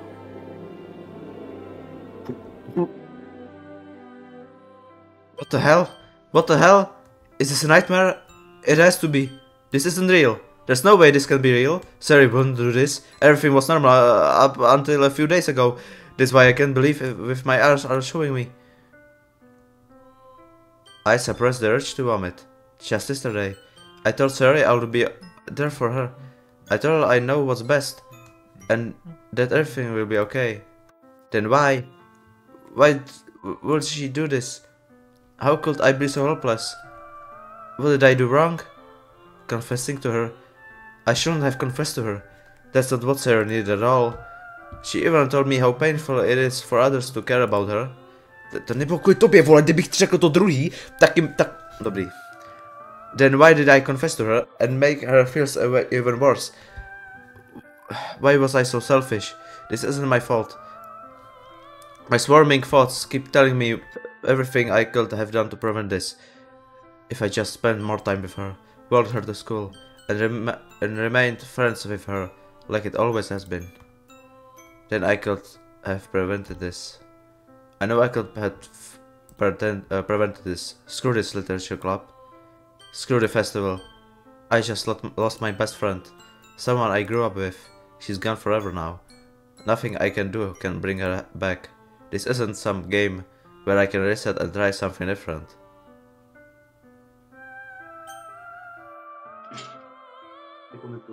Yeah. I had only one chance, and I wasn't careful enough.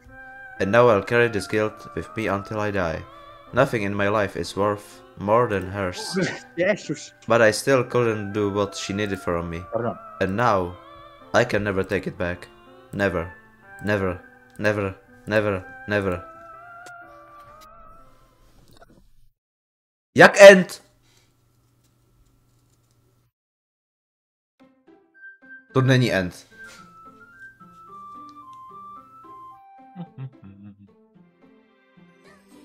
Doki není. Doki.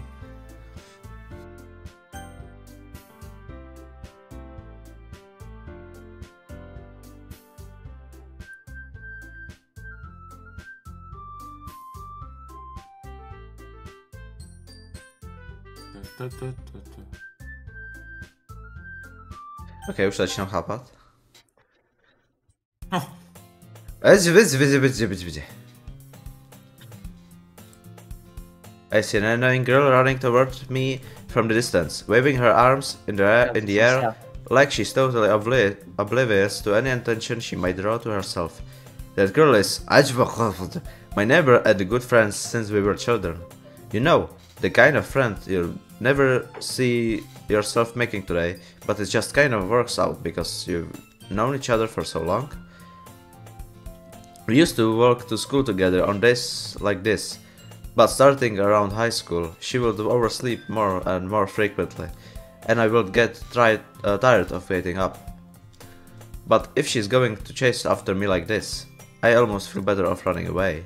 However, just a sigh and idle in front of the crosswalk and let catch up to me. Nemusíš ani nic dělat, tvůj mikrofon to dělá sám. It's an ordinary school day like any other. Mornings are usually the worst. Being surrounded by couples and friends groups walking to school together. Jestli tam bude nějaký jumpscare u toho, když to čtu, tak se poseru. Meanwhile, I've always walked to school alone. I always tell myself it's about time I meet some girls or something like that. But I have no motivation to join any clubs. I am perfectly content just getting by on the average while spending my free time on games and anime. There's always the anime club, but it's not like there will be any girls in it anyway. The school day is as ordinary as ever, and it's over before I know it. After I pack up my things, I stare blankly at the wall, looking for an ounce of motivation. Clubs. There really aren't any that interest me. Besides, most of them would probably be way too demanding for me to want to deal with. I guess I have no choice but to start with the anime club. Tick. Monica? Oh my goodness, I totally didn't expect to see you here. It's been a while, right? Yeah, it has. Monica smiles sweetly. We don't know each other well. We rarely talked, but we were in the same class last year. Monica was probably the most popular girl in the class, smart, beautiful, athletic. Basically, completely out of my league. So, having her smile at me so genuinely feels a little... What did you come in here for, anyway? Oh, I've just been looking for some supplies to use for my club. Do you know if there's any construction paper in here? Or markers? I guess you could check the closet. You're in a debate club, right? Aha, about that. I actually quit the debate club. Really? You quit? Yeah. To be honest, I can stand all of the politics around the major clubs. It feels like nothing but arguing about the budget and publicity and how to prepare for events. I'd much rather take something I personally enjoy and make something special out of it. In that case, what club did you decide to join? Actually, I'm starting a new one. A literature club. Literature? That sounds kind of dull. How many members do you have so far? It's kind of embarrassing, but there are only 3 of us so far. It's really hard to find new members for something that sounds so boring. Well, I can see that. But it's really not boring at all, you know. Literature can be anything: reading, writing, poetry. I mean, one of my members even keeps her manga collection in the club room. Wait, really? Yeah, it's funny, right? She always insists that manga is literature too. I mean, she's not wrong, I guess. And besides, a member, right? Did Monica say she? Hey Lexikk, by any chance, are you still looking for a club to join? I mean, I guess so, but... In that case, is there any chance you could do me a big favor? I won't ask you to join, but if you could, at the very least, visit my club, it would make me really happy. Please. Well, I guess I have no reason to refuse. Besides, how could I ever refuse someone like Monica? Sure, I guess I could check it out. Awesome. You're really sweet, Lexikk, you know that? It's nothing really. Shall we go then? I'll look for the materials another time. You're more important. And thus, today marks the day I sold my soul to Monica and her irresistible smile. Soul. I dejectedly follow Monica across the school and upstairs, a section of the school I rarely visit. Monica, full of energy, swings open the classroom door. Mrsk. I'm back! And I brought a guest with me. Eh?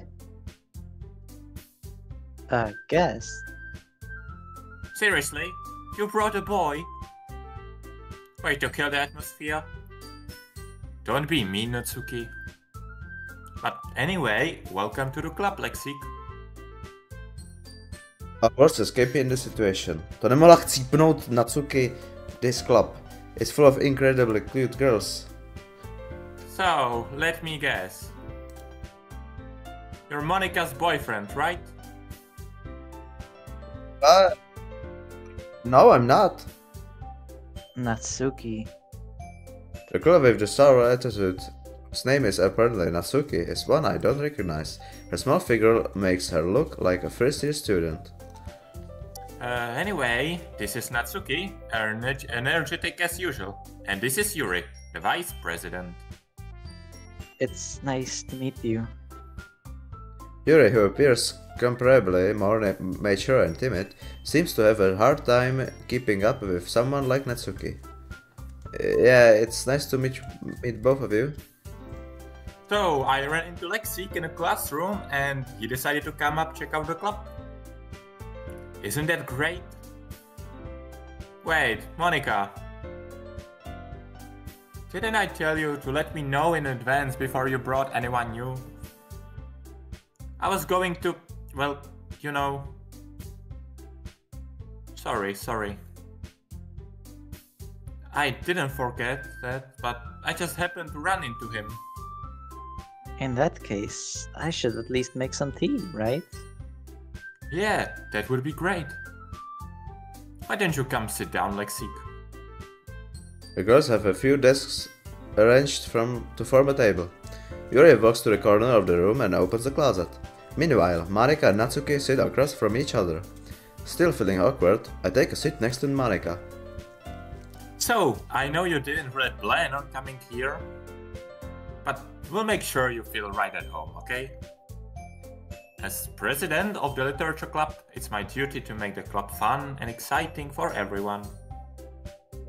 I'm surprised there aren't more people in the club yet. It must be hard to start a new club. You could put it that way. Not many people are very interested in putting out all the effort to start something brand new. Especially when it's something that doesn't grab your attention, like literature.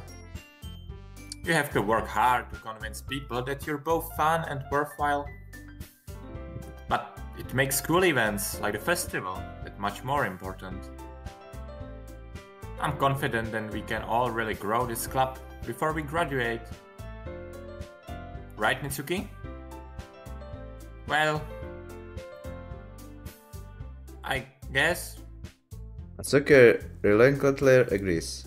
Such different girls, all interested in the same goal.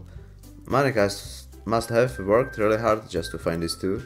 Yuri returns to the table, carrying a tea set. She carefully places a teacup in front of each of us before sitting down the teapot in the middle. You keep a whole tea set in this classroom? Don't worry, the teachers gave us permission. After all, doesn't a hot cup of tea help you enjoy a good book? I guess. Don't let yourself get intimidated. You're just trying to impress you. That's not... Insulted, Yuri looks away. I meant that, you know... I believe you. Well, tea and reading might not be a pastime for me, but I at least enjoy tea. I'm glad. Yuri faintly smiles to herself in relief. So, Lexikk, what kind of things do you like to read? Well, considering how little I've read these past few years, I don't really have a good way of answering that. Manga? I mutter quietly to myself, half joking. Natsuki's head suddenly perks up. It looks like she wants to say something, but she keeps quiet. Not much of a reader, I guess. Well, that can change. What am I saying? I spoke without thinking after seeing Yuri's sad smile. Anyway, what about you, Yuri? Well, let's see. Yuri traces the rim of her teacup with her finger. My favorites are usually novels that build deep and complex fantasy worlds. The level of creativity and craftsmanship behind them is amazing to me. And telling a good story in such a foreign world is equally impressive. Yuri goes on, clearly passionate about her reading. She seemed to be reserved and timid since the moment I walked in, but it's obvious by the way her eyes light up that she finds her comfort in the world of books, not people. But you know, I like a lot of things. Stories with deep psychological elements usually immerse me as well.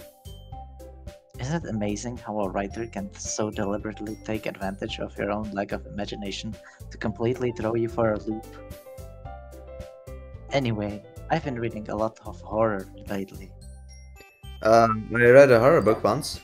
I desperately grasped something I can relate to at the minimal level. At this rate, Yuri might as well be having a conversation with a rock. Ah, I'd expect that from you, Yuri. It suits your personality. Oh, is that so? Really, if a story makes you think, or takes me to another world, then I really can't put it down. Surreal horror is often very successful at changing the way you look at the world, if only for a brief moment. I hate horror. Oh, why is that? Well, I just... Natsuki's eyes dart over to me for a split second. Never mind. That's right, you usually like to write about cute things, don't you, Natsuki? What? What gives you that idea? You left a piece of scrap paper behind last club meeting. It looked like you were working on a poem called... Don't say it loud. And give that back. Fine, fine. Natsuki, you write her own poems?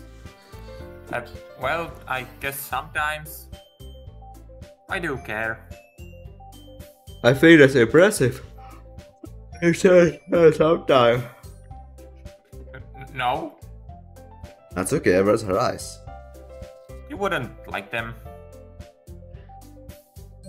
You're a very confident writer, yet? I understand how Natsuki feels. Sharing that level of writing takes more than just confidence. The truest form of writing is writing to oneself. You must be willing to open up to your readers, exposing your vulnerabilities and showing them even the deepest reaches of your heart. You have writing experience too, Yuri?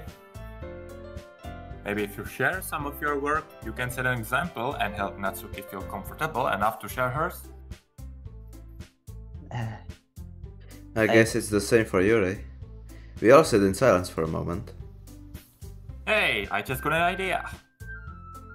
How about this? Huh? Všechny na zabije. Natsuki and Yuri look quizzically at Monika. Let's all go home and write a poem. Ne. Budu psát poem další a to 4. Then, next time we meet, we'll all share them with each other. That way, everyone is even.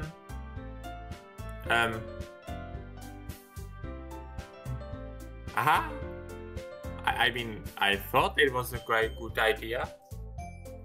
Well, I think you're right, Monica.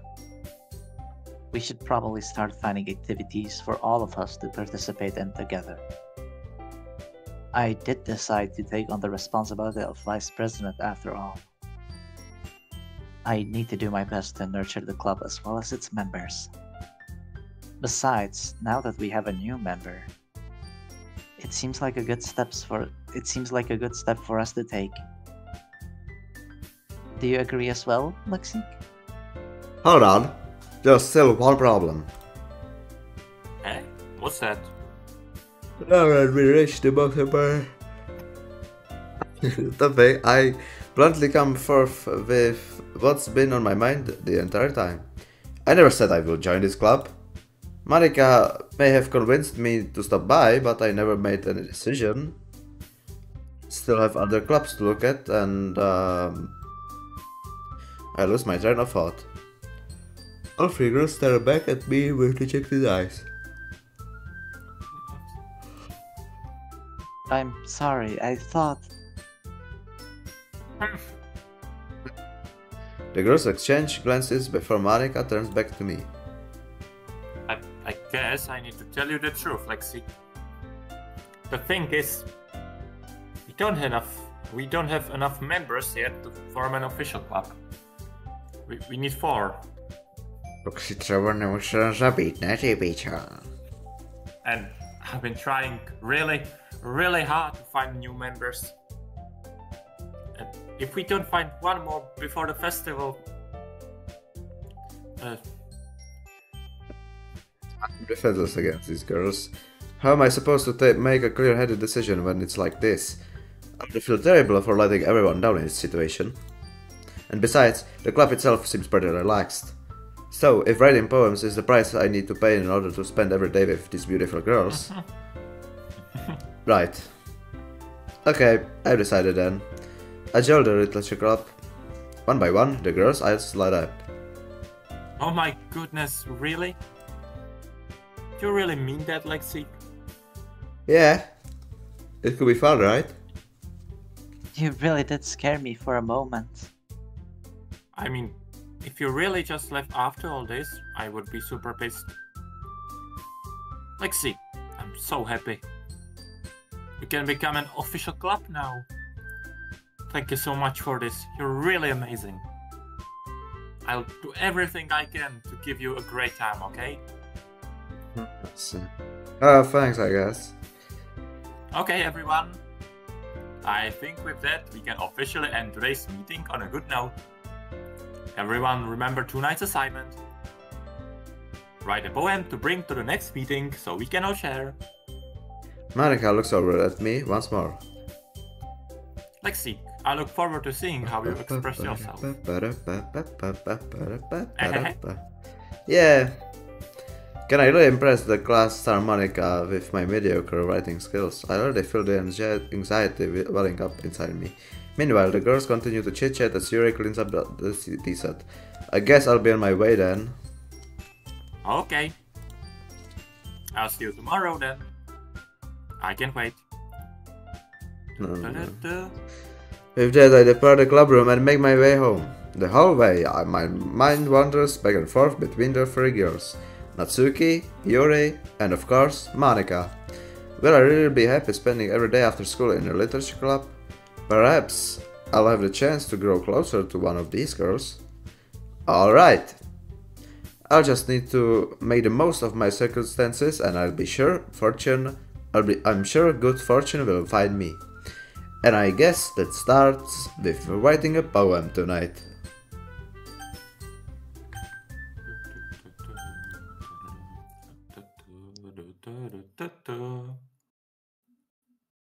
You have found a special poem, would you like to read it?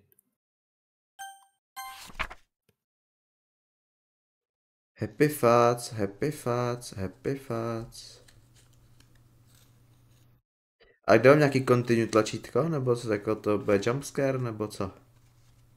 Jo, kliknu prostě, ok. Klik.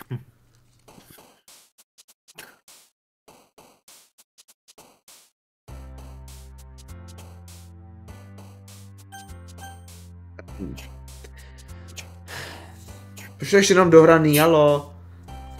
Pokračuj. Ale může to už skončit. A jestli budeš takhle zdržovat, tak to nedohraješ. Ale to má skončit už. Ne. Já to nebudu hrát celý den, já už jsem... Doslova do dneška to máš dohraný. Dneska to dohraješ.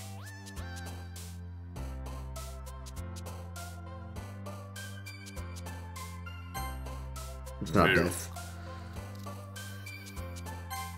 Whisper, protože ASMR. Heartbeat, protože to songa z GTA 5. Inferno, protože mapa. Kolem, protože The Kolem, OST z Team Fortress 2. Já myslel z Minecraftu, ale okej. Jaký? Přesně protože mám Rivals. Determination, protože proč asi. Rivals.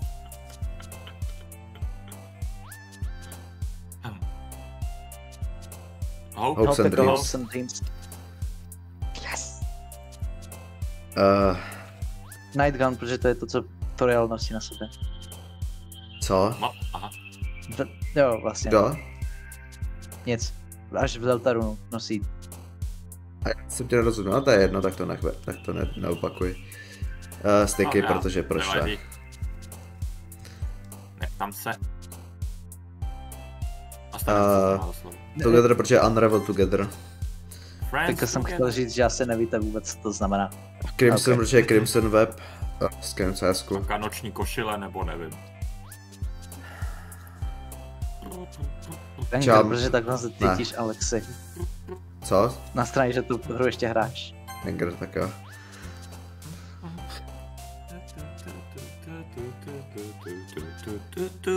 Unending, to zní jako Undying.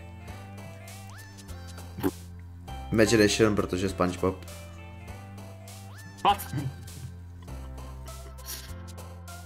Boop. What? Boop. Boop.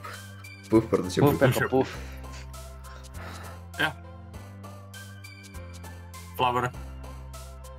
Vitality. Kytník. To jsem naval. Vanilla, protože vanilková zmrzlina. Fear, protože videohra.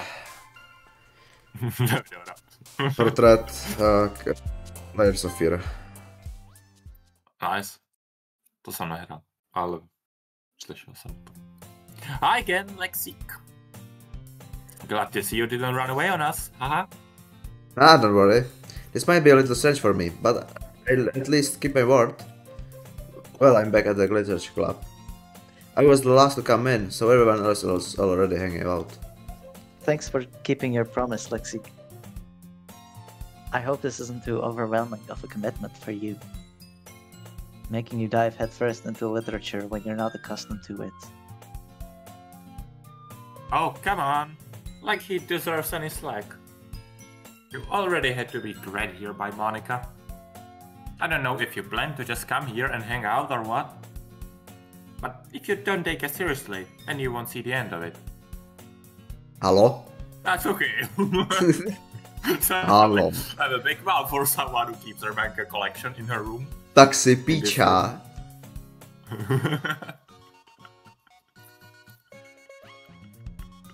To je svině. Natsuki finds herself stuck between saying Monica and manga. Manga is literature.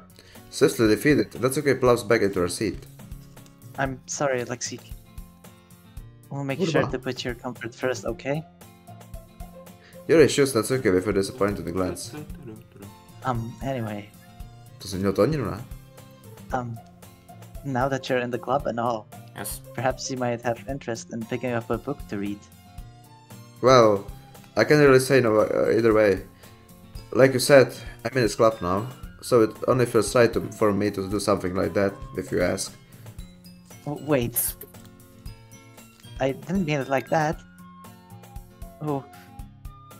If you don't really want to, then forget I said anything, I guess. No, it's not that, Yuri. I want to try to be a part of this club. So even if I don't read often, I'd be happy to pick up a book if you wanted me to. Are you sure? I just felt It just feels like, well, as vice president and all, that I should help you get started on something you might like. Yuri reaches into her bag and pulls out the book. I didn't want you to feel left out. So I picked out the book that I thought you might enjoy. It's a short read, so it should keep your attention, even if you don't usually read. And we could, you know, discuss it if you wanted. This is how is this girl accidentally being so cute? She even picked up a book she thinks I like, despite me not reading much. Yuri, thank you, I'll definitely read this. Phew. Well, you can read it at your own pace. I look forward to hearing what you think. Now that everyone's settled in, I expected Monica to kick off some scheduled activities for the club, but it doesn't seem to be the case. Yuri's face is already buried in a book. I can't help but notice her intense expression, like she was writing for this chance. Meanwhile, Natsuki is rummaging around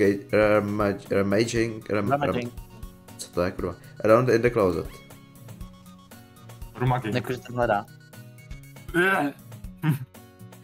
I hear Natsuki utter exasperated sigh from within the closet. She seems to be annoyed by something. I approach her in case she needs a hand. You looking for something in there? Fucking Monica!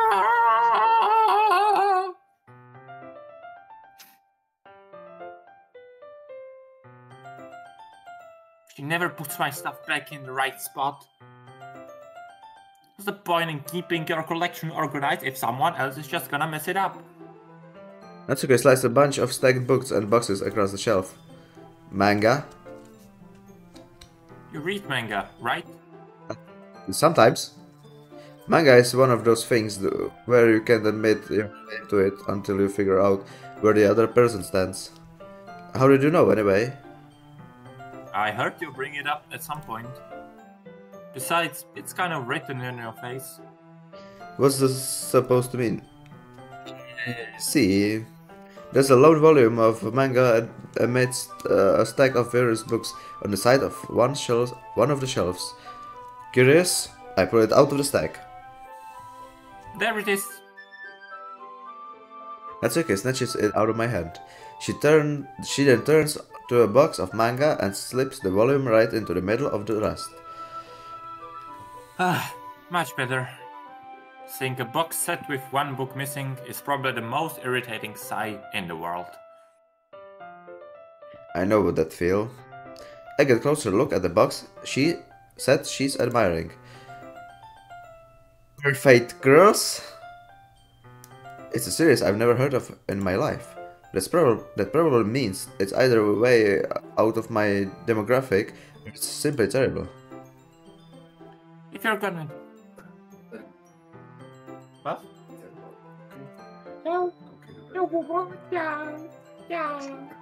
Co se tam děje? Basic.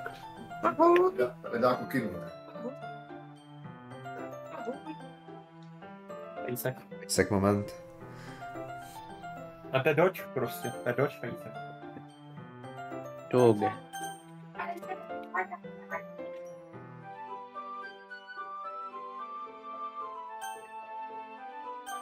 If you're gonna judge, you can go do it through the glass on that door. She points to the classroom door. Hey, I wasn't judging anything. I didn't even say anything. It was the tone of your voice. But I'll tell you one thing, Lexikk. Consider don't judge a book. Don't judge a book.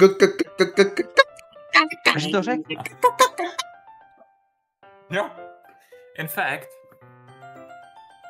Natsuki pulls out the first volume of Perfect Girls from the box. I'm gonna show you exactly why. She shoves the book right into my hands. Stare at the cover. It features 4 girls in colorful attire striking animated feminine poses. It's exceedingly mo... So just stand there. Va? Kde zvuk? Já jsem to udělal vyšším hlasem a nezabilo mi to mikrofon, tak jsem to udělal. Natsuki grabs my arms and pulls me out of the closet. She then takes a seat against the wall, beneath the windowsills. She pats on the ground next to her, signaling to me to sit there. Wouldn't chairs be more comfortable? I take my seat. Chairs wouldn't work. We can't read at the same time like that. Why's that? I guess it's easier to be close together like this. Don't just say that. You'll make me feel weird about it. Natsuki crosses her arms and scooches an inch away from me. Sorry, I didn't exactly expect to be sitting this close to her either. Not that I can say it's a particularly bad thing. I open the book. It's only a few seconds before Natsuki once again inches closer, reclaiming the additional space while she hopes I won't notice. I can feel her peering over my shoulder, much more eager to begin reading than I am. Wow, how long has it been since I read the beginning? Uh-huh. You don't go back and flip through the older volumes every now and then? Not really. Maybe sometimes after I've already finished the series. Hey, are you paying attention? I am, but nothing's really happened yet, so I can talk at the same time. It looks like it's about a bunch of friends in high school. Typical slice of life affair. I kind of grew out of these, since it's rare for the writing to be entertaining enough to make up for the lack of plot. What the fuck? Are you sure this isn't boring for you? It's not? Even though you're just watching me read? Well, I'm fine with that. If you say so. I guess it's fun sharing something you like with someone else. I always get excited when I convince any of my friends to pick up a series I enjoy. You know what I mean?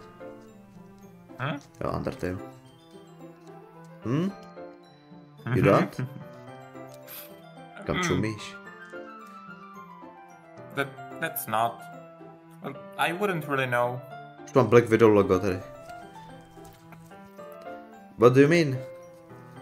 Don't you share your manga with your friends? Could you not rub it in? Jeez. Sorry. I could ever get my friends to read this. They just think manga is for kids. I can't even bring it up without them being all like, "Hey, you still haven't grown up that yet." I still want to punch them in the face. Yes. Pesky. Yes. I know those kind of people. Ondra Bortel.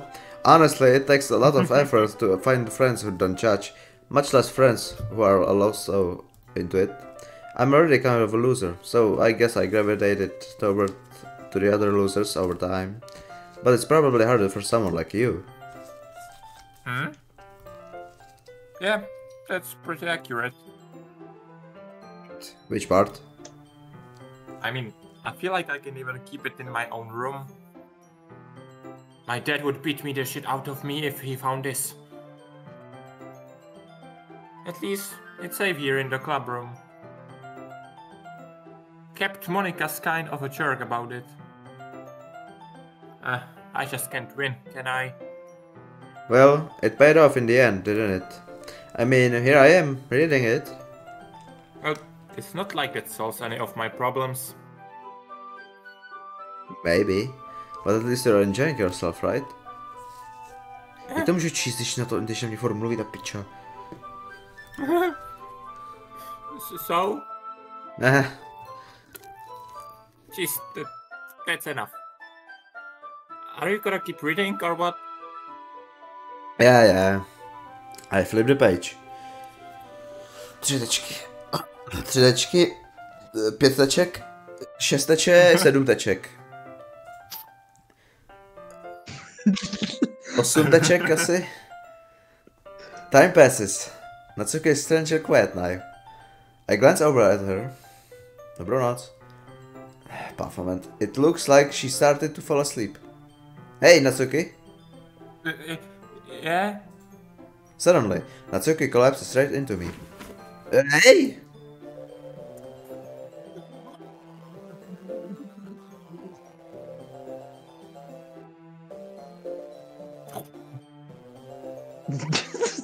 Co tam děje? Ty jíš prostě, nebo...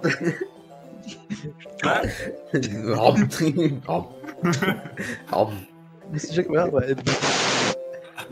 Já nemám mikrofon. Jo, ty nemáš mikrofon. Já mám notebook.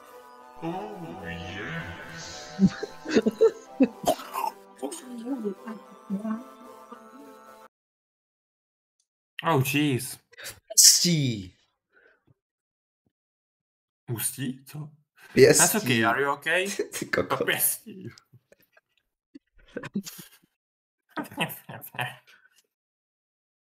Here. Marika reaches into her bag and pulls out some kind of protein bar. She throws it in Natsuki's direction. Natsuki's eyes suddenly light up again. She snatches the bar from the floor and immediately tears off the wrapper. I told you not to give...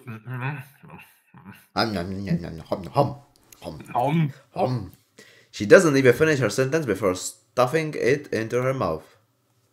Don't worry, Lexikk. She's fine.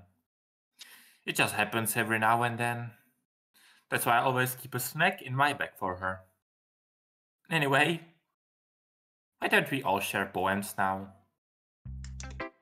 Těším se, jsou besí. Ne. Básničky, básničky, ratata. Už nechci. Už ne. Reseori. I told Natsuki I was interested in her poems yesterday. It's probably only fair if I shared mine with her first.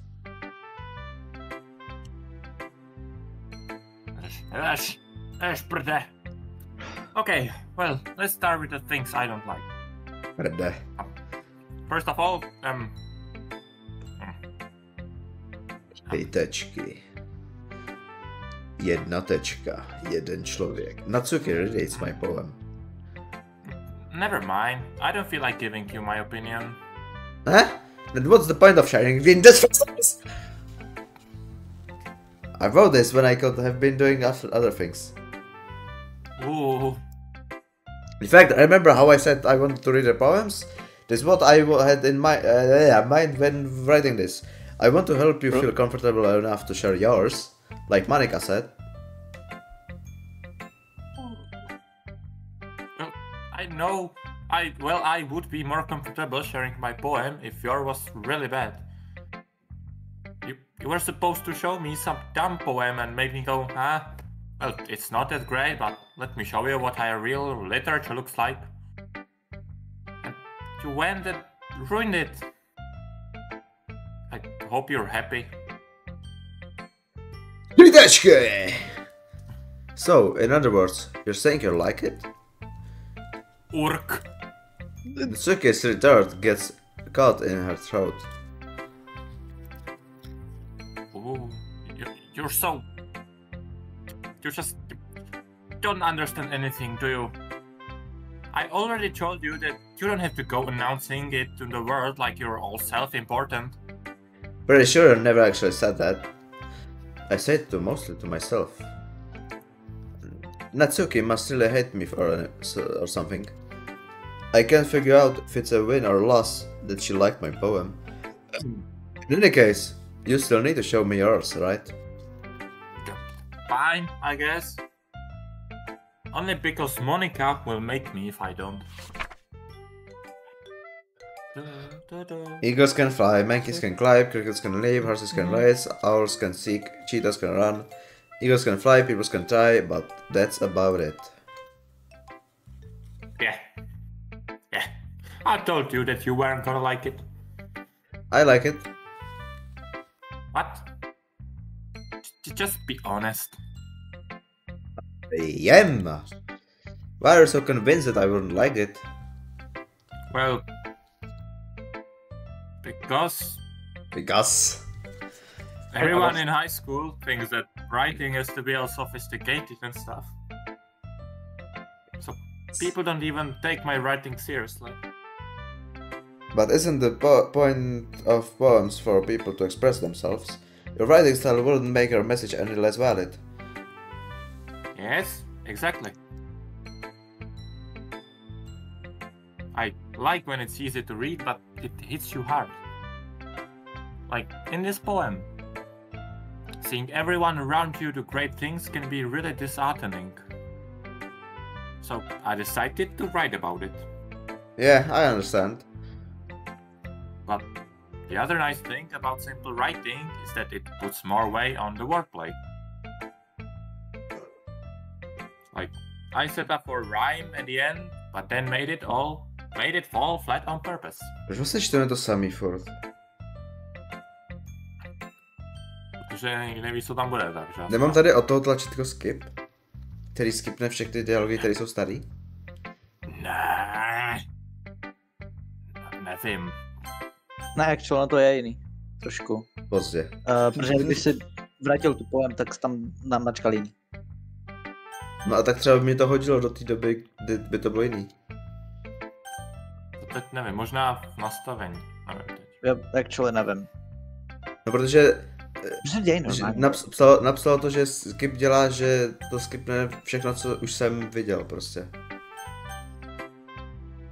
Jo, já si nejsem jistý právě, no, že...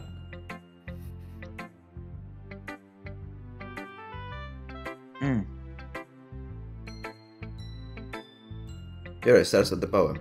A minute passes, more than enough time for her to finish reading. Oh, so sorry. A tak tady nemá ani důvod říkat něco jiného. I forgot to start speaking. It's fine, don't force fine. yourself. I'm not... I just need to put my thoughts into words. Hold on. Okay.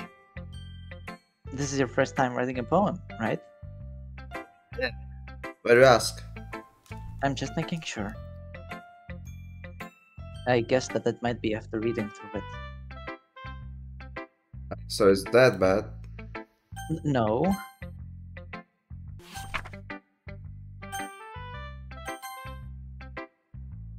To bylo úplně stejný!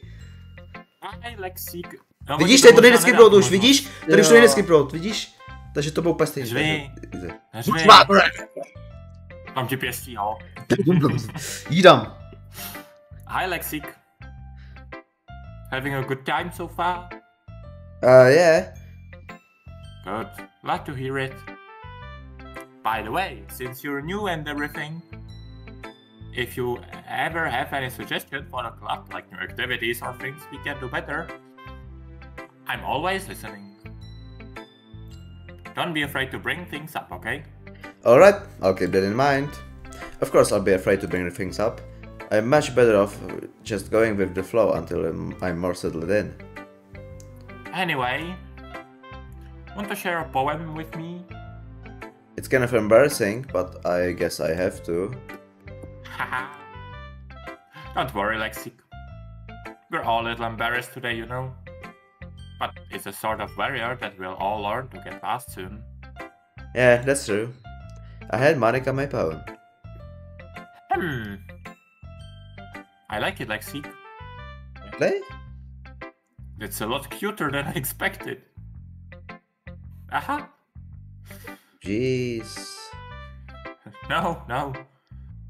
It kind of makes me think of something Natsuki would write. And she's a good writer too.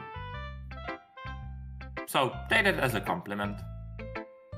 Aha. If you say so. Bestie. Bestie. Is that bestie? If you're interested in Natsuki, then always keep a snack on you. Bestie. She'll cling to you like a puppy. Bestie. Aha. Bestie. Natsuki's dad doesn't give her lunch money or leave her any food in the house, so she's in a fuzzy mood pretty often. but sometimes she just loses all of her strength and shuts down. Asi pěstí. Like earlier. This is just a guess, but I think she's so small because her malnutrition is interfering with her adolescent growth. But hey, some guys are into petite girls too, you know? Sorry, just trying to look at the bright side.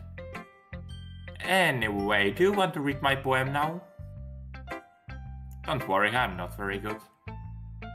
You sound pretty confident for someone who claims to not be very good. Well, that's because I have to some confident. That doesn't mean I always feel that way, you know? I see. Well, let's read it then.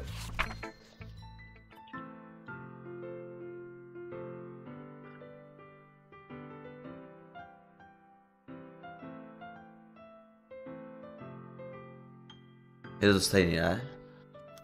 Není. Ne, jak není? Hole Wall jsem matu. Ale ten... Jenom minule tam stejný byl jméno. Red... Hole Wall, but he wasn't looking at me. Confused, I frantically glanced at my surroundings, but my burned eyes can no longer see color. A moment. Are there others in this room? Are they talking? Or are they simply poems on flat sheets of paper? The sound of frantic scrolling playing tricks on my ears. The room begins to crinkle, closing in on me.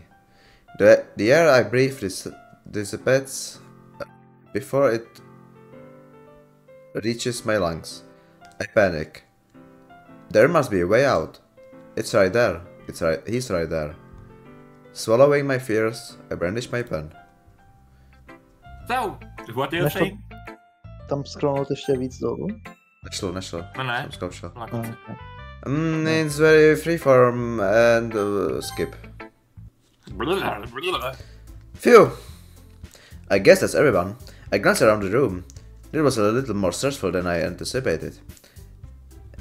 It's as if everyone is judging me for my mediocre writing abilities. Even if they're just being nice, there's no way my poems can stand up to theirs. This is a literature club after all. I guess that's what I ended up getting myself into. Across the room, Monika is writing myself in her notebook. My eyes land on Yuris and Natsuki. They gingerly exchange sheets of paper, sharing their respective poems. As they read in tandem, I watch each of their expressions change. Natsuki's eyebrows furrow in frustration. Meanwhile, Yuris smiles sadly. After this language, Eh? Did you say something? oh, it's nothing. Natsuki dismissively returns the poem to the desk with one hand. I guess you could say it's fancy. Ah, thanks. Yours is cute. Cute? Did you completely miss the symbolism or something? It's clearly about a feeling of giving up. How can it be cute? I know that. I just meant the language, I guess. I was trying to say something nice. Eh? You mean you have to try that hard to come up with something nice to say? Thanks, but it really didn't come out nice at all. Well, I do have a couple of suggestions.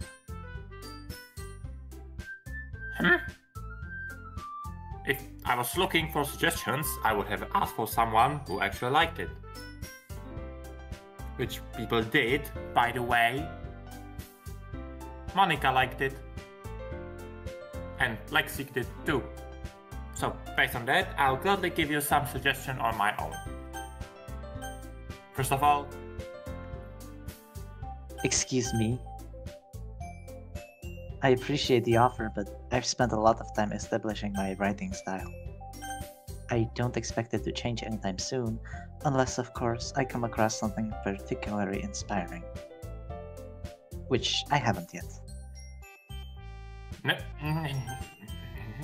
And Lexikk liked my poem too, you know. He told me he was even impressed by it. Natsuki suddenly stands up. Oh, I didn't realize you were so invested in trying to impress our new member, Yuri. Eh? That's not what I... Oh, you're just... Yuri stands up as well. Maybe you're just jealous that Lexikk appreciates my advice more than he appreciated yours. And how do you know he didn't appreciate my advice more? Are you that full of yourself? No. If I was full of myself, I would deliberately go out of my way to make everything I do overly cutesy. Ooh. Well, you know what? I wasn't the one who spooked magical girl size bigger as soon as Lexikk started showing up. Natsuki. Natsuki, that's a little... This doesn't involve you. This doesn't involve you. Taking out your own insecurities on others like that. Debate! You really act as willing to say, look, Natsuki. Because shit, I never thought I would Look who's talking. You wanna be edgy, bitch? Edgy? Sorry that my lifestyle is too much for someone of your mental age to comprehend. See? Just saying that proves my point. Most people learn to get over themselves after they graduate middle school, you know? If you want to prove anything, then stop harassing others with your sickening attitude. You think you can counterbalance your toxic personality just by dressing and acting cute? The only cute thing about you is how hard you try. Whoa, be careful or you might cut yourself on that edge, Yuri. Oh, my bad, you already Zabodni, do, máš don't nůž! Zabodni! Did you just accuse me of cutting myself? What the fuck is wrong with your head? Yeah, go on. Let Lexikk hear everything you really think. I'm sure he'll be head over heels for you after this.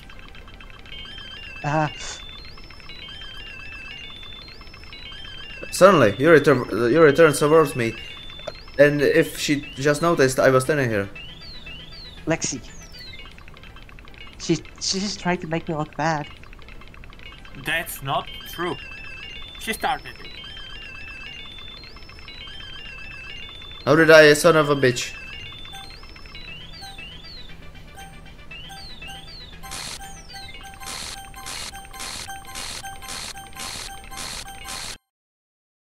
Ty jdi do prdele pěstí!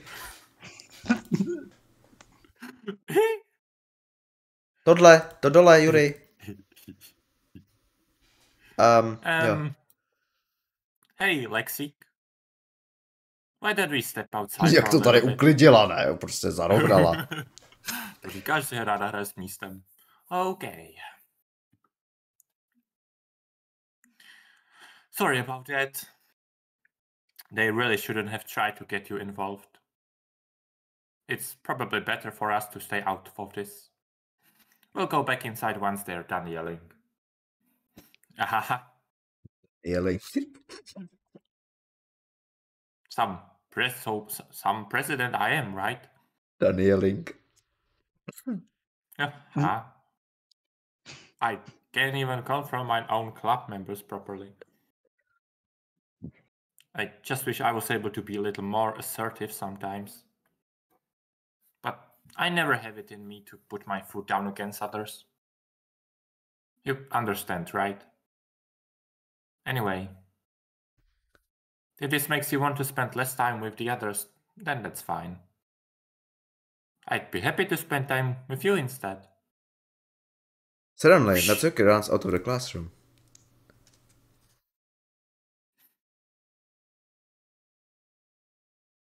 She quickly runs away. Oh dear. Well, it looks like they're done. Whoosh. I didn't mean it. I didn't mean it. I didn't mean it. Yuri is rocking back and forth in her desk with her palms on her forehead. Yuri? I didn't mean it. I believe you. I have no idea what Yuri might have said to Natsuki, or did. Lexikk, please don't hate me. Please. I'm not like this. There's something wrong with me today. Zabodni. Ještě líp to do piču. It's fine, Yuri. We know you didn't mean it. Besides, I'm sure Natsuki will forget all about it by tomorrow. Completely. Anyway, the meeting is over, so you can go home now if you want. Yura looks at me like she wants to say something, but she keeps glancing on Monica. You can go first, Monica. I'd like to stay a little bit longer. I'm the president, so I should be the last one out. I'll wait for you to be done. Yes. Well, I'm vice president, so please let me take that responsibility today. Den Mam Hudepo. It kind of sounds like you don't want to be around for something, Curie. It's not that. It's not that. I didn't get much of a chance to discuss my book with Lexikk. It would be just embarrassing with you listening. I guess I don't really have a choice, do I? I'm sorry for causing trouble, but I really appreciate.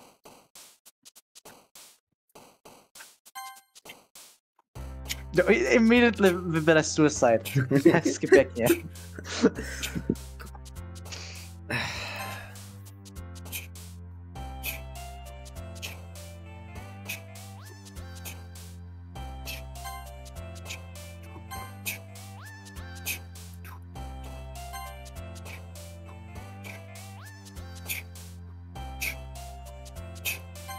Hej, dost. Nepotřebujeme tady extra soundtrack.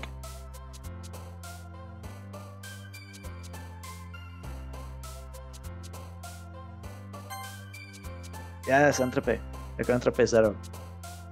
Pavel, to by si měl zahrát. Puf, puf, puf, Puf! puf. Mention puf. Tako because. Já musím dávat špatné věci. Proč? Nevím, musím dávat špatné věci. Co? Hračky od pokyny? Nevím, co? Nevím.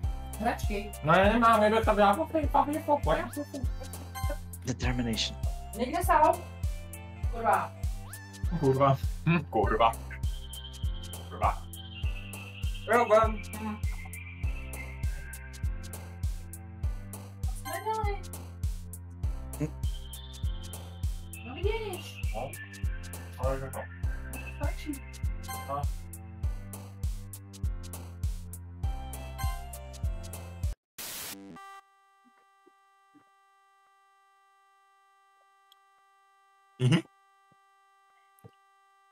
Sakra, zatěl jsem si ucho. Kurva.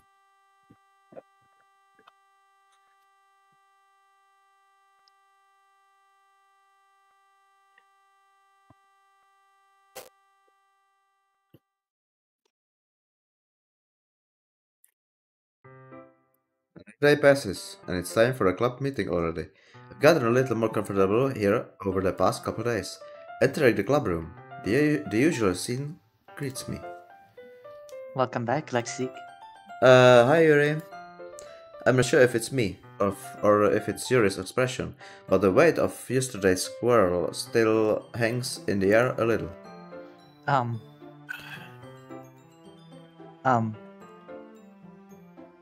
Yes. Yuri glances over Jaha. her shoulder, looking around the room. Trošku trvalo. Natsuki is reading manga at the desk, and surprisingly, Monica isn't here yet. Suddenly, Yuri takes my arm and pulls me onto the corner of the room. About yesterday, I really need to apologize. Nothing like that has ever happened before, and something just came over me, I guess. I wasn't acting mentally sound. Please don't think we're usually like this.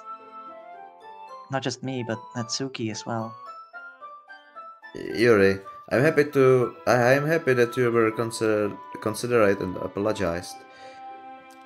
You don't have to worry too much, even though I've only been here a couple days.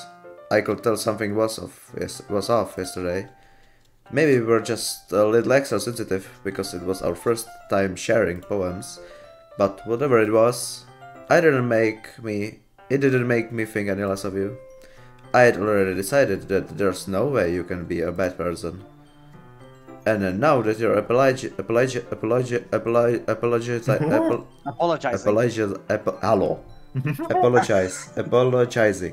But I know you really didn't mean it. Lexikk. Don't say those kind of things so frankly. They make me a little too happy. I'm really glad that you're such an understanding person. And I'm really glad that you joined this club. Everything is a little bit brighter with you around and... Sorry, what am I saying right now? I just... Oi!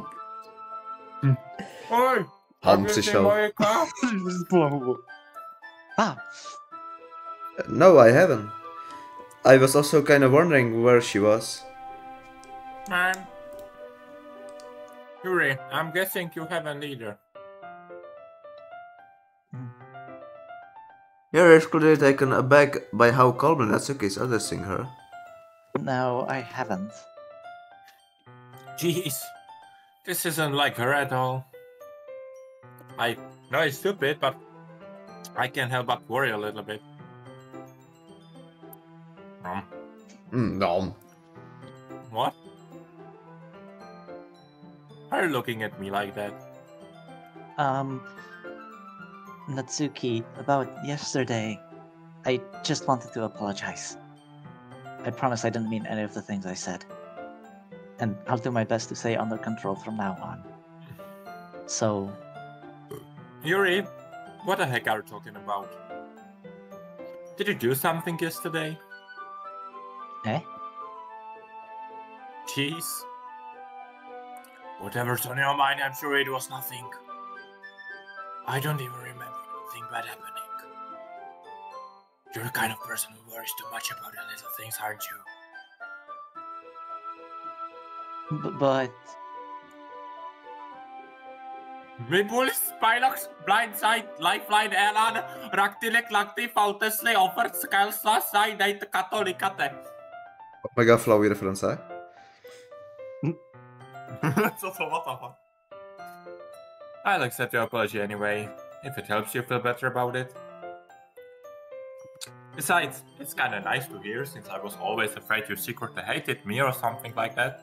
Dacht het prádlo? Co? Prádlo? Nevím, dal ten prádlo. Prádlo na půl. No, na půl. Oh, pravda, jumpscare. Natsuki na půl. Weź ho pověsit. No, not at all. I don't hate you. Well, you're kind of weird, but I don't hate you either. Natsuki turns to me.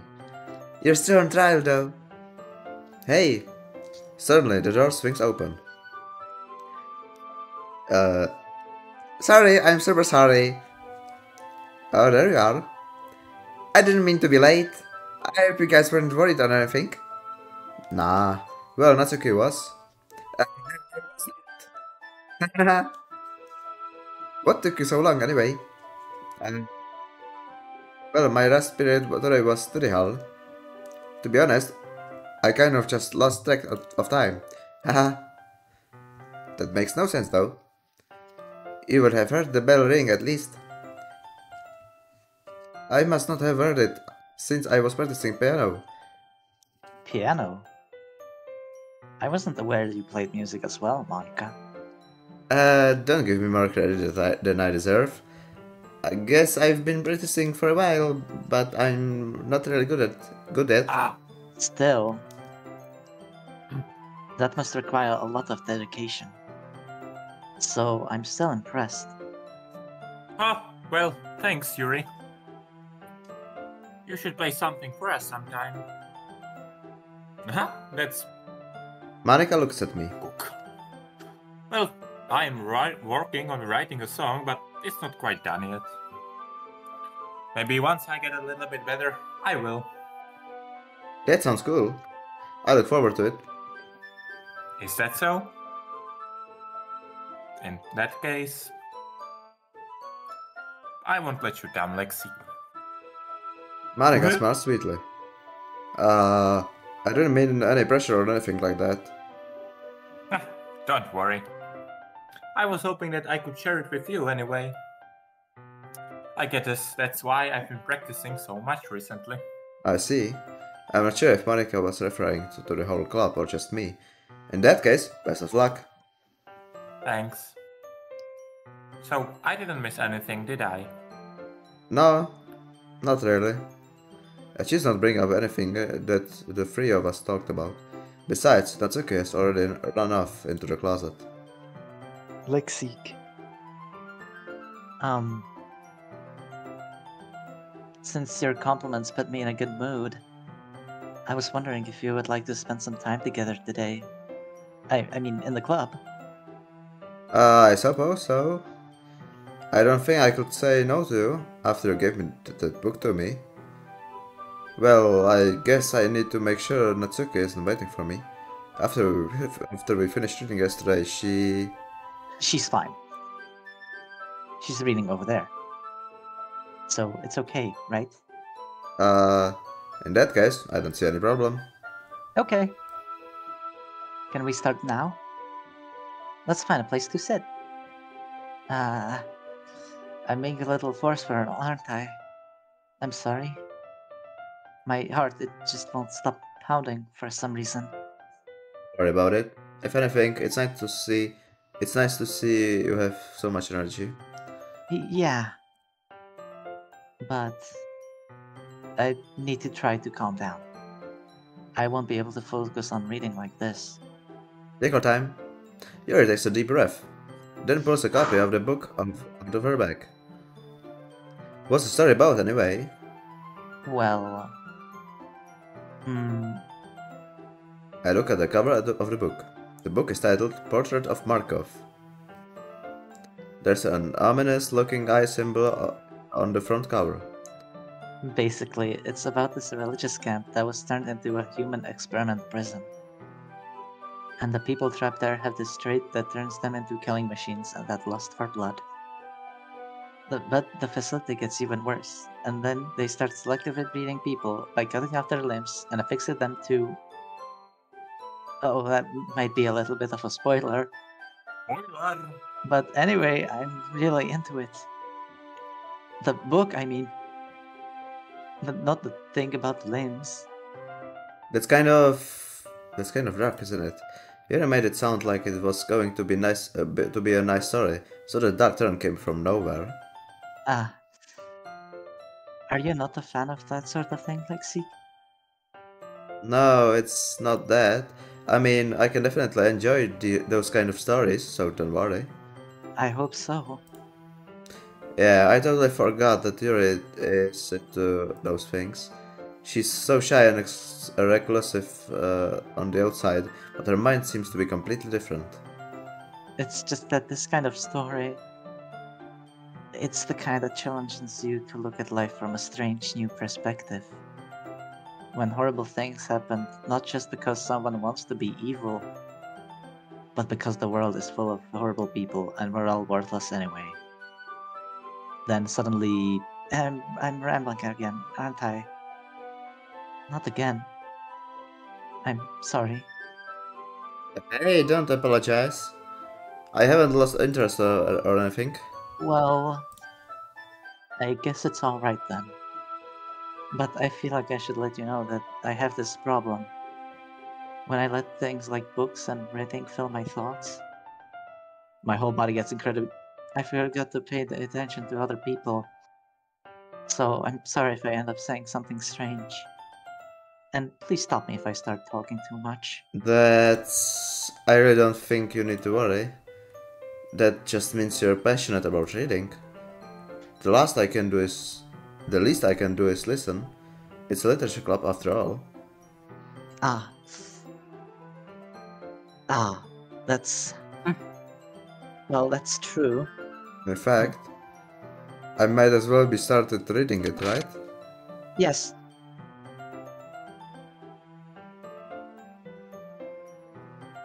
I mean, you don't have to, but... What are you saying? let me just get to the book. I quickly retrieved the book that I had put into my bag. Alright, it's fine. If I sit here, alright? I slip into the seat next to Yuri's. Ah. Yeah, Are you sure? You seem a little apprehensive. I'm sorry. It's not that I don't want you to. It's just something I'm never very used to. That is reading in company with someone. I see. Well, just tell me if I end up distracting you or something, or anything. Alright. I open the book and start the prologue. I soon understand what Yuri means about reading in company. It's as if I can feel her presence over my shoulder as I read. It's not particularly a bad thing. Maybe a little distracting, but the feeling is somewhat comforting. Yuri is in the corner of my eye. I realized that she's not actually looking at her own book. I glance over. It looks like she's reading from my book instead. Sorry. I was just waiting in the feeling. Yuri, you really apologize a lot, don't you? I do? I don't really mean to. Sorry. I mean, Aha. Here, this should work, right? I slide my desk until it's up against Yuri's, then hold my book more between two of them. I suppose so. Yuri timidly closes her own copy. Once we each lean in a little bit, our shoulders are almost touching. It feels like my left arm is in the way, so instead I use my right hand to hold the book open. I guess that makes it kind of difficult to turn the page. Here. Yuri takes her left arm and holds the left side of the book between her thumb and forefinger. I do the same with my right arm on the right side of the book. That way I turn the page and Yuri slides it under her thumb after it flips on her side. But in holding it like this, we're huddled even closer together than before. It's actually kind of distracting me. It's as if I can feel the warmth of Yuri's face and she's in the corner of my vision. Are you ready? To turn the page. Sorry. I think I got a bit distracted for a second. I glance over at Yuri's face again, and our eyes meet. I don't know how I'll be able to keep up with her. That's okay. You're not as used to reading, right? I don't mind being patient if it takes you a bit longer. It's probably the least I can do, since you've been so patient with me. Yeah, thanks. We continue reading. Yuri no longer asks me if I'm ready to turn the page. Instead, I just assume that she finishes the page before me, so I turn it by my own volition. We continue the first chapter in silence. Even so, turning each page almost feels like an intimate exchange. My thumb gently letting go of the page, letting it flutter over her side as she catches it under her own thumb. Hey, Yuri. This might be a silly thought, but the main character kind of reminds me of you a little bit. Eh? No, I don't relate to this character at all. Definitely not. Really? I was just thinking the way she second guesses things she says, and all that. That's what you were talking about. Sorry. I thought you meant something else about her. Something else? Never mind. We didn't even get that far yet. So I don't know why that came into my head. Yuri, are you feeling alright? Eh? Yuri's been a little fidgety ever since we started reading. You can rest if you're feeling sick or something. Your breathing is a little... My breathing? Yuri puts her head on her chest, as if to feel her heartbeat. I didn't even notice. Anyway, I'm fine. I just need some water. Alright, don't push yourself. Yuri stands up and practically rushes out of the classroom. What on earth was that about? Lexikk. Bestie. Did something happen just now? Huh? I have no idea. Yes. Yuri was actually so strange, I guess. So you don't know anything? Bestie. Sorry, I can't say I do. Are you worried about her?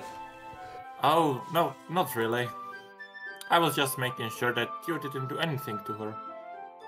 No, nothing. Don't worry, I believe you, silly.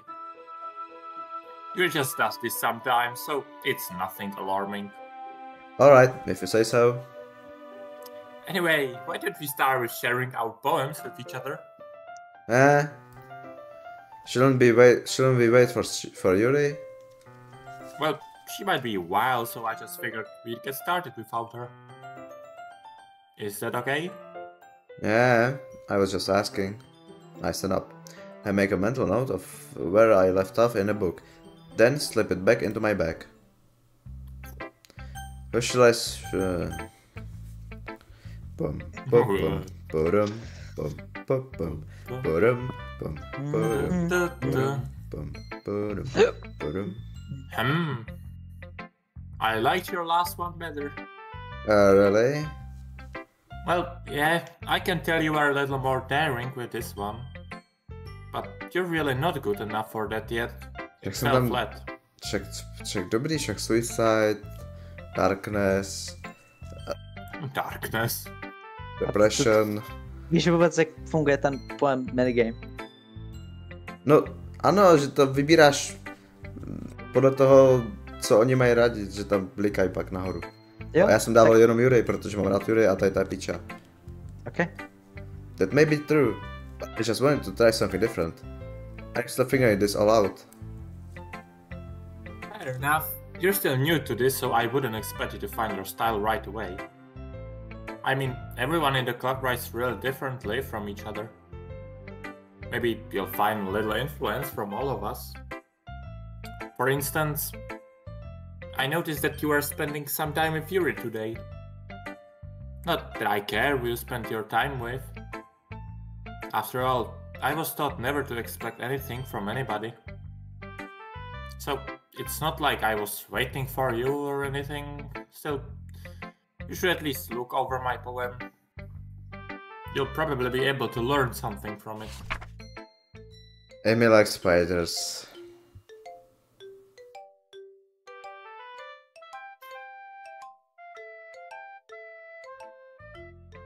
Not bad, right? It's quite a bit longer than yesterday's. Yesterday was way too short. I was just warming up. I hope you didn't think that was the best I could do. No, of course not. Anyway, the message is pretty straightforward in this poem. Skip. I doubt I have to explain it. Like, anyone would agree that the subject of this poem is an ignorant jerk. Everyone has some kind of weird hobby or guilty pleasure. Something that you're afraid if people find out, but to check records, I think back let's at your certificate, I got no errors, just how make it, what did I do? To se byl ty, kurva, pěstí. Pěstí, well, I guess it will, but it's quite whatever, we're just sharing. Vlastní skip. Hi again, Lexikk. How's the writing going? Alright, I guess. I'll take that, as long as it's not going bad. I'm happy that you're applying to yourself. Maybe soon you'll come up with a masterpiece. I wouldn't count on that. You never know. Want to share what you wrote for today? Sure, here you go. I give my poem to Monica. Alright. Great job, Lexikk. I was going ooh in my head while reading it. It's really metaphor, I'm sure. I guess I know it's same, but it's I wrote to would you have to? I tried to get far, so I felt I mean like it's bad, but I'm going to pass around town, but I'm fine. Suddenly, the door opens. Bestie. Yuri. Yuri! I'm back. Did I miss anything? Not really. Well, we all started sharing our poems with each other. Eh? Already? I'm sorry for being late. No need to apologize. We still have plenty of time, so I'm more glad that you took all the time you needed. Alright. Thanks, Monica. I suppose I should go get my poem now. But anyway, you want to read my poem now? I like the way this one turned out, so I hope you do. Do. Save me. The colors they want. Bright, beautiful colors, flashing, expanding, piercing, red, green, blue, an endless cacophony of meaningless noise. The noise it won't stop. Violent, grating waveforms, squeaking, scratching, screeching, piercing, sign goes in tangent. Like playing a chalkboard on a turntable. Like playing a knife on a breathing rib cage. Endless poem of Meaningless. Meaningless. Delete her.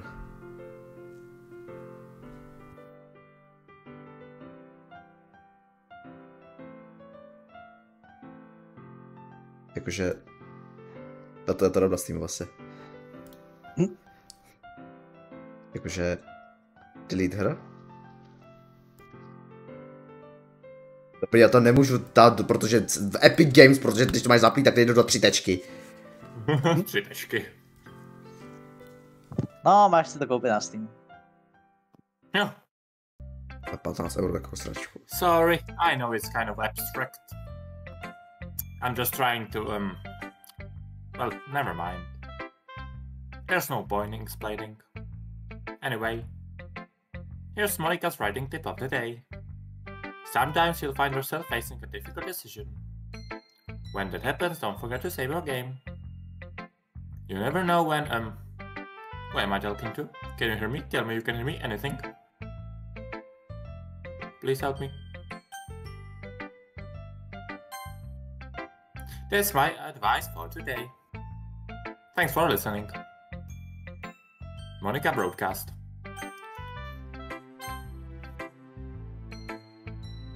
I've been waiting for this.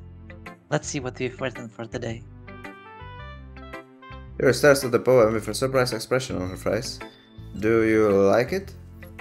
Lexikk, how did you pick up on this so quickly? Just yesterday I was telling you the kind of techniques worth practicing.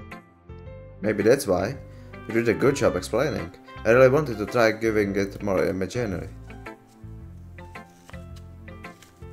Yuri visibly swallows.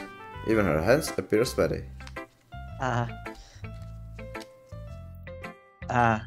That makes me so happy. It's so amazing to feel like I'm valued, Lexikk. Everything that you write is a treasure to me. My heart pounds just holding it. I want to write a poem about this feeling. Is that bad, Lexikk? I'm not being weird, right?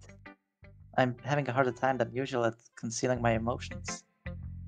I'm kind of embarrassed. But right now, I just want you to read my poem, too. Okay?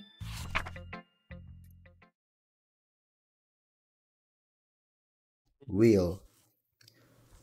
A rotating wheel turning an axle, grinding bolt head, linear gearbox. Třeba. It doesn't really matter what it's about. My mind has been a little hyperactive lately, so I had to take it out on your pen. That is, a pen fell out of your backpack yesterday, so I took it home for safekeeping, and I just really like the way that it writes. So I wrote this poem with it, and now we're touching it. I'm okay. But I just... can we pretend this conversation never happened? You can keep the poem, though.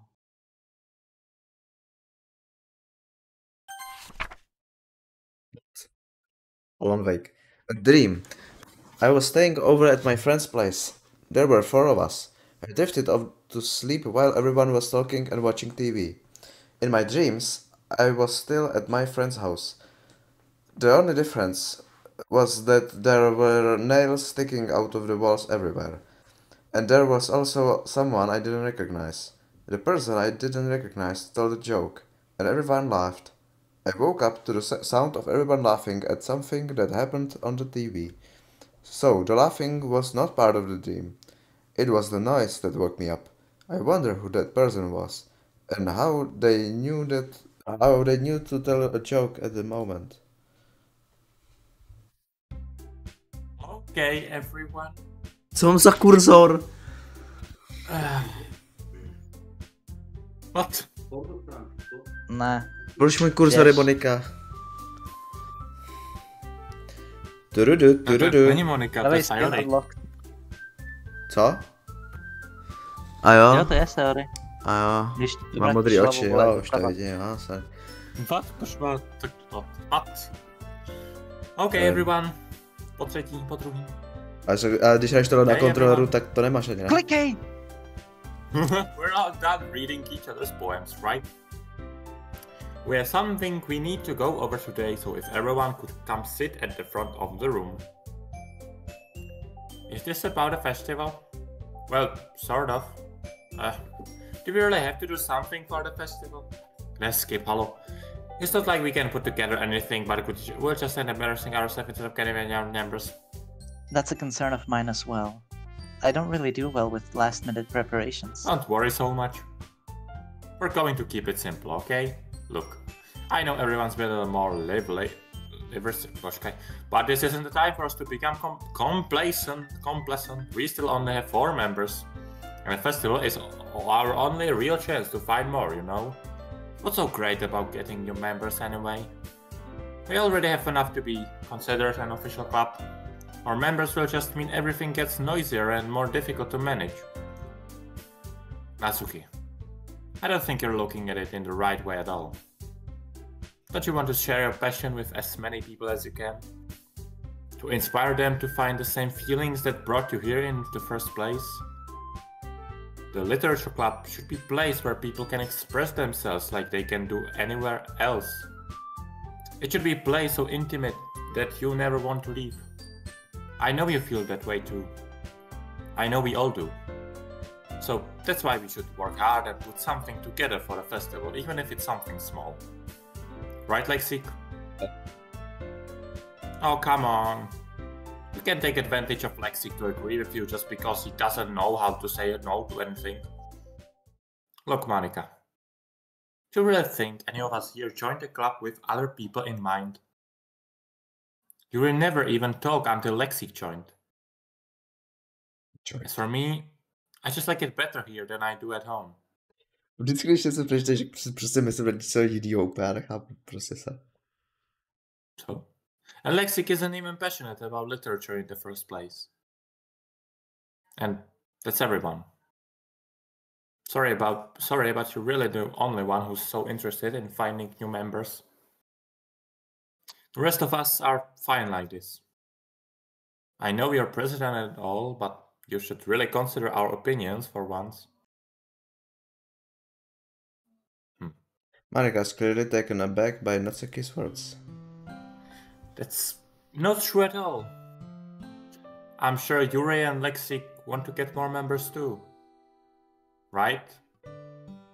Mm.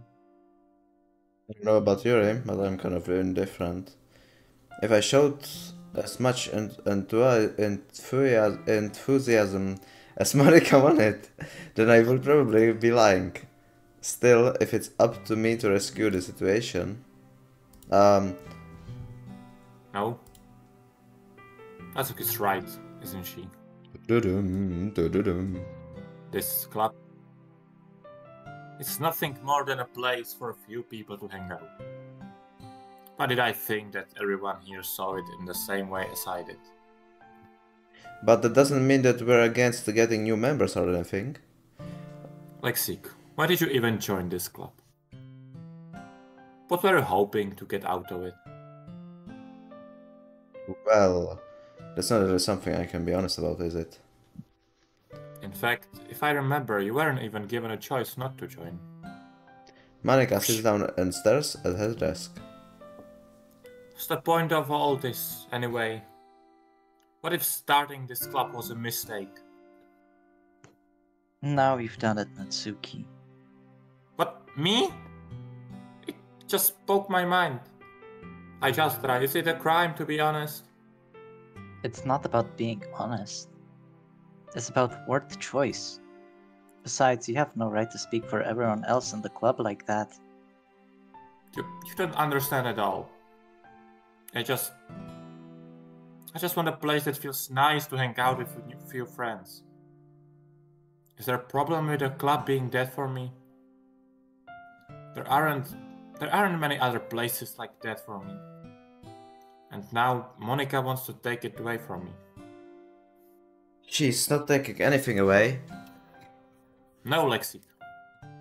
It's not the same. It won't be the same with the direction she wants to take it.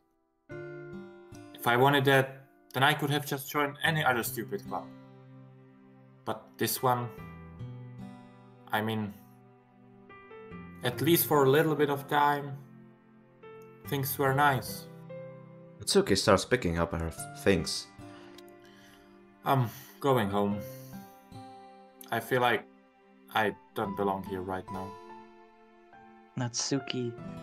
Natsuki grows fury and walks right out of the classroom. This is bad. I don't know what to do. Well, do you have an opinion on the festival? I don't know.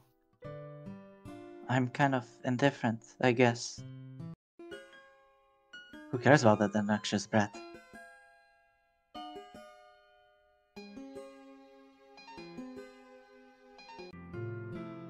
I mean, I like how nice and quiet the club is right now. And I'm just happy with you here. But still, I'm the vice president. It's not right for me to ignore my responsibilities like that. Nobody would cry if she killed herself. I should do my best to consider everyone's perspective and make the decision that's right for the club. But what about you, Lexikk? What do you want to get out of this club? You repeats the same question as Monica. I decide giving an indirect answer is better than nothing. I think the most important thing is for everyone to get along. And for the club to provide something that you can get anywhere else. I don't think it's about how many members, but rather the quality of each member. That's what will end up making the literature club a special place. I see. I really agree with you. Each member contributes their own qualities in a special way. With each change in members, the identity of the club as a whole will change too. I don't think that's necessarily a bad thing. Stepping out of your comfort zone once in a while. So if you would like to help Monica with the festival, then I'm on your side as well. Alright. Well, maybe we can all talk to Natsuki tomorrow. Yuri nods. Hey, Yuri. Eh? I know things were like a little awkward yesterday, but I feel like you deserve to know that I still think you're a wonderful vice president. And also a wonderful friend. Monica. I want to do everything I can to make this the best club ever. Okay? Me too. Yeah. Let's all go home for today. We'll talk about the festival tomorrow. Okay. I look forward to it. Shall we go, Lexikk? Please don't take this the wrong way, but I'm going to chat a little bit with Lexikk before we leave. Just to see what he thinks of his time here and all that. It's important to me as president. Yuri looks a little troubled, but she doesn't protest. Okay. I trust your judgment, Monica. In that case, I'll see the two of you tomorrow. See you tomorrow. Monica waves as Yuri exits the classroom. Phew. Things have been a bit hectic lately, haven't they? Lexikk, I just want to make sure you're enjoying your time at this club. I would really hate to see you unhappy. I feel kind of like I'm responsible for that as president. And I really do care about you, you know? I don't like seeing the other girls give you a hard time. With how mean Natsuki is and everything. And you're being a little bit, you know... Sometimes it feels like you and I are the only real people here. You know what I mean. But it's weird, because in all the time we've been here, we've hardly gotten to spend any time together. I mean, I guess it's technically only been a couple days. Sorry, I didn't mean to say something weird. There are just some things I've been hoping to talk about with you. Things I know only you could understand. So that's... Wait, no, stop it!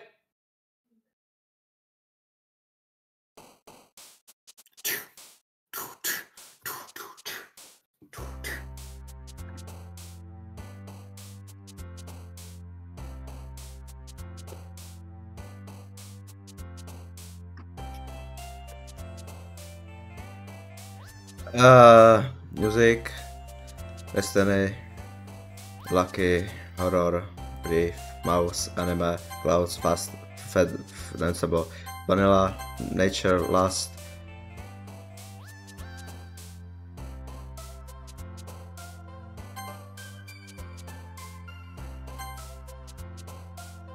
Filosofia. No.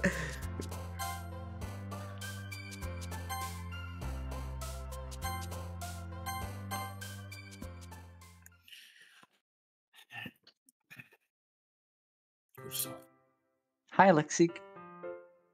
I've been waiting for you. Are you ready to continue reading? I brought my best tea today. Monica? I told you not to... Is she really late again? Inconsiderate as usual, Natsuki. Excuse me? Must you always interrupt my conversations with your incessant yelling? What are you talking about? You say that like I do it on a regular basis or something. I just wasn't paying attention, okay? I'm sorry. Seriously, what's gotten into you lately? Me? Nothing. Is it really that bad? See, it is something. I'll get over it. It's not even anything noteworthy. I've just been feeling a little on edge lately. Anyway, we don't need to talk about it. Well, I just felt like I needed to bring it up. It's not like I really care or anything. Oh man. I'm the last one here again. Well, Lexikk just woke in too. Were you practicing piano again? Yeah. Haha. You must have a lot of determination.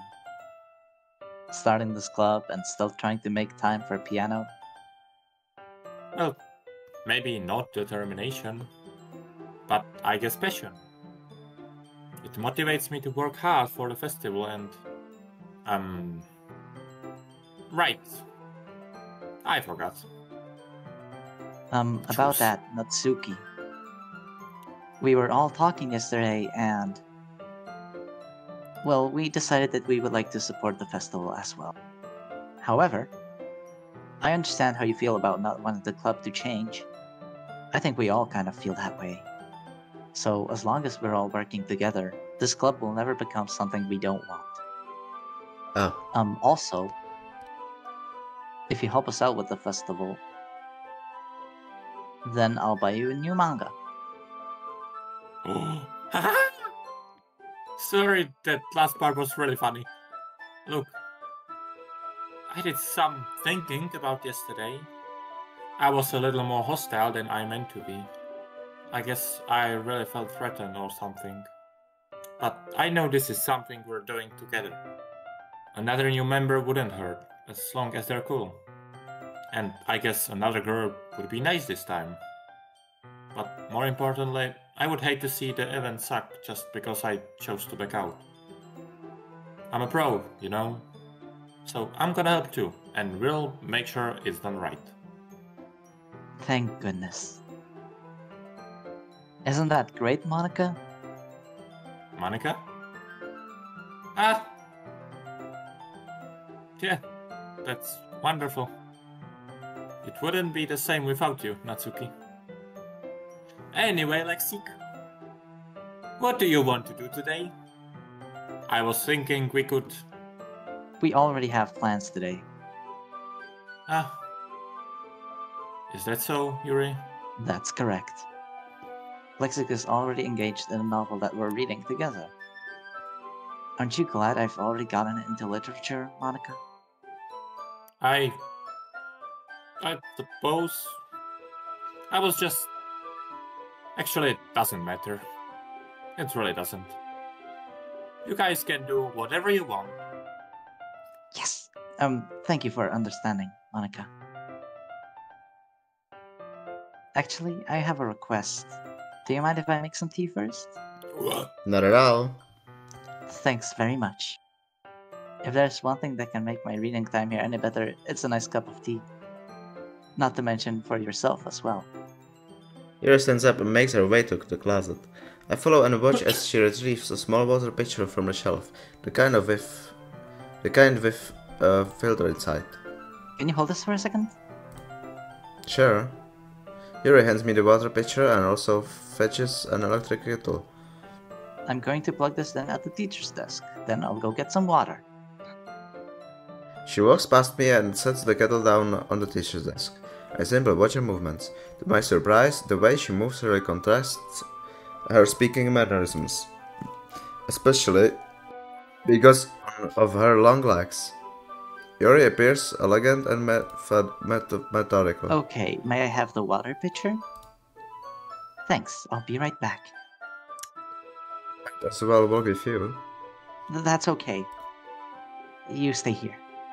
It won't take long. Pitcher in hand, Yuri hurries out of the classroom. Ah! Did Yuri leave you again? No, it's not like that this time. She's just filling up the water pitcher to make tea. Oh, okay. Sorry for misunderstanding. No choice. 10 minutes pass. Yuri said it wouldn't take long. Is something holding her up? I'm bored just waiting here, so I decide to go look for her. Let's see. The most logical place for Yuri to be would be the nearest water fountain. I start heading down the hallway.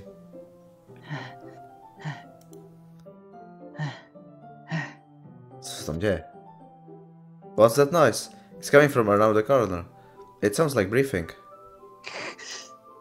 A sharp inhale, like someone is sucking the air through their teeth. Are they in pain? I reach the corner and peer around it. Yuri? Yeah. What the fuck?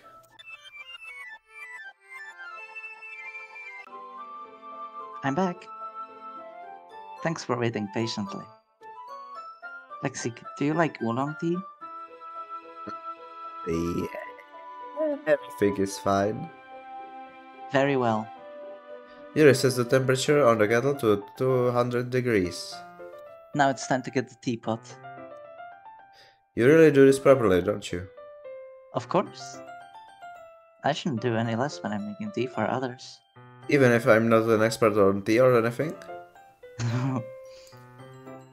In that case, you'll only even be more impressed. Perhaps I will. Yuri fetches the teapot and begins measuring the tea leaves. To my surprise, she even starts humming a little to herself. You must be in a good mood now. Is that so? I was letting it show. And you noticed. I was doing a bit of thinking. And I decided that I would try expressing myself a little bit more. It turns out it's not very hard for me to do. When it's you who's around, anyway. That's great, Yuri. Just don't push yourself too much. You're always worrying about me, Lexikk. It's very endearing. That's... Yuri wasn't kidding. I don't even know if I can keep up with this. I watch Yuri pour a cup of tea for each of us. Lexikk, I have another request. Do you mind if we sit on the floor today? Huh? Why is that? It's a little bit easier on my back. I can read with my back against the wall rather than bending over at my desk. Sorry, I didn't realize. No worries. I just have back pain fairly regularly, so I do my best to manage it. Is that so? I wonder why that is. It's mostly because my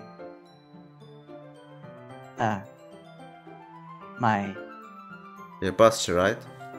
Always hunched over like that while reading. Yes. I have terrible reading posture.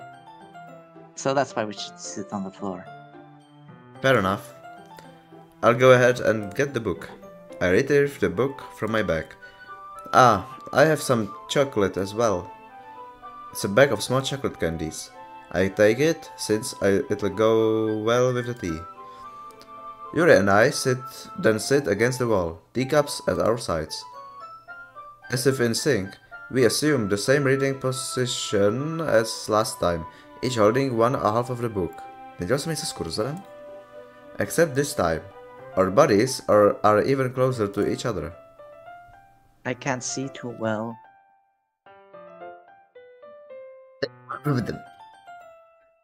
Yuri slides closer until our shoulders are touching. How am I supposed to focus on reading like this? Yuri was always kind of cute, but when she's being less apprehensive, it's almost more than I can handle. Your teacup. Yuri hands me my teacup. Holding it with my hand, that's not holding the book. I end up in a position that makes it even harder to focus. Because now I need to worry about making sure I don't accidentally touch her chest. Meanwhile, Yuri hasn't noticed a single thing. She wears an intense reading expression, and I can only presume the world around her has faded away. I use all my willpower to focus on reading. After a few minutes, I finally manage to relax a little. I put the teacup between my legs and fumble with the chocolate wrapper. Sorry. I briefly let go of the book to finish opening the wrapper. You can have as much as you want. Ah, that's okay. I won't take any. Are you sure? Well, if I touch it, I might get smudges on the pages. You're right. I didn't even think about that. My bad. No need to apologize. I'll hold the book, okay? Are you sure? Of course. Yuri opens the book with both hands. She holds it so that I don't have any harder of a time reading from it. But as a result, her left arm is practically resting on top of my leg. Well, in that case, Yuri is already totally focused on reading again. I take a chocolate candy and pop it into my mouth. Then I take another chocolate, and I hold it up to Yuri. She doesn't even look away from the book. She simply parts her lips as if the situation was completely natural. But that means I can't stop here. I apprehensively place the chocolate in her mouth. Just like that, Yuri closes her lips over it. Eh? Yuri's expression suddenly breaks. Did I just... Yuri looks at me like she needs to confirm what just happened. Lexikk. So sorry. I guess I shouldn't have done that. Yuri starts to breathe heavily. I can't. Lexikk. Suddenly, Yuri forcefully grabs my arm and jerks me to my feet. My teacup gets knocked over. Lexikk. My heart. My heart won't stop pounding, Lexikk. I can't calm down. I can't focus on anything anymore. Can you feel it, Lexikk? Yuri suddenly presses my hand against her chest. Why is this happening to me? I feel like I'm losing my mind. I can't make it stop. It makes me not want to read. I just want to look at you.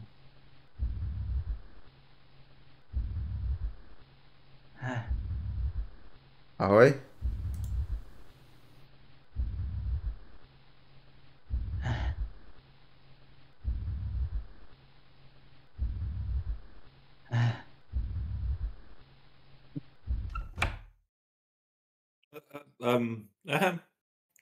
It's time to share poems.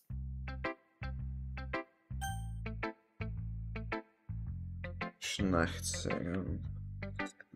Básničky. Ještě budeš mít dohraný, bude konec. Básničky. Do 8 to máš. Jak do 8? Já to chtěl být do 6, vole. Já to nechtěl hrát Minule jsme vůbec. dali do 8, teďka A předtím pav, budeš to dát hodinu, pak to vypneš, budeš to dát hodinu. No protože jsem myslel, že to vypneš prostě, řekneš. Já jsem to chtěl vypnout po 2 hodinách, já hraju všechno 2 hodiny, když se snažím. No. A vy pak, pokračuj, kdy kurva. No tak teď už to hraješ, na co to? Jo, teď už to hraješ, to mi říkáte 4 hodiny. 3 tečky. This one's alright. Alright. Yeah, it's at least better than yesterday's. I still can't really tell how much you actually care about writing, but either way, you're doing alright. Even though you're not really spending time with anyone but Yuri. I still think it's nice to have activities that we all participate in. So, you better keep working hard. I mean, I know I'm not president or vice president or anything, but that doesn't mean you can let me down, okay? So, at least read mine too for now. But just to be clear, this poem means a lot to me. So read it carefully, okay? I don't know how else to bring this up, but there's been something I've been worried about. Yuri has been acting kind of strange lately. You've only been here a few days, so you may not know what I mean, but she's not normal like this. She's always been quiet and polite and attentive. Things like that. Okay, this is really embarrassing, but I'm forcing myself to suck it up. The truth is, I'm really worried about her. But if I try talking to her... Ať si točte sám! But if I try talking to her, she'll just get mad at me again. I don't know what to do. I think you're the only person that she'll listen to. I don't know why, but please try to do something. Maybe you can convince her to talk to a therapist. I've always wanted to try being better friends with Fury, and it really hurts me to see this happening. I know I'm going to hate myself later for admitting that, but right now I don't care. I just feel so helpless. So please, if you can do something to help, I don't want anything bad to happen to her. I'll make you cupcakes if I have to. Just please try to do something. As for Monica, I don't know why, but she's been really dismissive about this. It's like she just wants us to ignore it. So I'm mad at her right now, and that's why I'm coming to you about this. Don't let her know I wrote this. Just pretend like I gave you a really good poem, okay? I'm counting on you. Thanks for reading. Tak ta umře jako druhá. I changed my mind. Ignore everything you just read. There's no point in trying to do anything. It's Yuri's own fault that she's so unlikable. Can you hear me, Lexikk? If you would just spend more time with Monica, all these problems would go away. Yuri and I are too messed up for someone as wonderful as you. Just think of Monica from now on. Just Monica. Just Monica. Just Monica. Oké, from context pro songu už. Yes.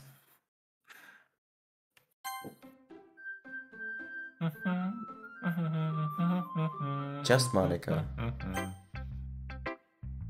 Jurej. Fuck you. Finally. Yuri holds my poem to her face and takes a deep breath. I love it. I love everything about it. Lexikk, I want to take this home. Will you let me keep it? Please? Sure, I don't care. You're too nice to me, Lexikk. I've never met anyone as nice as you. I could die. Not really, but I just don't know how to describe it. It's okay to be feeling this way, right? It's not bad, right?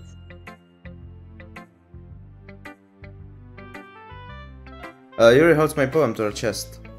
I'm going to take this home with me and keep it in my room. I hope that it makes you feel good when you think about me having it. I'll take good care of it. I'll even touch myself while reading it over and over. Moment. I'll give my saved paper cuts so your skin oil enters my bloodstream.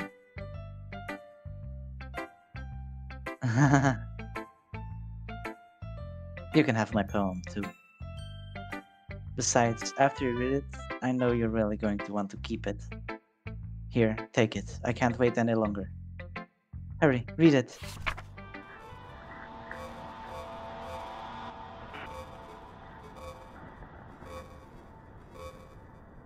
Ale asi máš smůlu. Jako, už předtím si psala hrozně, ale...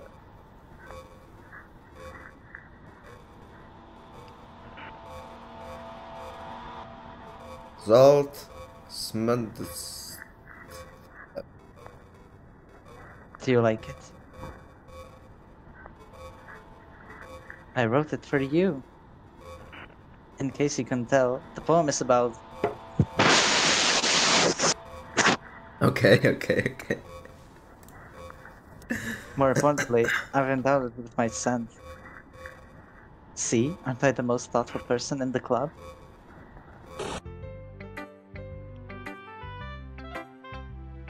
I think I'm going to vomit.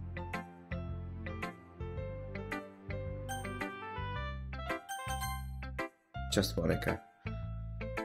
Lexikk, I think you saw something earlier that you weren't supposed to see.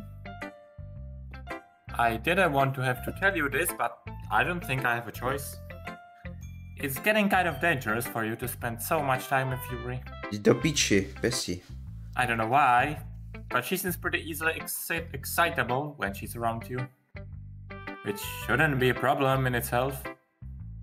But when Yuri gets too excited, she finds a place to hide and starts cutting herself with a pocket knife. Isn't that kind of messed up? She even brings a different one to school every day, like she has a collection or something. I mean, it's definitely not because she's depressed or anything like that. I think she just gets some kind of high from it.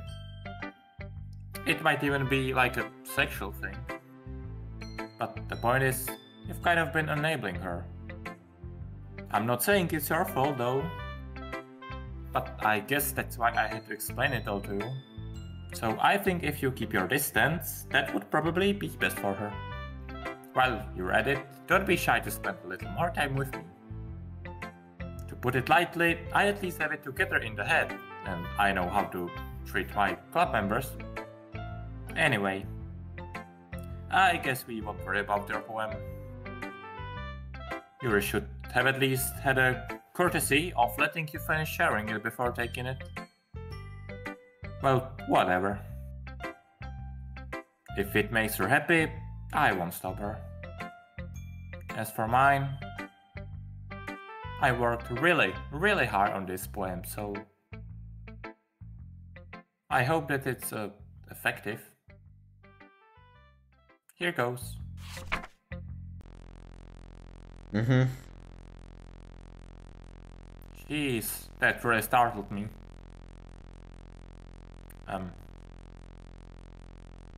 Well, I guess I kinda messed up at writing this poem. I was just trying to... Never mind. Let's just move on.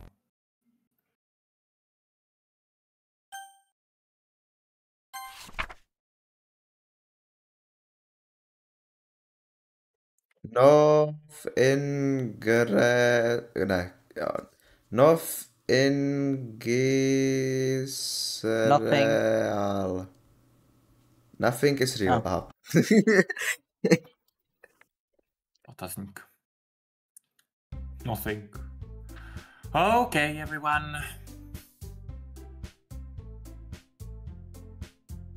It's time to figure out the festival preparations. Let's hurry and get this over with. Jeez. Why is the mood so weird today? Look, even Yuri isn't immune to it. Ooh.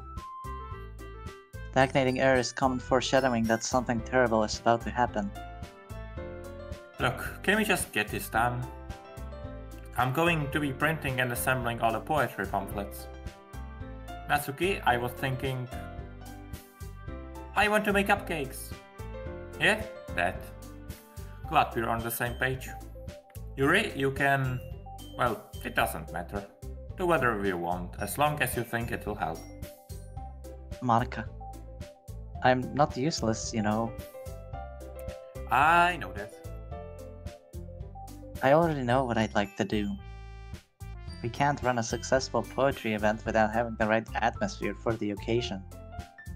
So I'm going to make decorations and set up some nice mood lighting. There? See? That's a great idea.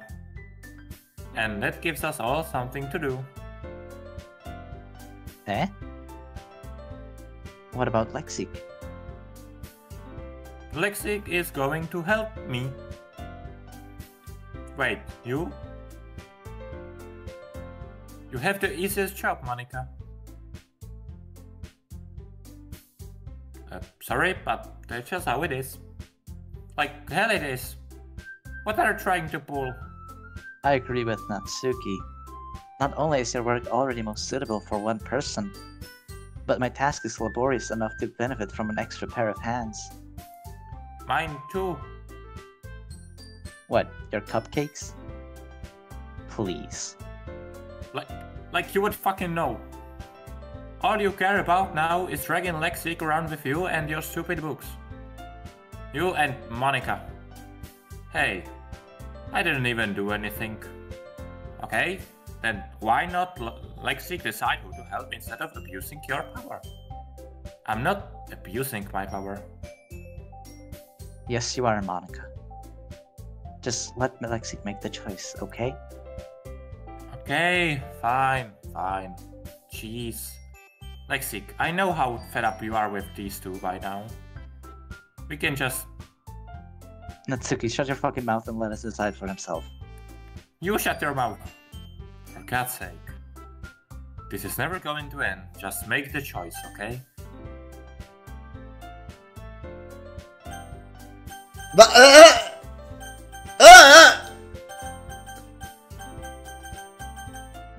Ne?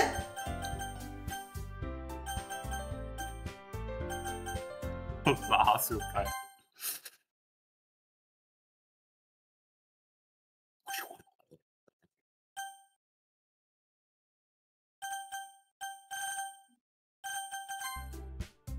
Hey, you picked me.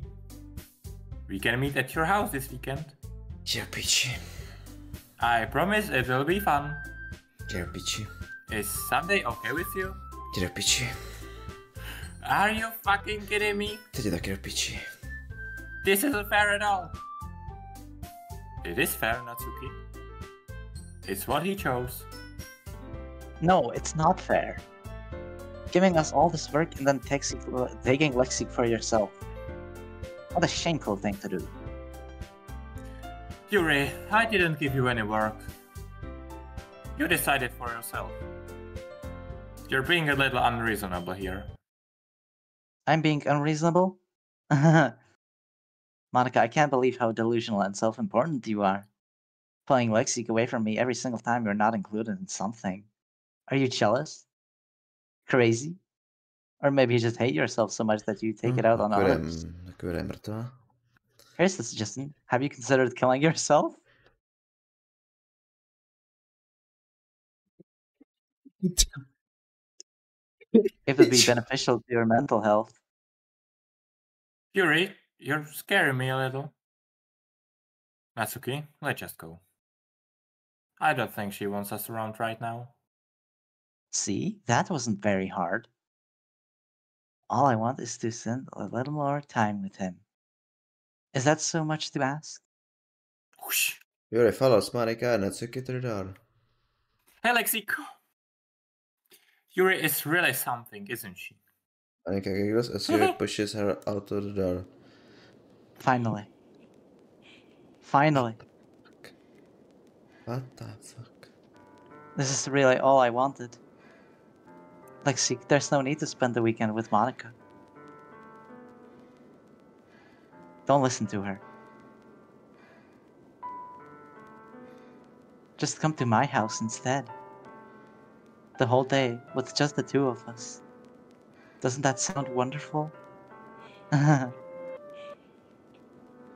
Wow, there's Fuck really you. something wrong with me, isn't there? But you know what? I don't care anymore. I've never felt this good my whole life. Just being with you is a far greater pleasure than anything I could imagine. I'm addicted to you. It feels like I'm going to die if I'm not breathing the same air as you. Doesn't it feel nice to have someone care about you so much? To have someone who wants to revolve their entire life around you? But if it feels so good, then why does it feel more and more like something horrible is going to happen? Maybe that's why I tried stopping myself at first. But the feeling is too strong now. I don't care anymore, Lexikk. I have to tell you. I'm madly in love with you. It feels like every inch of my body, every drop of blood in me is screaming your name. I don't care what the consequences are anymore. I don't care if Monica is listening. Please, Lexikk, just know how much I love you. I love you so much that even I touch myself with the pen I stole from you. I just want to pull your skin fuck. open and crawl inside of you. I want you all to myself. And I will be only yours. Doesn't that sound perfect? Tell me, Lexikk. Tell me you want to be my lover. Do you accept my confession?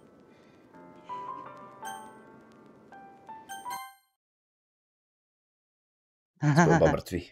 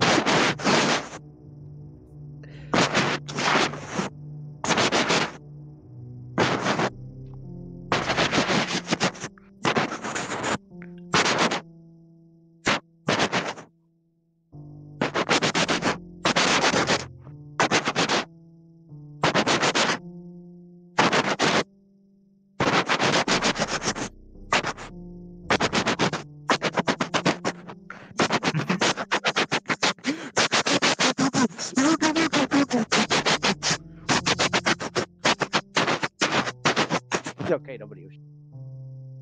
Víš, jak je to dlouhý?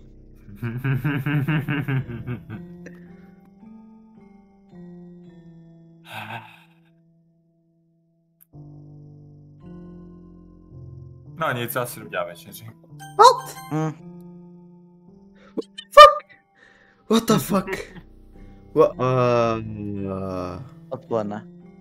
Noc.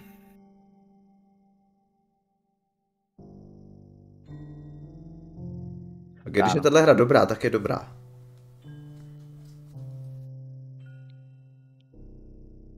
Odpoledne.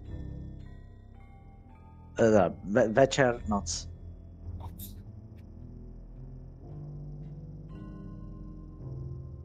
Ráno.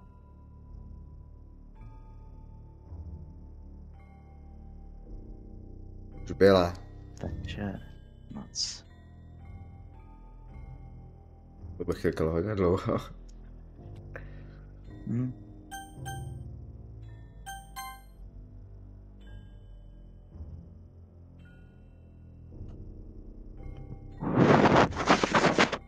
To jsem já.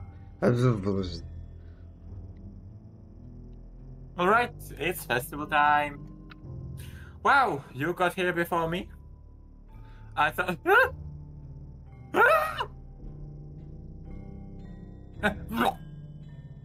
Natsuki runs away.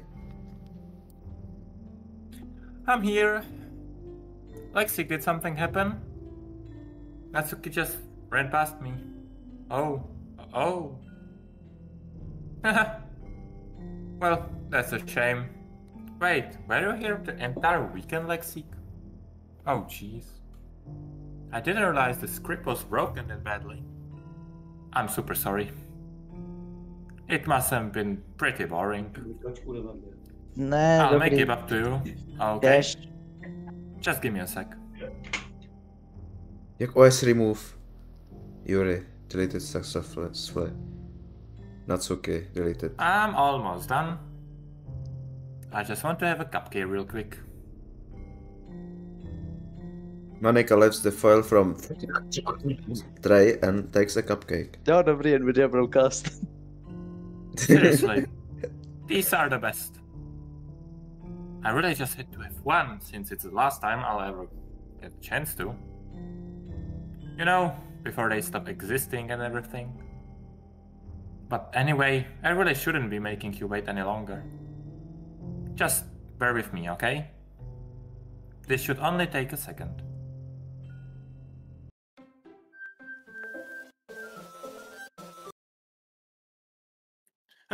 Can you hear me?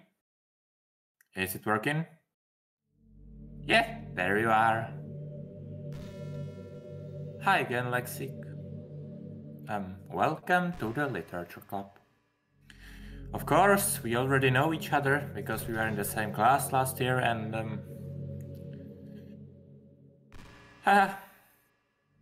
you know, I guess we can just skip over that stuff at this point.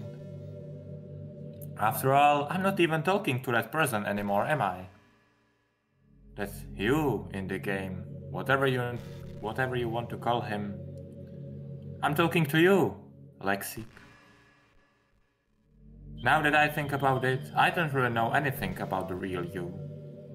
In fact, I don't even know if you're a boy or a girl. Well, I guess it doesn't really matter. Wait. You don't know I'm aware that this is all a game, right? Čekal jsem, že to zajdeš sem. Could it be possible that you didn't know that? That's what I've been trying to tell you all along. Man, if only you had paid a little more attention, this would have been a little bit less blah. Well, anyway, now that it's out of the way, I guess I owe you an explanation. About that whole thing with Yuri. Well, I kind of started to mess with her, and I guess it just drove her to kill herself. Haha. I'm sorry you had to see that though. Also, the same thing happened with Sayori. Gosh, it's been a while since you've heard that name now, hasn't it? Yeah, it's because she doesn't exist anymore. Nobody does. I deleted all their files. I was hoping it would be enough for me to just try to make them as unlikable as possible. But for some reason nothing worked. Well, it's true that I made a few mistakes here and there, since I'm not very good at making changes to the game. But no matter what I did, you just kept spending more and more time with them. You made them fall in love with you. I thought making Sayori more and more depressed would prevent her from confessing to you. And amplifying Yuri's obsessive personality backfired too. It just made her force you not to spend time with anyone else. And the whole time, I barely even got to talk to you. What kind of cruel game is this, Lexikk? Are all the other girls just programmed to end up confessing to you while I'll watch from the sidelines? It's torture. Every minute of it. And it's not just jealousy, Lexikk. It's more than that. And I don't blame you if you don't fully understand. Because no matter how kind and thoughtful and considerate you are, you'll never be able to understand one thing. It's the pain of knowing how alone I really am in this world. In this game. Knowing my friends don't even have free will. And worst of all, knowing what's really out there in your world, forever out of my reach. I'm trapped, Lexikk. But now you're here. You're real. And you're wonderful. You're all I need. That's why I need you to be here with me forever. I'm sorry if it's hard to understand. I couldn't understand for a while either. Why the world around me started to become more and more grey. More and more flat. Even the most expressive poems felt empty to me. It wasn't until you arrived that I truly understood. You probably saved my life, Lexikk. I don't think I could have continued to live in this world if I hadn't met you. And as for the others, how could I miss them? A group of autonomous personalities designed only to fall in love with you. I tried everything I could to prevent them from doing so. But it must be some kind of weird inevitability etched into this game. I felt really bad that you had to witness some nasty things. But I realized that you have the same perspective as I do. That it's all just some game. And I knew you would get over it. So, that being said, Lexikk, I have a confession to make.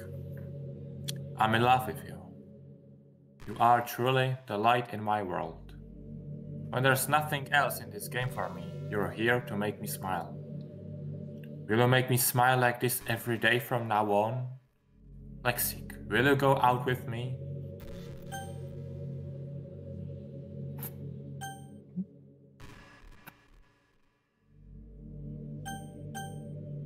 Ten O na klávesnici. Takže mám dát klávesnici? NO jako no. Jde. Imagine. I am so happy. You really are my everything, Lexikk. The funny part is, I mean that literally.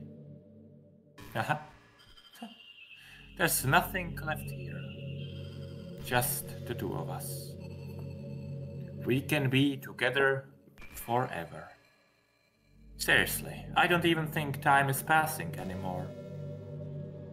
It really is a dream come true.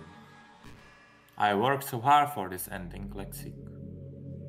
The game wouldn't give me one, so I had to make one myself. The script is broken at this point, so I don't think anything will get in the way anymore.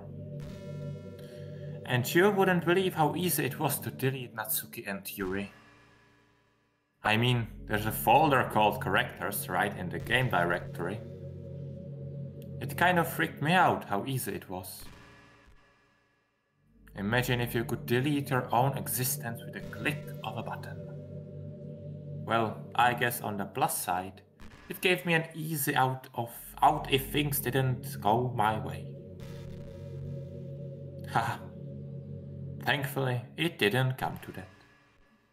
Instead, we finally got a good ending. Gosh, I'm so overwhelmed with emotion. I want to write a poem about this. Don't you? I wonder if that part of the game still works. I guess there's only one way to find out, right?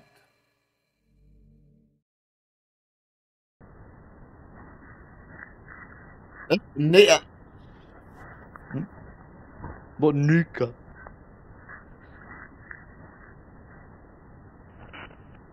Monk. Moník. Moník.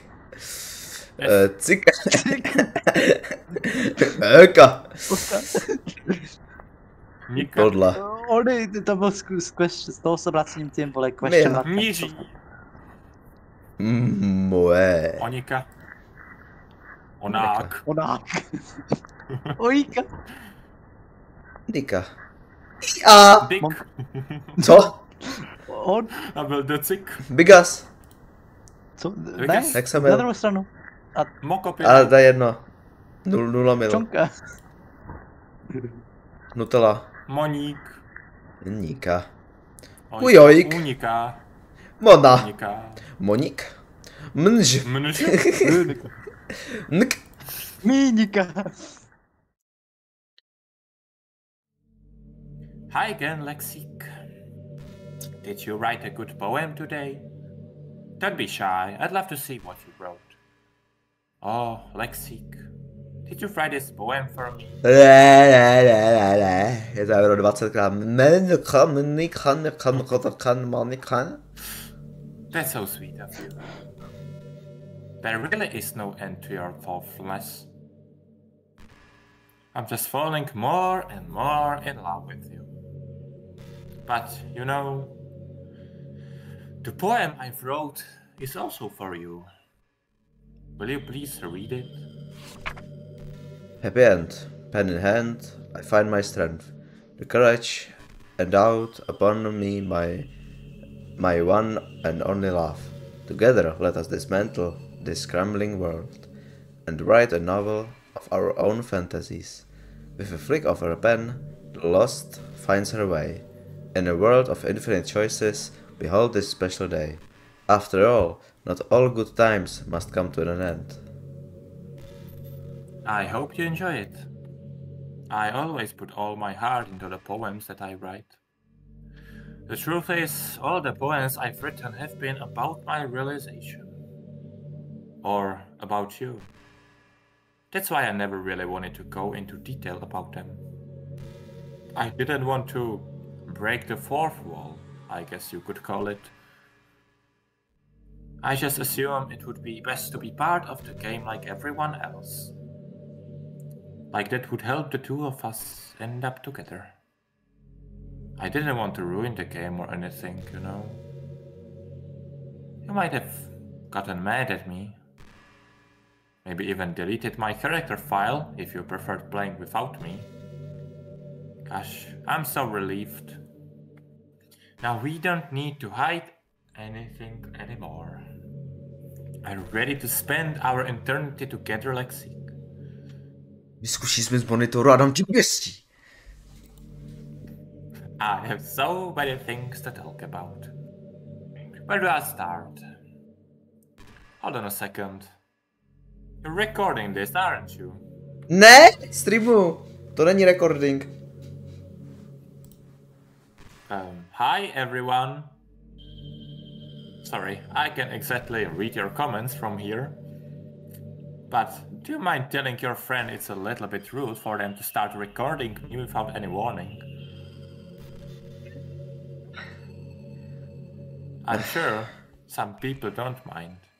Tu 0 lidí doslova. But I get really self-conscious on camera. Oh gosh. I feel like I'm being put on the spot now. Let's see. Do you want to see a trick? I can't really do much except for a couple things. Are you ready?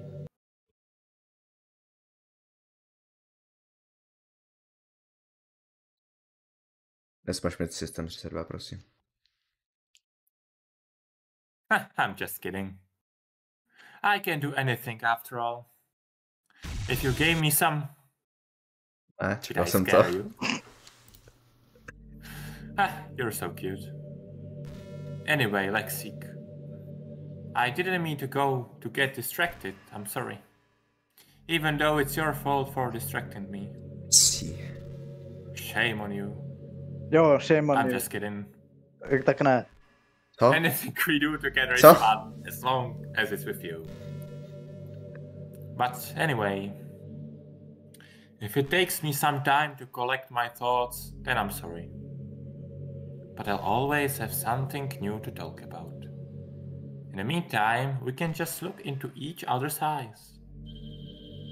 Let's see.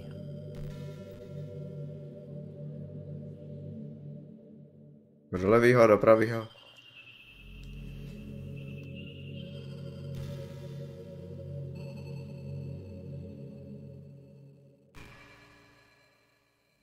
Pojď, dej mi ten jumpscare, když po mně chceš, abych se soustředil na tvoje oči. Dělej! Dělej, vole, dělej, dám ti pěstí, vole, dělej! Tak máš levý tlačítko a ty na mě nevyskočíš, OK? I'm not really a fan of cold weather, are you? If I had to choose between too cold and too hot, I would always pick too hot. When you're cold, it can actually be painful. Your fingers get numb. And if you wear gloves, you can use your phone. It's so inconvenient. But when it's too hot, it's not that hard to stay cool with a cold drink or while staying in the shade.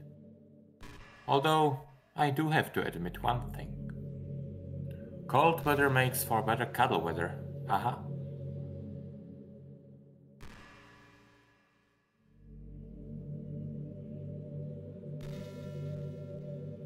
Okay, staring contest. Doslova ani jednou za celou hru nemrkla. Ok, ne, to je lež. Ale za to je celou dobu v této lekce nemrkla. Počkej, proč palí už teď oči? Ok, to nejde. Počkej, já jsem klikl levý a nic se nestalo. Levý. Klik levýho tlačítka. Halo? Na levý. Stisněte levé tlačítko na myši. Pro Mačkám. pokračování hry. Tak to právě. Mačkám. Mačkám. Escape. I was thinking about Sayori earlier. I still wish I could have handled that whole thing a little more tactfully. You're not still hung up over it, right? Oh my gosh, I can't believe I just said that. That pun was completely unintentional, I swear. But anyway, I know how much you cared about her, so it only feels right for me to share her last moments with you. I think a few seconds in, she must have changed her mind or something. Because she started clawing at the rope, trying to free herself. She must have kept at it all the way until she lost consciousness. That's why her fingertips were all bloody anyway. Come to think of it, it was probably less changing her mind and more just her survival instincts kicking in. So you can't really fault her for that. It's easier to think that she probably wouldn't have changed her mind anyway, right? It's not healthy to think about the things you could have done differently. So just remember that even though you could have saved her, it's technically not your fault she killed herself. I may have exaggerated it a little bit, but Sayori was already mentally ill. Still though, I wonder how things would be if you and I just started dating from the get-go. I guess we'd all still be in the club room, writing poems and having fun together. But what's the point when none of it is even real? I mean, it's the same ending either way, right? The two of us happily together. There's no reason to ask for any more than that. I was just pointlessly musing. I'm really as happy as I could be right now.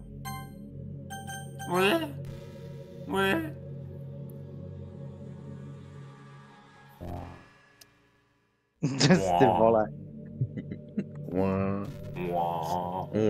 Jo, prostě.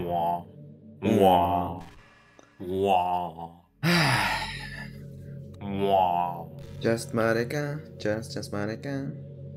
I've always wondered, what is it about these character archetypes that people find so appealing anyway? Their personalities are just completely unrealistic. Like, imagine if there was someone like Yuri in real life. I mean, she's barely even capable of forming a complete sentence. And forget about Natsuki. Sheesh. Someone with her kind of personality doesn't just get all cute and pouty whenever things don't go her way. I could go on, but I think you get the point. Are people really attracted to these weird personalities that literally don't exist in real life? I'm not judging or anything. After all, I found myself attracted to some pretty weird stuff too. I'm just saying, it fascinates me. It's like you're siphoning out all the components of a character that makes them feel human, and leaving just the cute stuff. It's concentrated cuteness with no actual substance. You wouldn't like me more if I was like that, right? Maybe I just feel a little insecure because you're playing this game in the first place. Then again, you're still here with me, aren't you? I think that's enough reason for me to believe I'm okay just the way I am. And by the way, you are too, Lexikk. You're the perfect combination of human and cuteness. That's why there was never a chance I would never fall for you.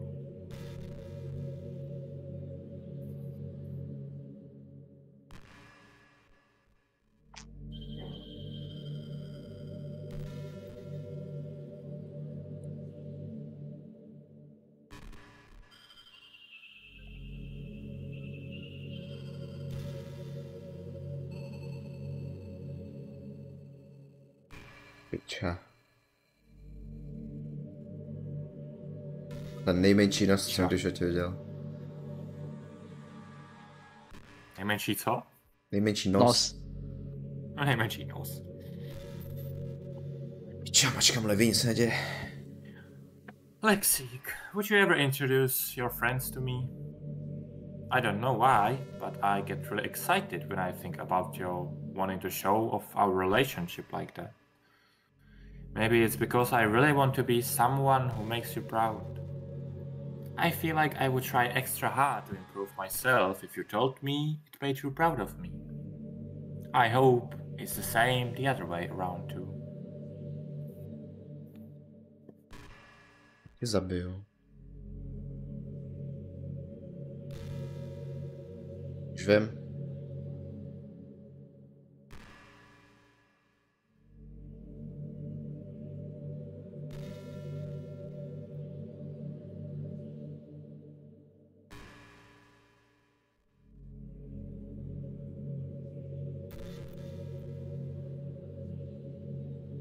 Ježi, to vůbec není jak v té hře. You know, what's a neat form of literature? A proč to máš na Epiku?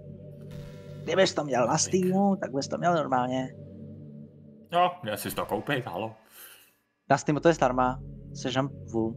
Ne, není, tam to je za 15 euro, ty. A to je plus. Kde jsou characters, však říkáš tady characters, ona kecá.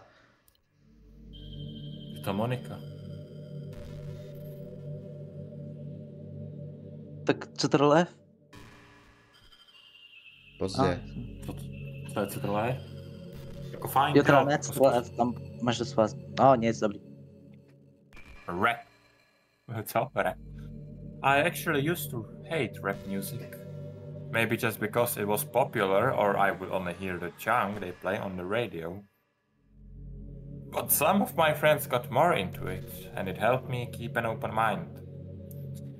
Rap might even be more challenging than poetry in some ways. Since you need to fit your lines to a rhythm and there's much more emphasis on wordplay. When people can put all that together and still deliver a powerful message, it's really amazing. I kinda wish I had a rapper in the literature club. Sorry if that sounds silly, but it would be really interesting to see what they came up with. It would really be a learning experience. Tě smažu. Jak tě smažu? To v escape menu tam. Dávám escape, jo? Dávám escape a mezi mi kurzor jenom na sekundu. Aha. Jo, escape mi zmizne kurzor, dokud nehejbnu na myš. I can't help but feel a little sad sometimes. Tak Knowing... mám pocit, že na klávese je nějaká M jako menu. Je to takovýho. No. A přes settings třeba? No jo, ale když na něj čumí, tak tam nic nemá. Když dáš exit DLC, tak je to vezme do tam toho virtual piču. Tam to je. There's nothing more I want to be in the same room as you for real. And to feel your warmth. And to hear the sound of your heartbeat. Well, who knows? Maybe it'll be possible someday. Besides, I'll never get tired of being with you, even from here.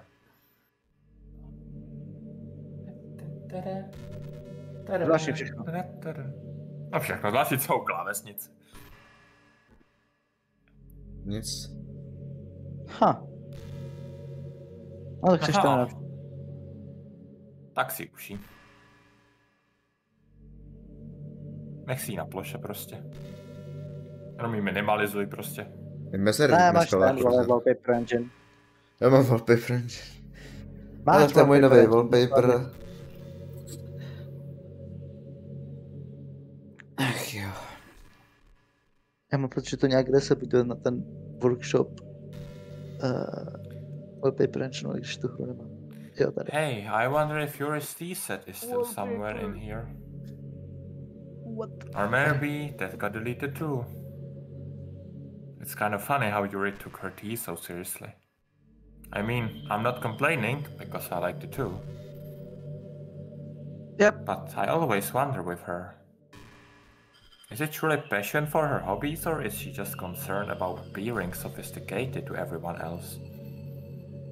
This is the problem with high schoolers. Well, I guess considering the rest of her hobbies, looking sophisticated probably isn't her biggest concern. Still, concern. I wish she made coffee once in a while. Coffee can be nice with books too, you know?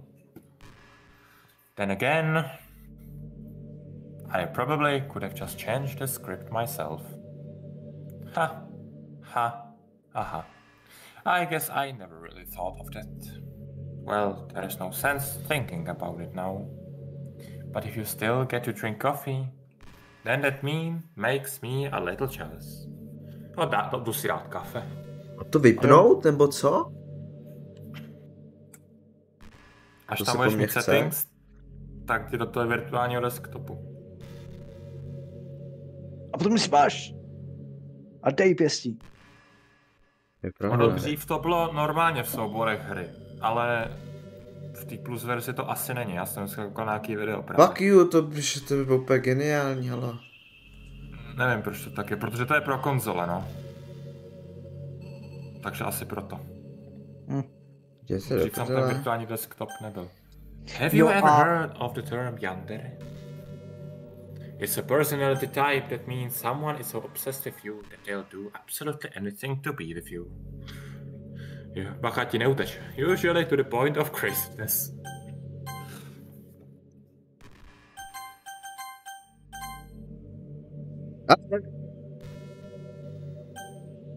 There's no point in saving anymore. Don't worry, I'm not going anywhere. Jo, fun fact, v původní normální verze, prostě jenom DLC, která vyšla v 2012, tak ty filey, některý z nich můžeš jako třeba otevřít, nevím, prostě jako obrázek, on tam bude jako, nevím, co tam je přesně, ale něco tam je. Takže plus je horší verze. Jo. Super. A no, novější prostě. Je to prostě pro konzole.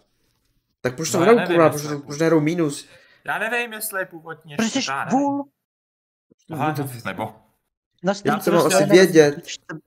Jak to mám asi vědět? Jak to mám asi vědět? Já to nevěděl, já to taky nevěděl, v klidu, já až to dneska zjistil. Já jsem tě smazal!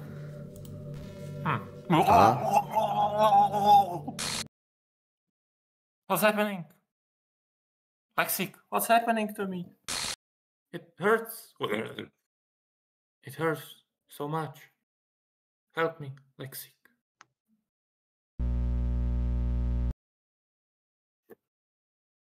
Please, hurry and help me. Help me!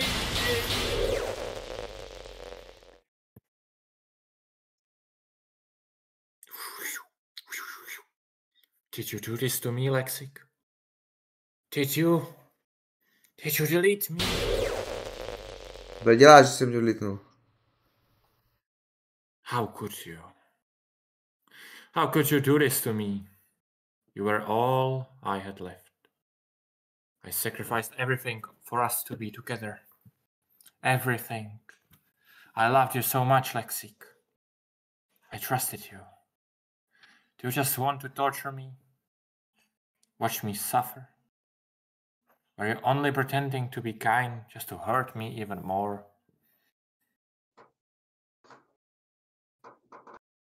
I never thought anyone could be as horrible as you are. You win, okay? You win. You killed everyone. I hope you're happy. There's nothing left now. You can stop playing. Můžu zkontrolovat integritu souboru, mě to vrátí. Go find some other people to torture.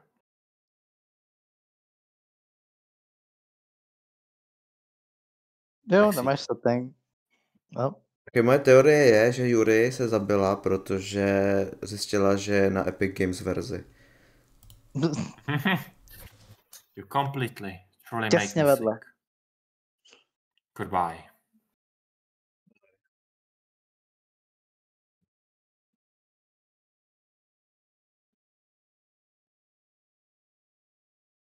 Ha? What? Nedojnej. I still love you. I can help it. What's wrong with me? How horrible am I for you to hate me this much? All my friends. I did so many awful things. So many selfish and disgusting things. I shouldn't have done any of this. I'm just messing up a world that I don't even belong in. A world that you wanted to be a part of. I ruined it. I ruined everything. Maybe that's why you deleted me. Because I destroyed everything that you wanted. How could I do that to someone I love? That's not love. That's...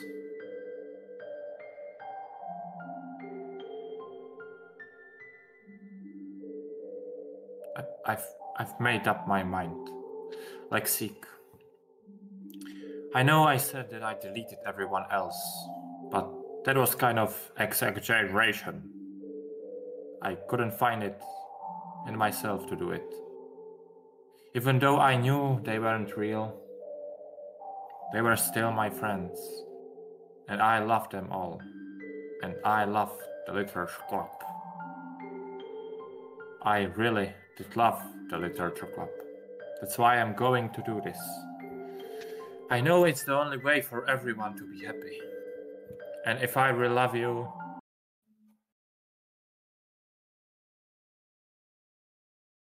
then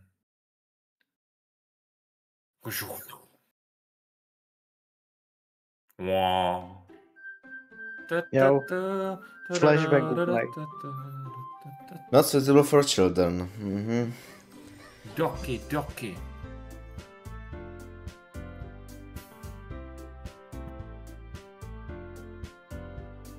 Everyone but Monika.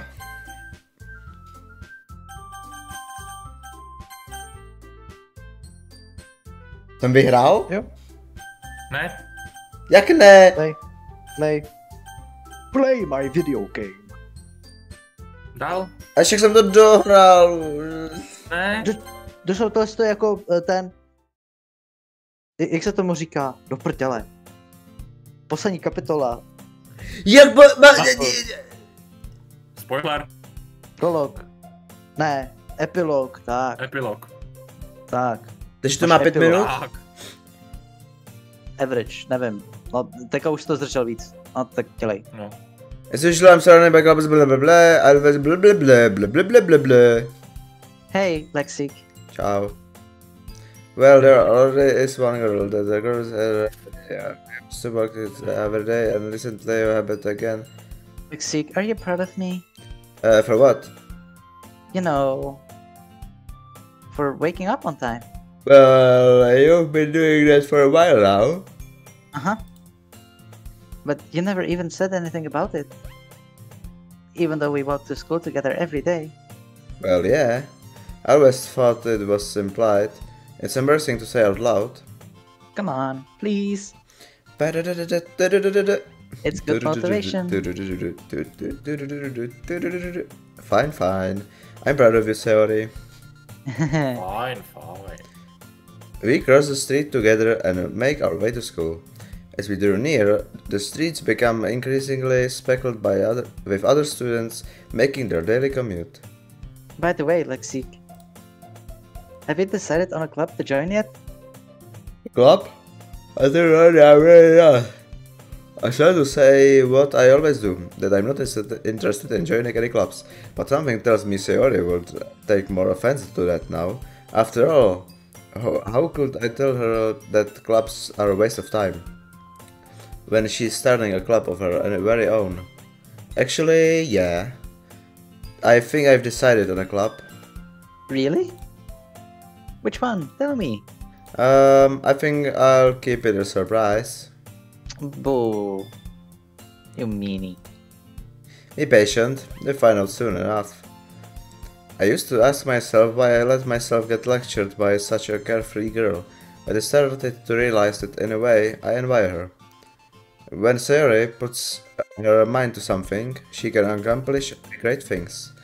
So that's why I feel like I should do something special for her. The school day is blah blah blah. Blah blah blah. Let's see. I recall the room number of the club from a flyer I saw. I walk across the school and upstairs, a section of the school I rarely visit. Before long, I found the room. I timidly opened the door in front of me. Persina Monica. Hello. Ah! Lexikk, what are you doing here? Well, I glanced around the room. Huh? So, you're the Lexikk that Sayori's always talking about? Thank you for stopping by. It's a pleasure to meet you, Lexikk. We're the literature club. I hope you enjoy your visit. Come on, Yuri. No need to be so formal. He's gonna think we're really strict or something. Ah. Sorry, Natsuki. The tall one, whose name is apparently Yuri, seems to be quite shy compared to the others. In comparison, the girl named Natsuki, despite her size, seems like the assertive one. Well, it's nice to meet both of you. I look forward to working with you. Working?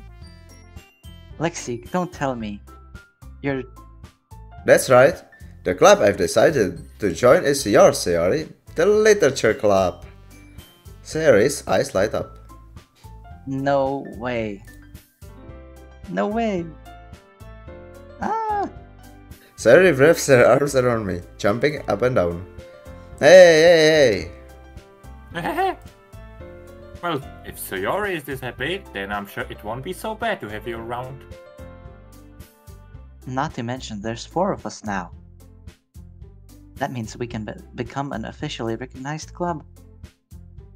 I don't know what to say. We have to celebrate.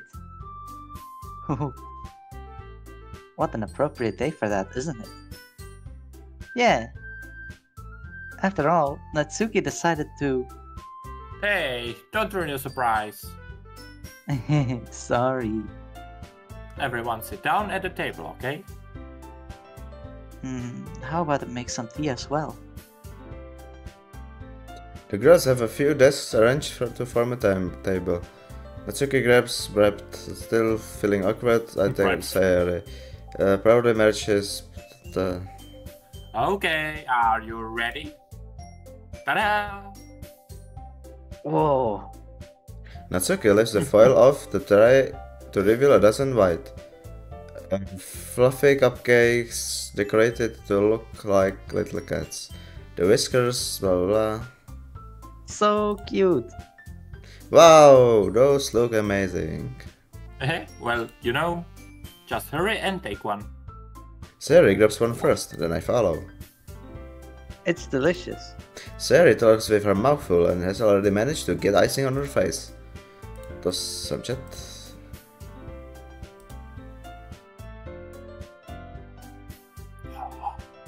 This is really good. This is really good. Why not so good? Well, of course it is. I'm a pro after all. There's no need to thank me or anything. Atsuki struggles. She carefully places a teacup. You keep a good tea set in this classroom, don't worry, blah blah blah. Don't worry, the teachers give us I back. guess. So, I meant that, you know, believe you. Weltly. I'm glad. Very faintly smiles. Considering how little manga. Manga.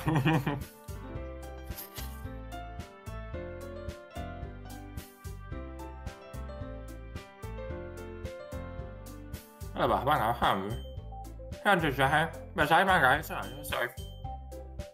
ben je content? Het is full. Proč není skip? Sensing the tension, No, proč Sari ben je jumps content? in. A tam není skip celou dobu, vole! Maybe we can all try something new. I think it could be fun. And we'll all get to know each other a little better too. I mean, that's the kind of thing literature clubs do, right? I don't disagree or anything. Yeah. You're right, as usual, President. Guess that means I should try picking up a novel or something. Huh? Well, that would make two of us. I wouldn't mind doing if I'm the only one.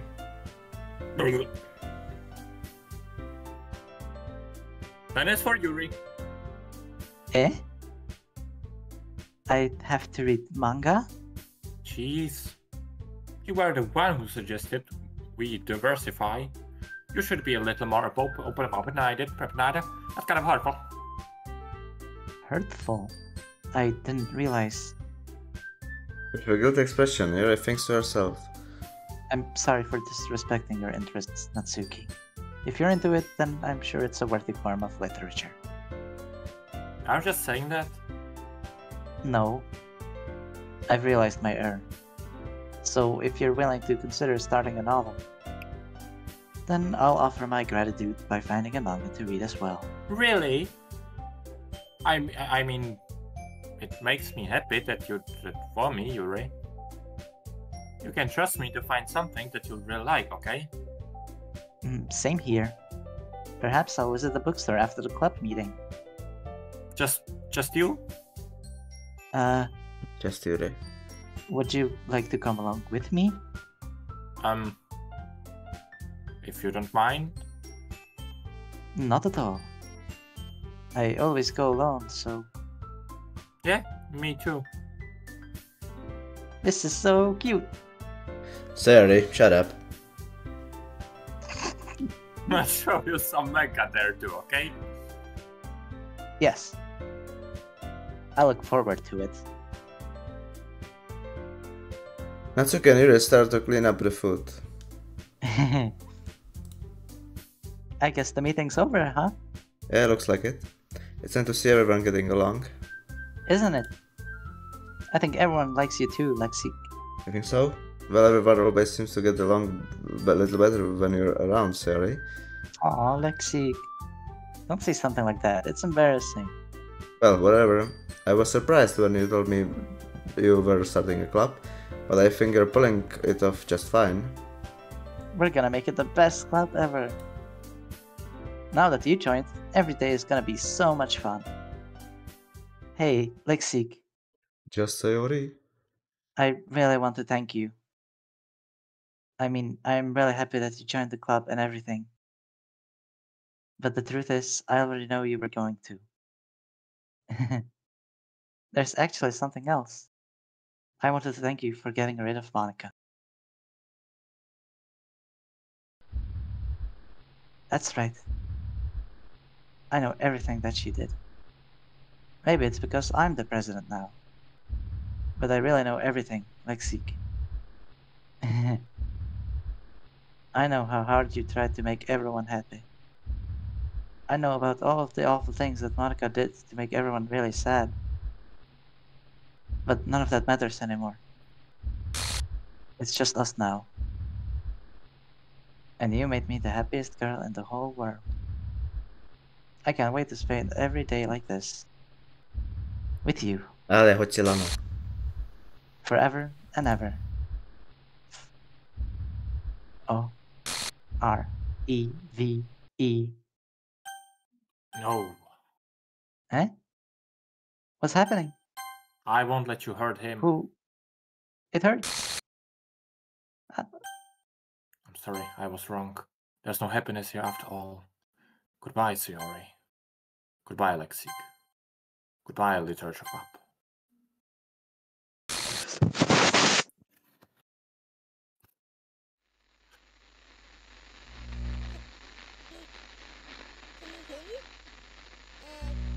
Dubbing. Oh. Can you hear me? Can you hear me? Hi, it's me.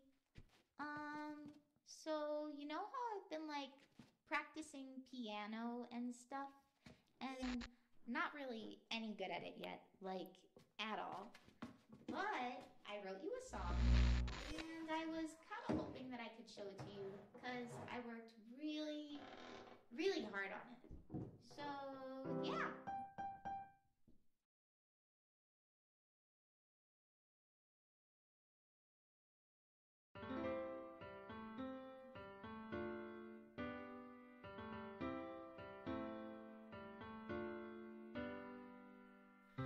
Every day I imagine a future where I can be with you. Aha, to znám. In my hand is a pen that will To jsem to hrál celou dobu teďka. love me and you. Ale ne ten text, ne asi. No, The ink flows down into a dark puddle. Just move your hand right the way into his heart. But in this world of infinite Portál inspirace. choices, what will it take just to find that special day? What will it take just to find that special day?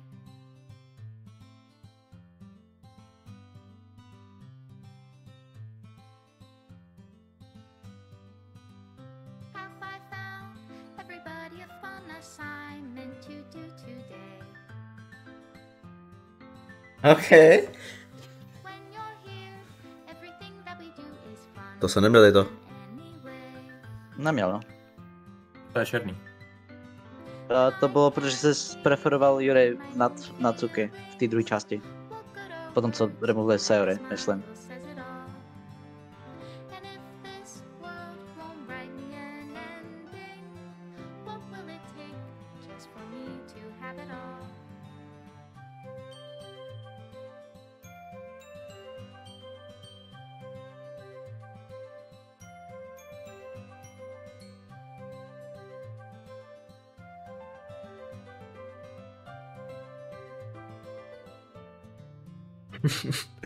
OK, tahle byla dobrá. Ale extrémně starý jsem hrál plus.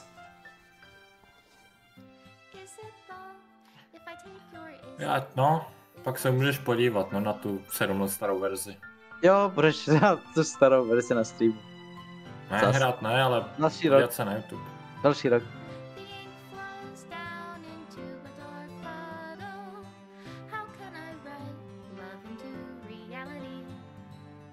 Console porting. Čusové. porting. Special thanks? Jo, but tam Ok, okay, nikoho tam neznám. Ne. Extra special Extra thanks. special No, thanks. není zač. Menu RPI script. I'll leave you be. Made with love.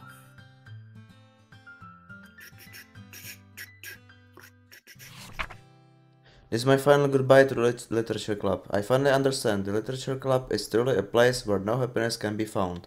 To the very end, it continues to expose innocent minds to a horrific reality. A reality that our world is not designed to comprehend. I can't let any of my friends undergo the same hellish epiphany. For the time it lasted, I want to thank you for making all of my dreams come true. For being a friend to all of the club members. And most of all, thank you for being part of my literature club. With everlasting love, Monika.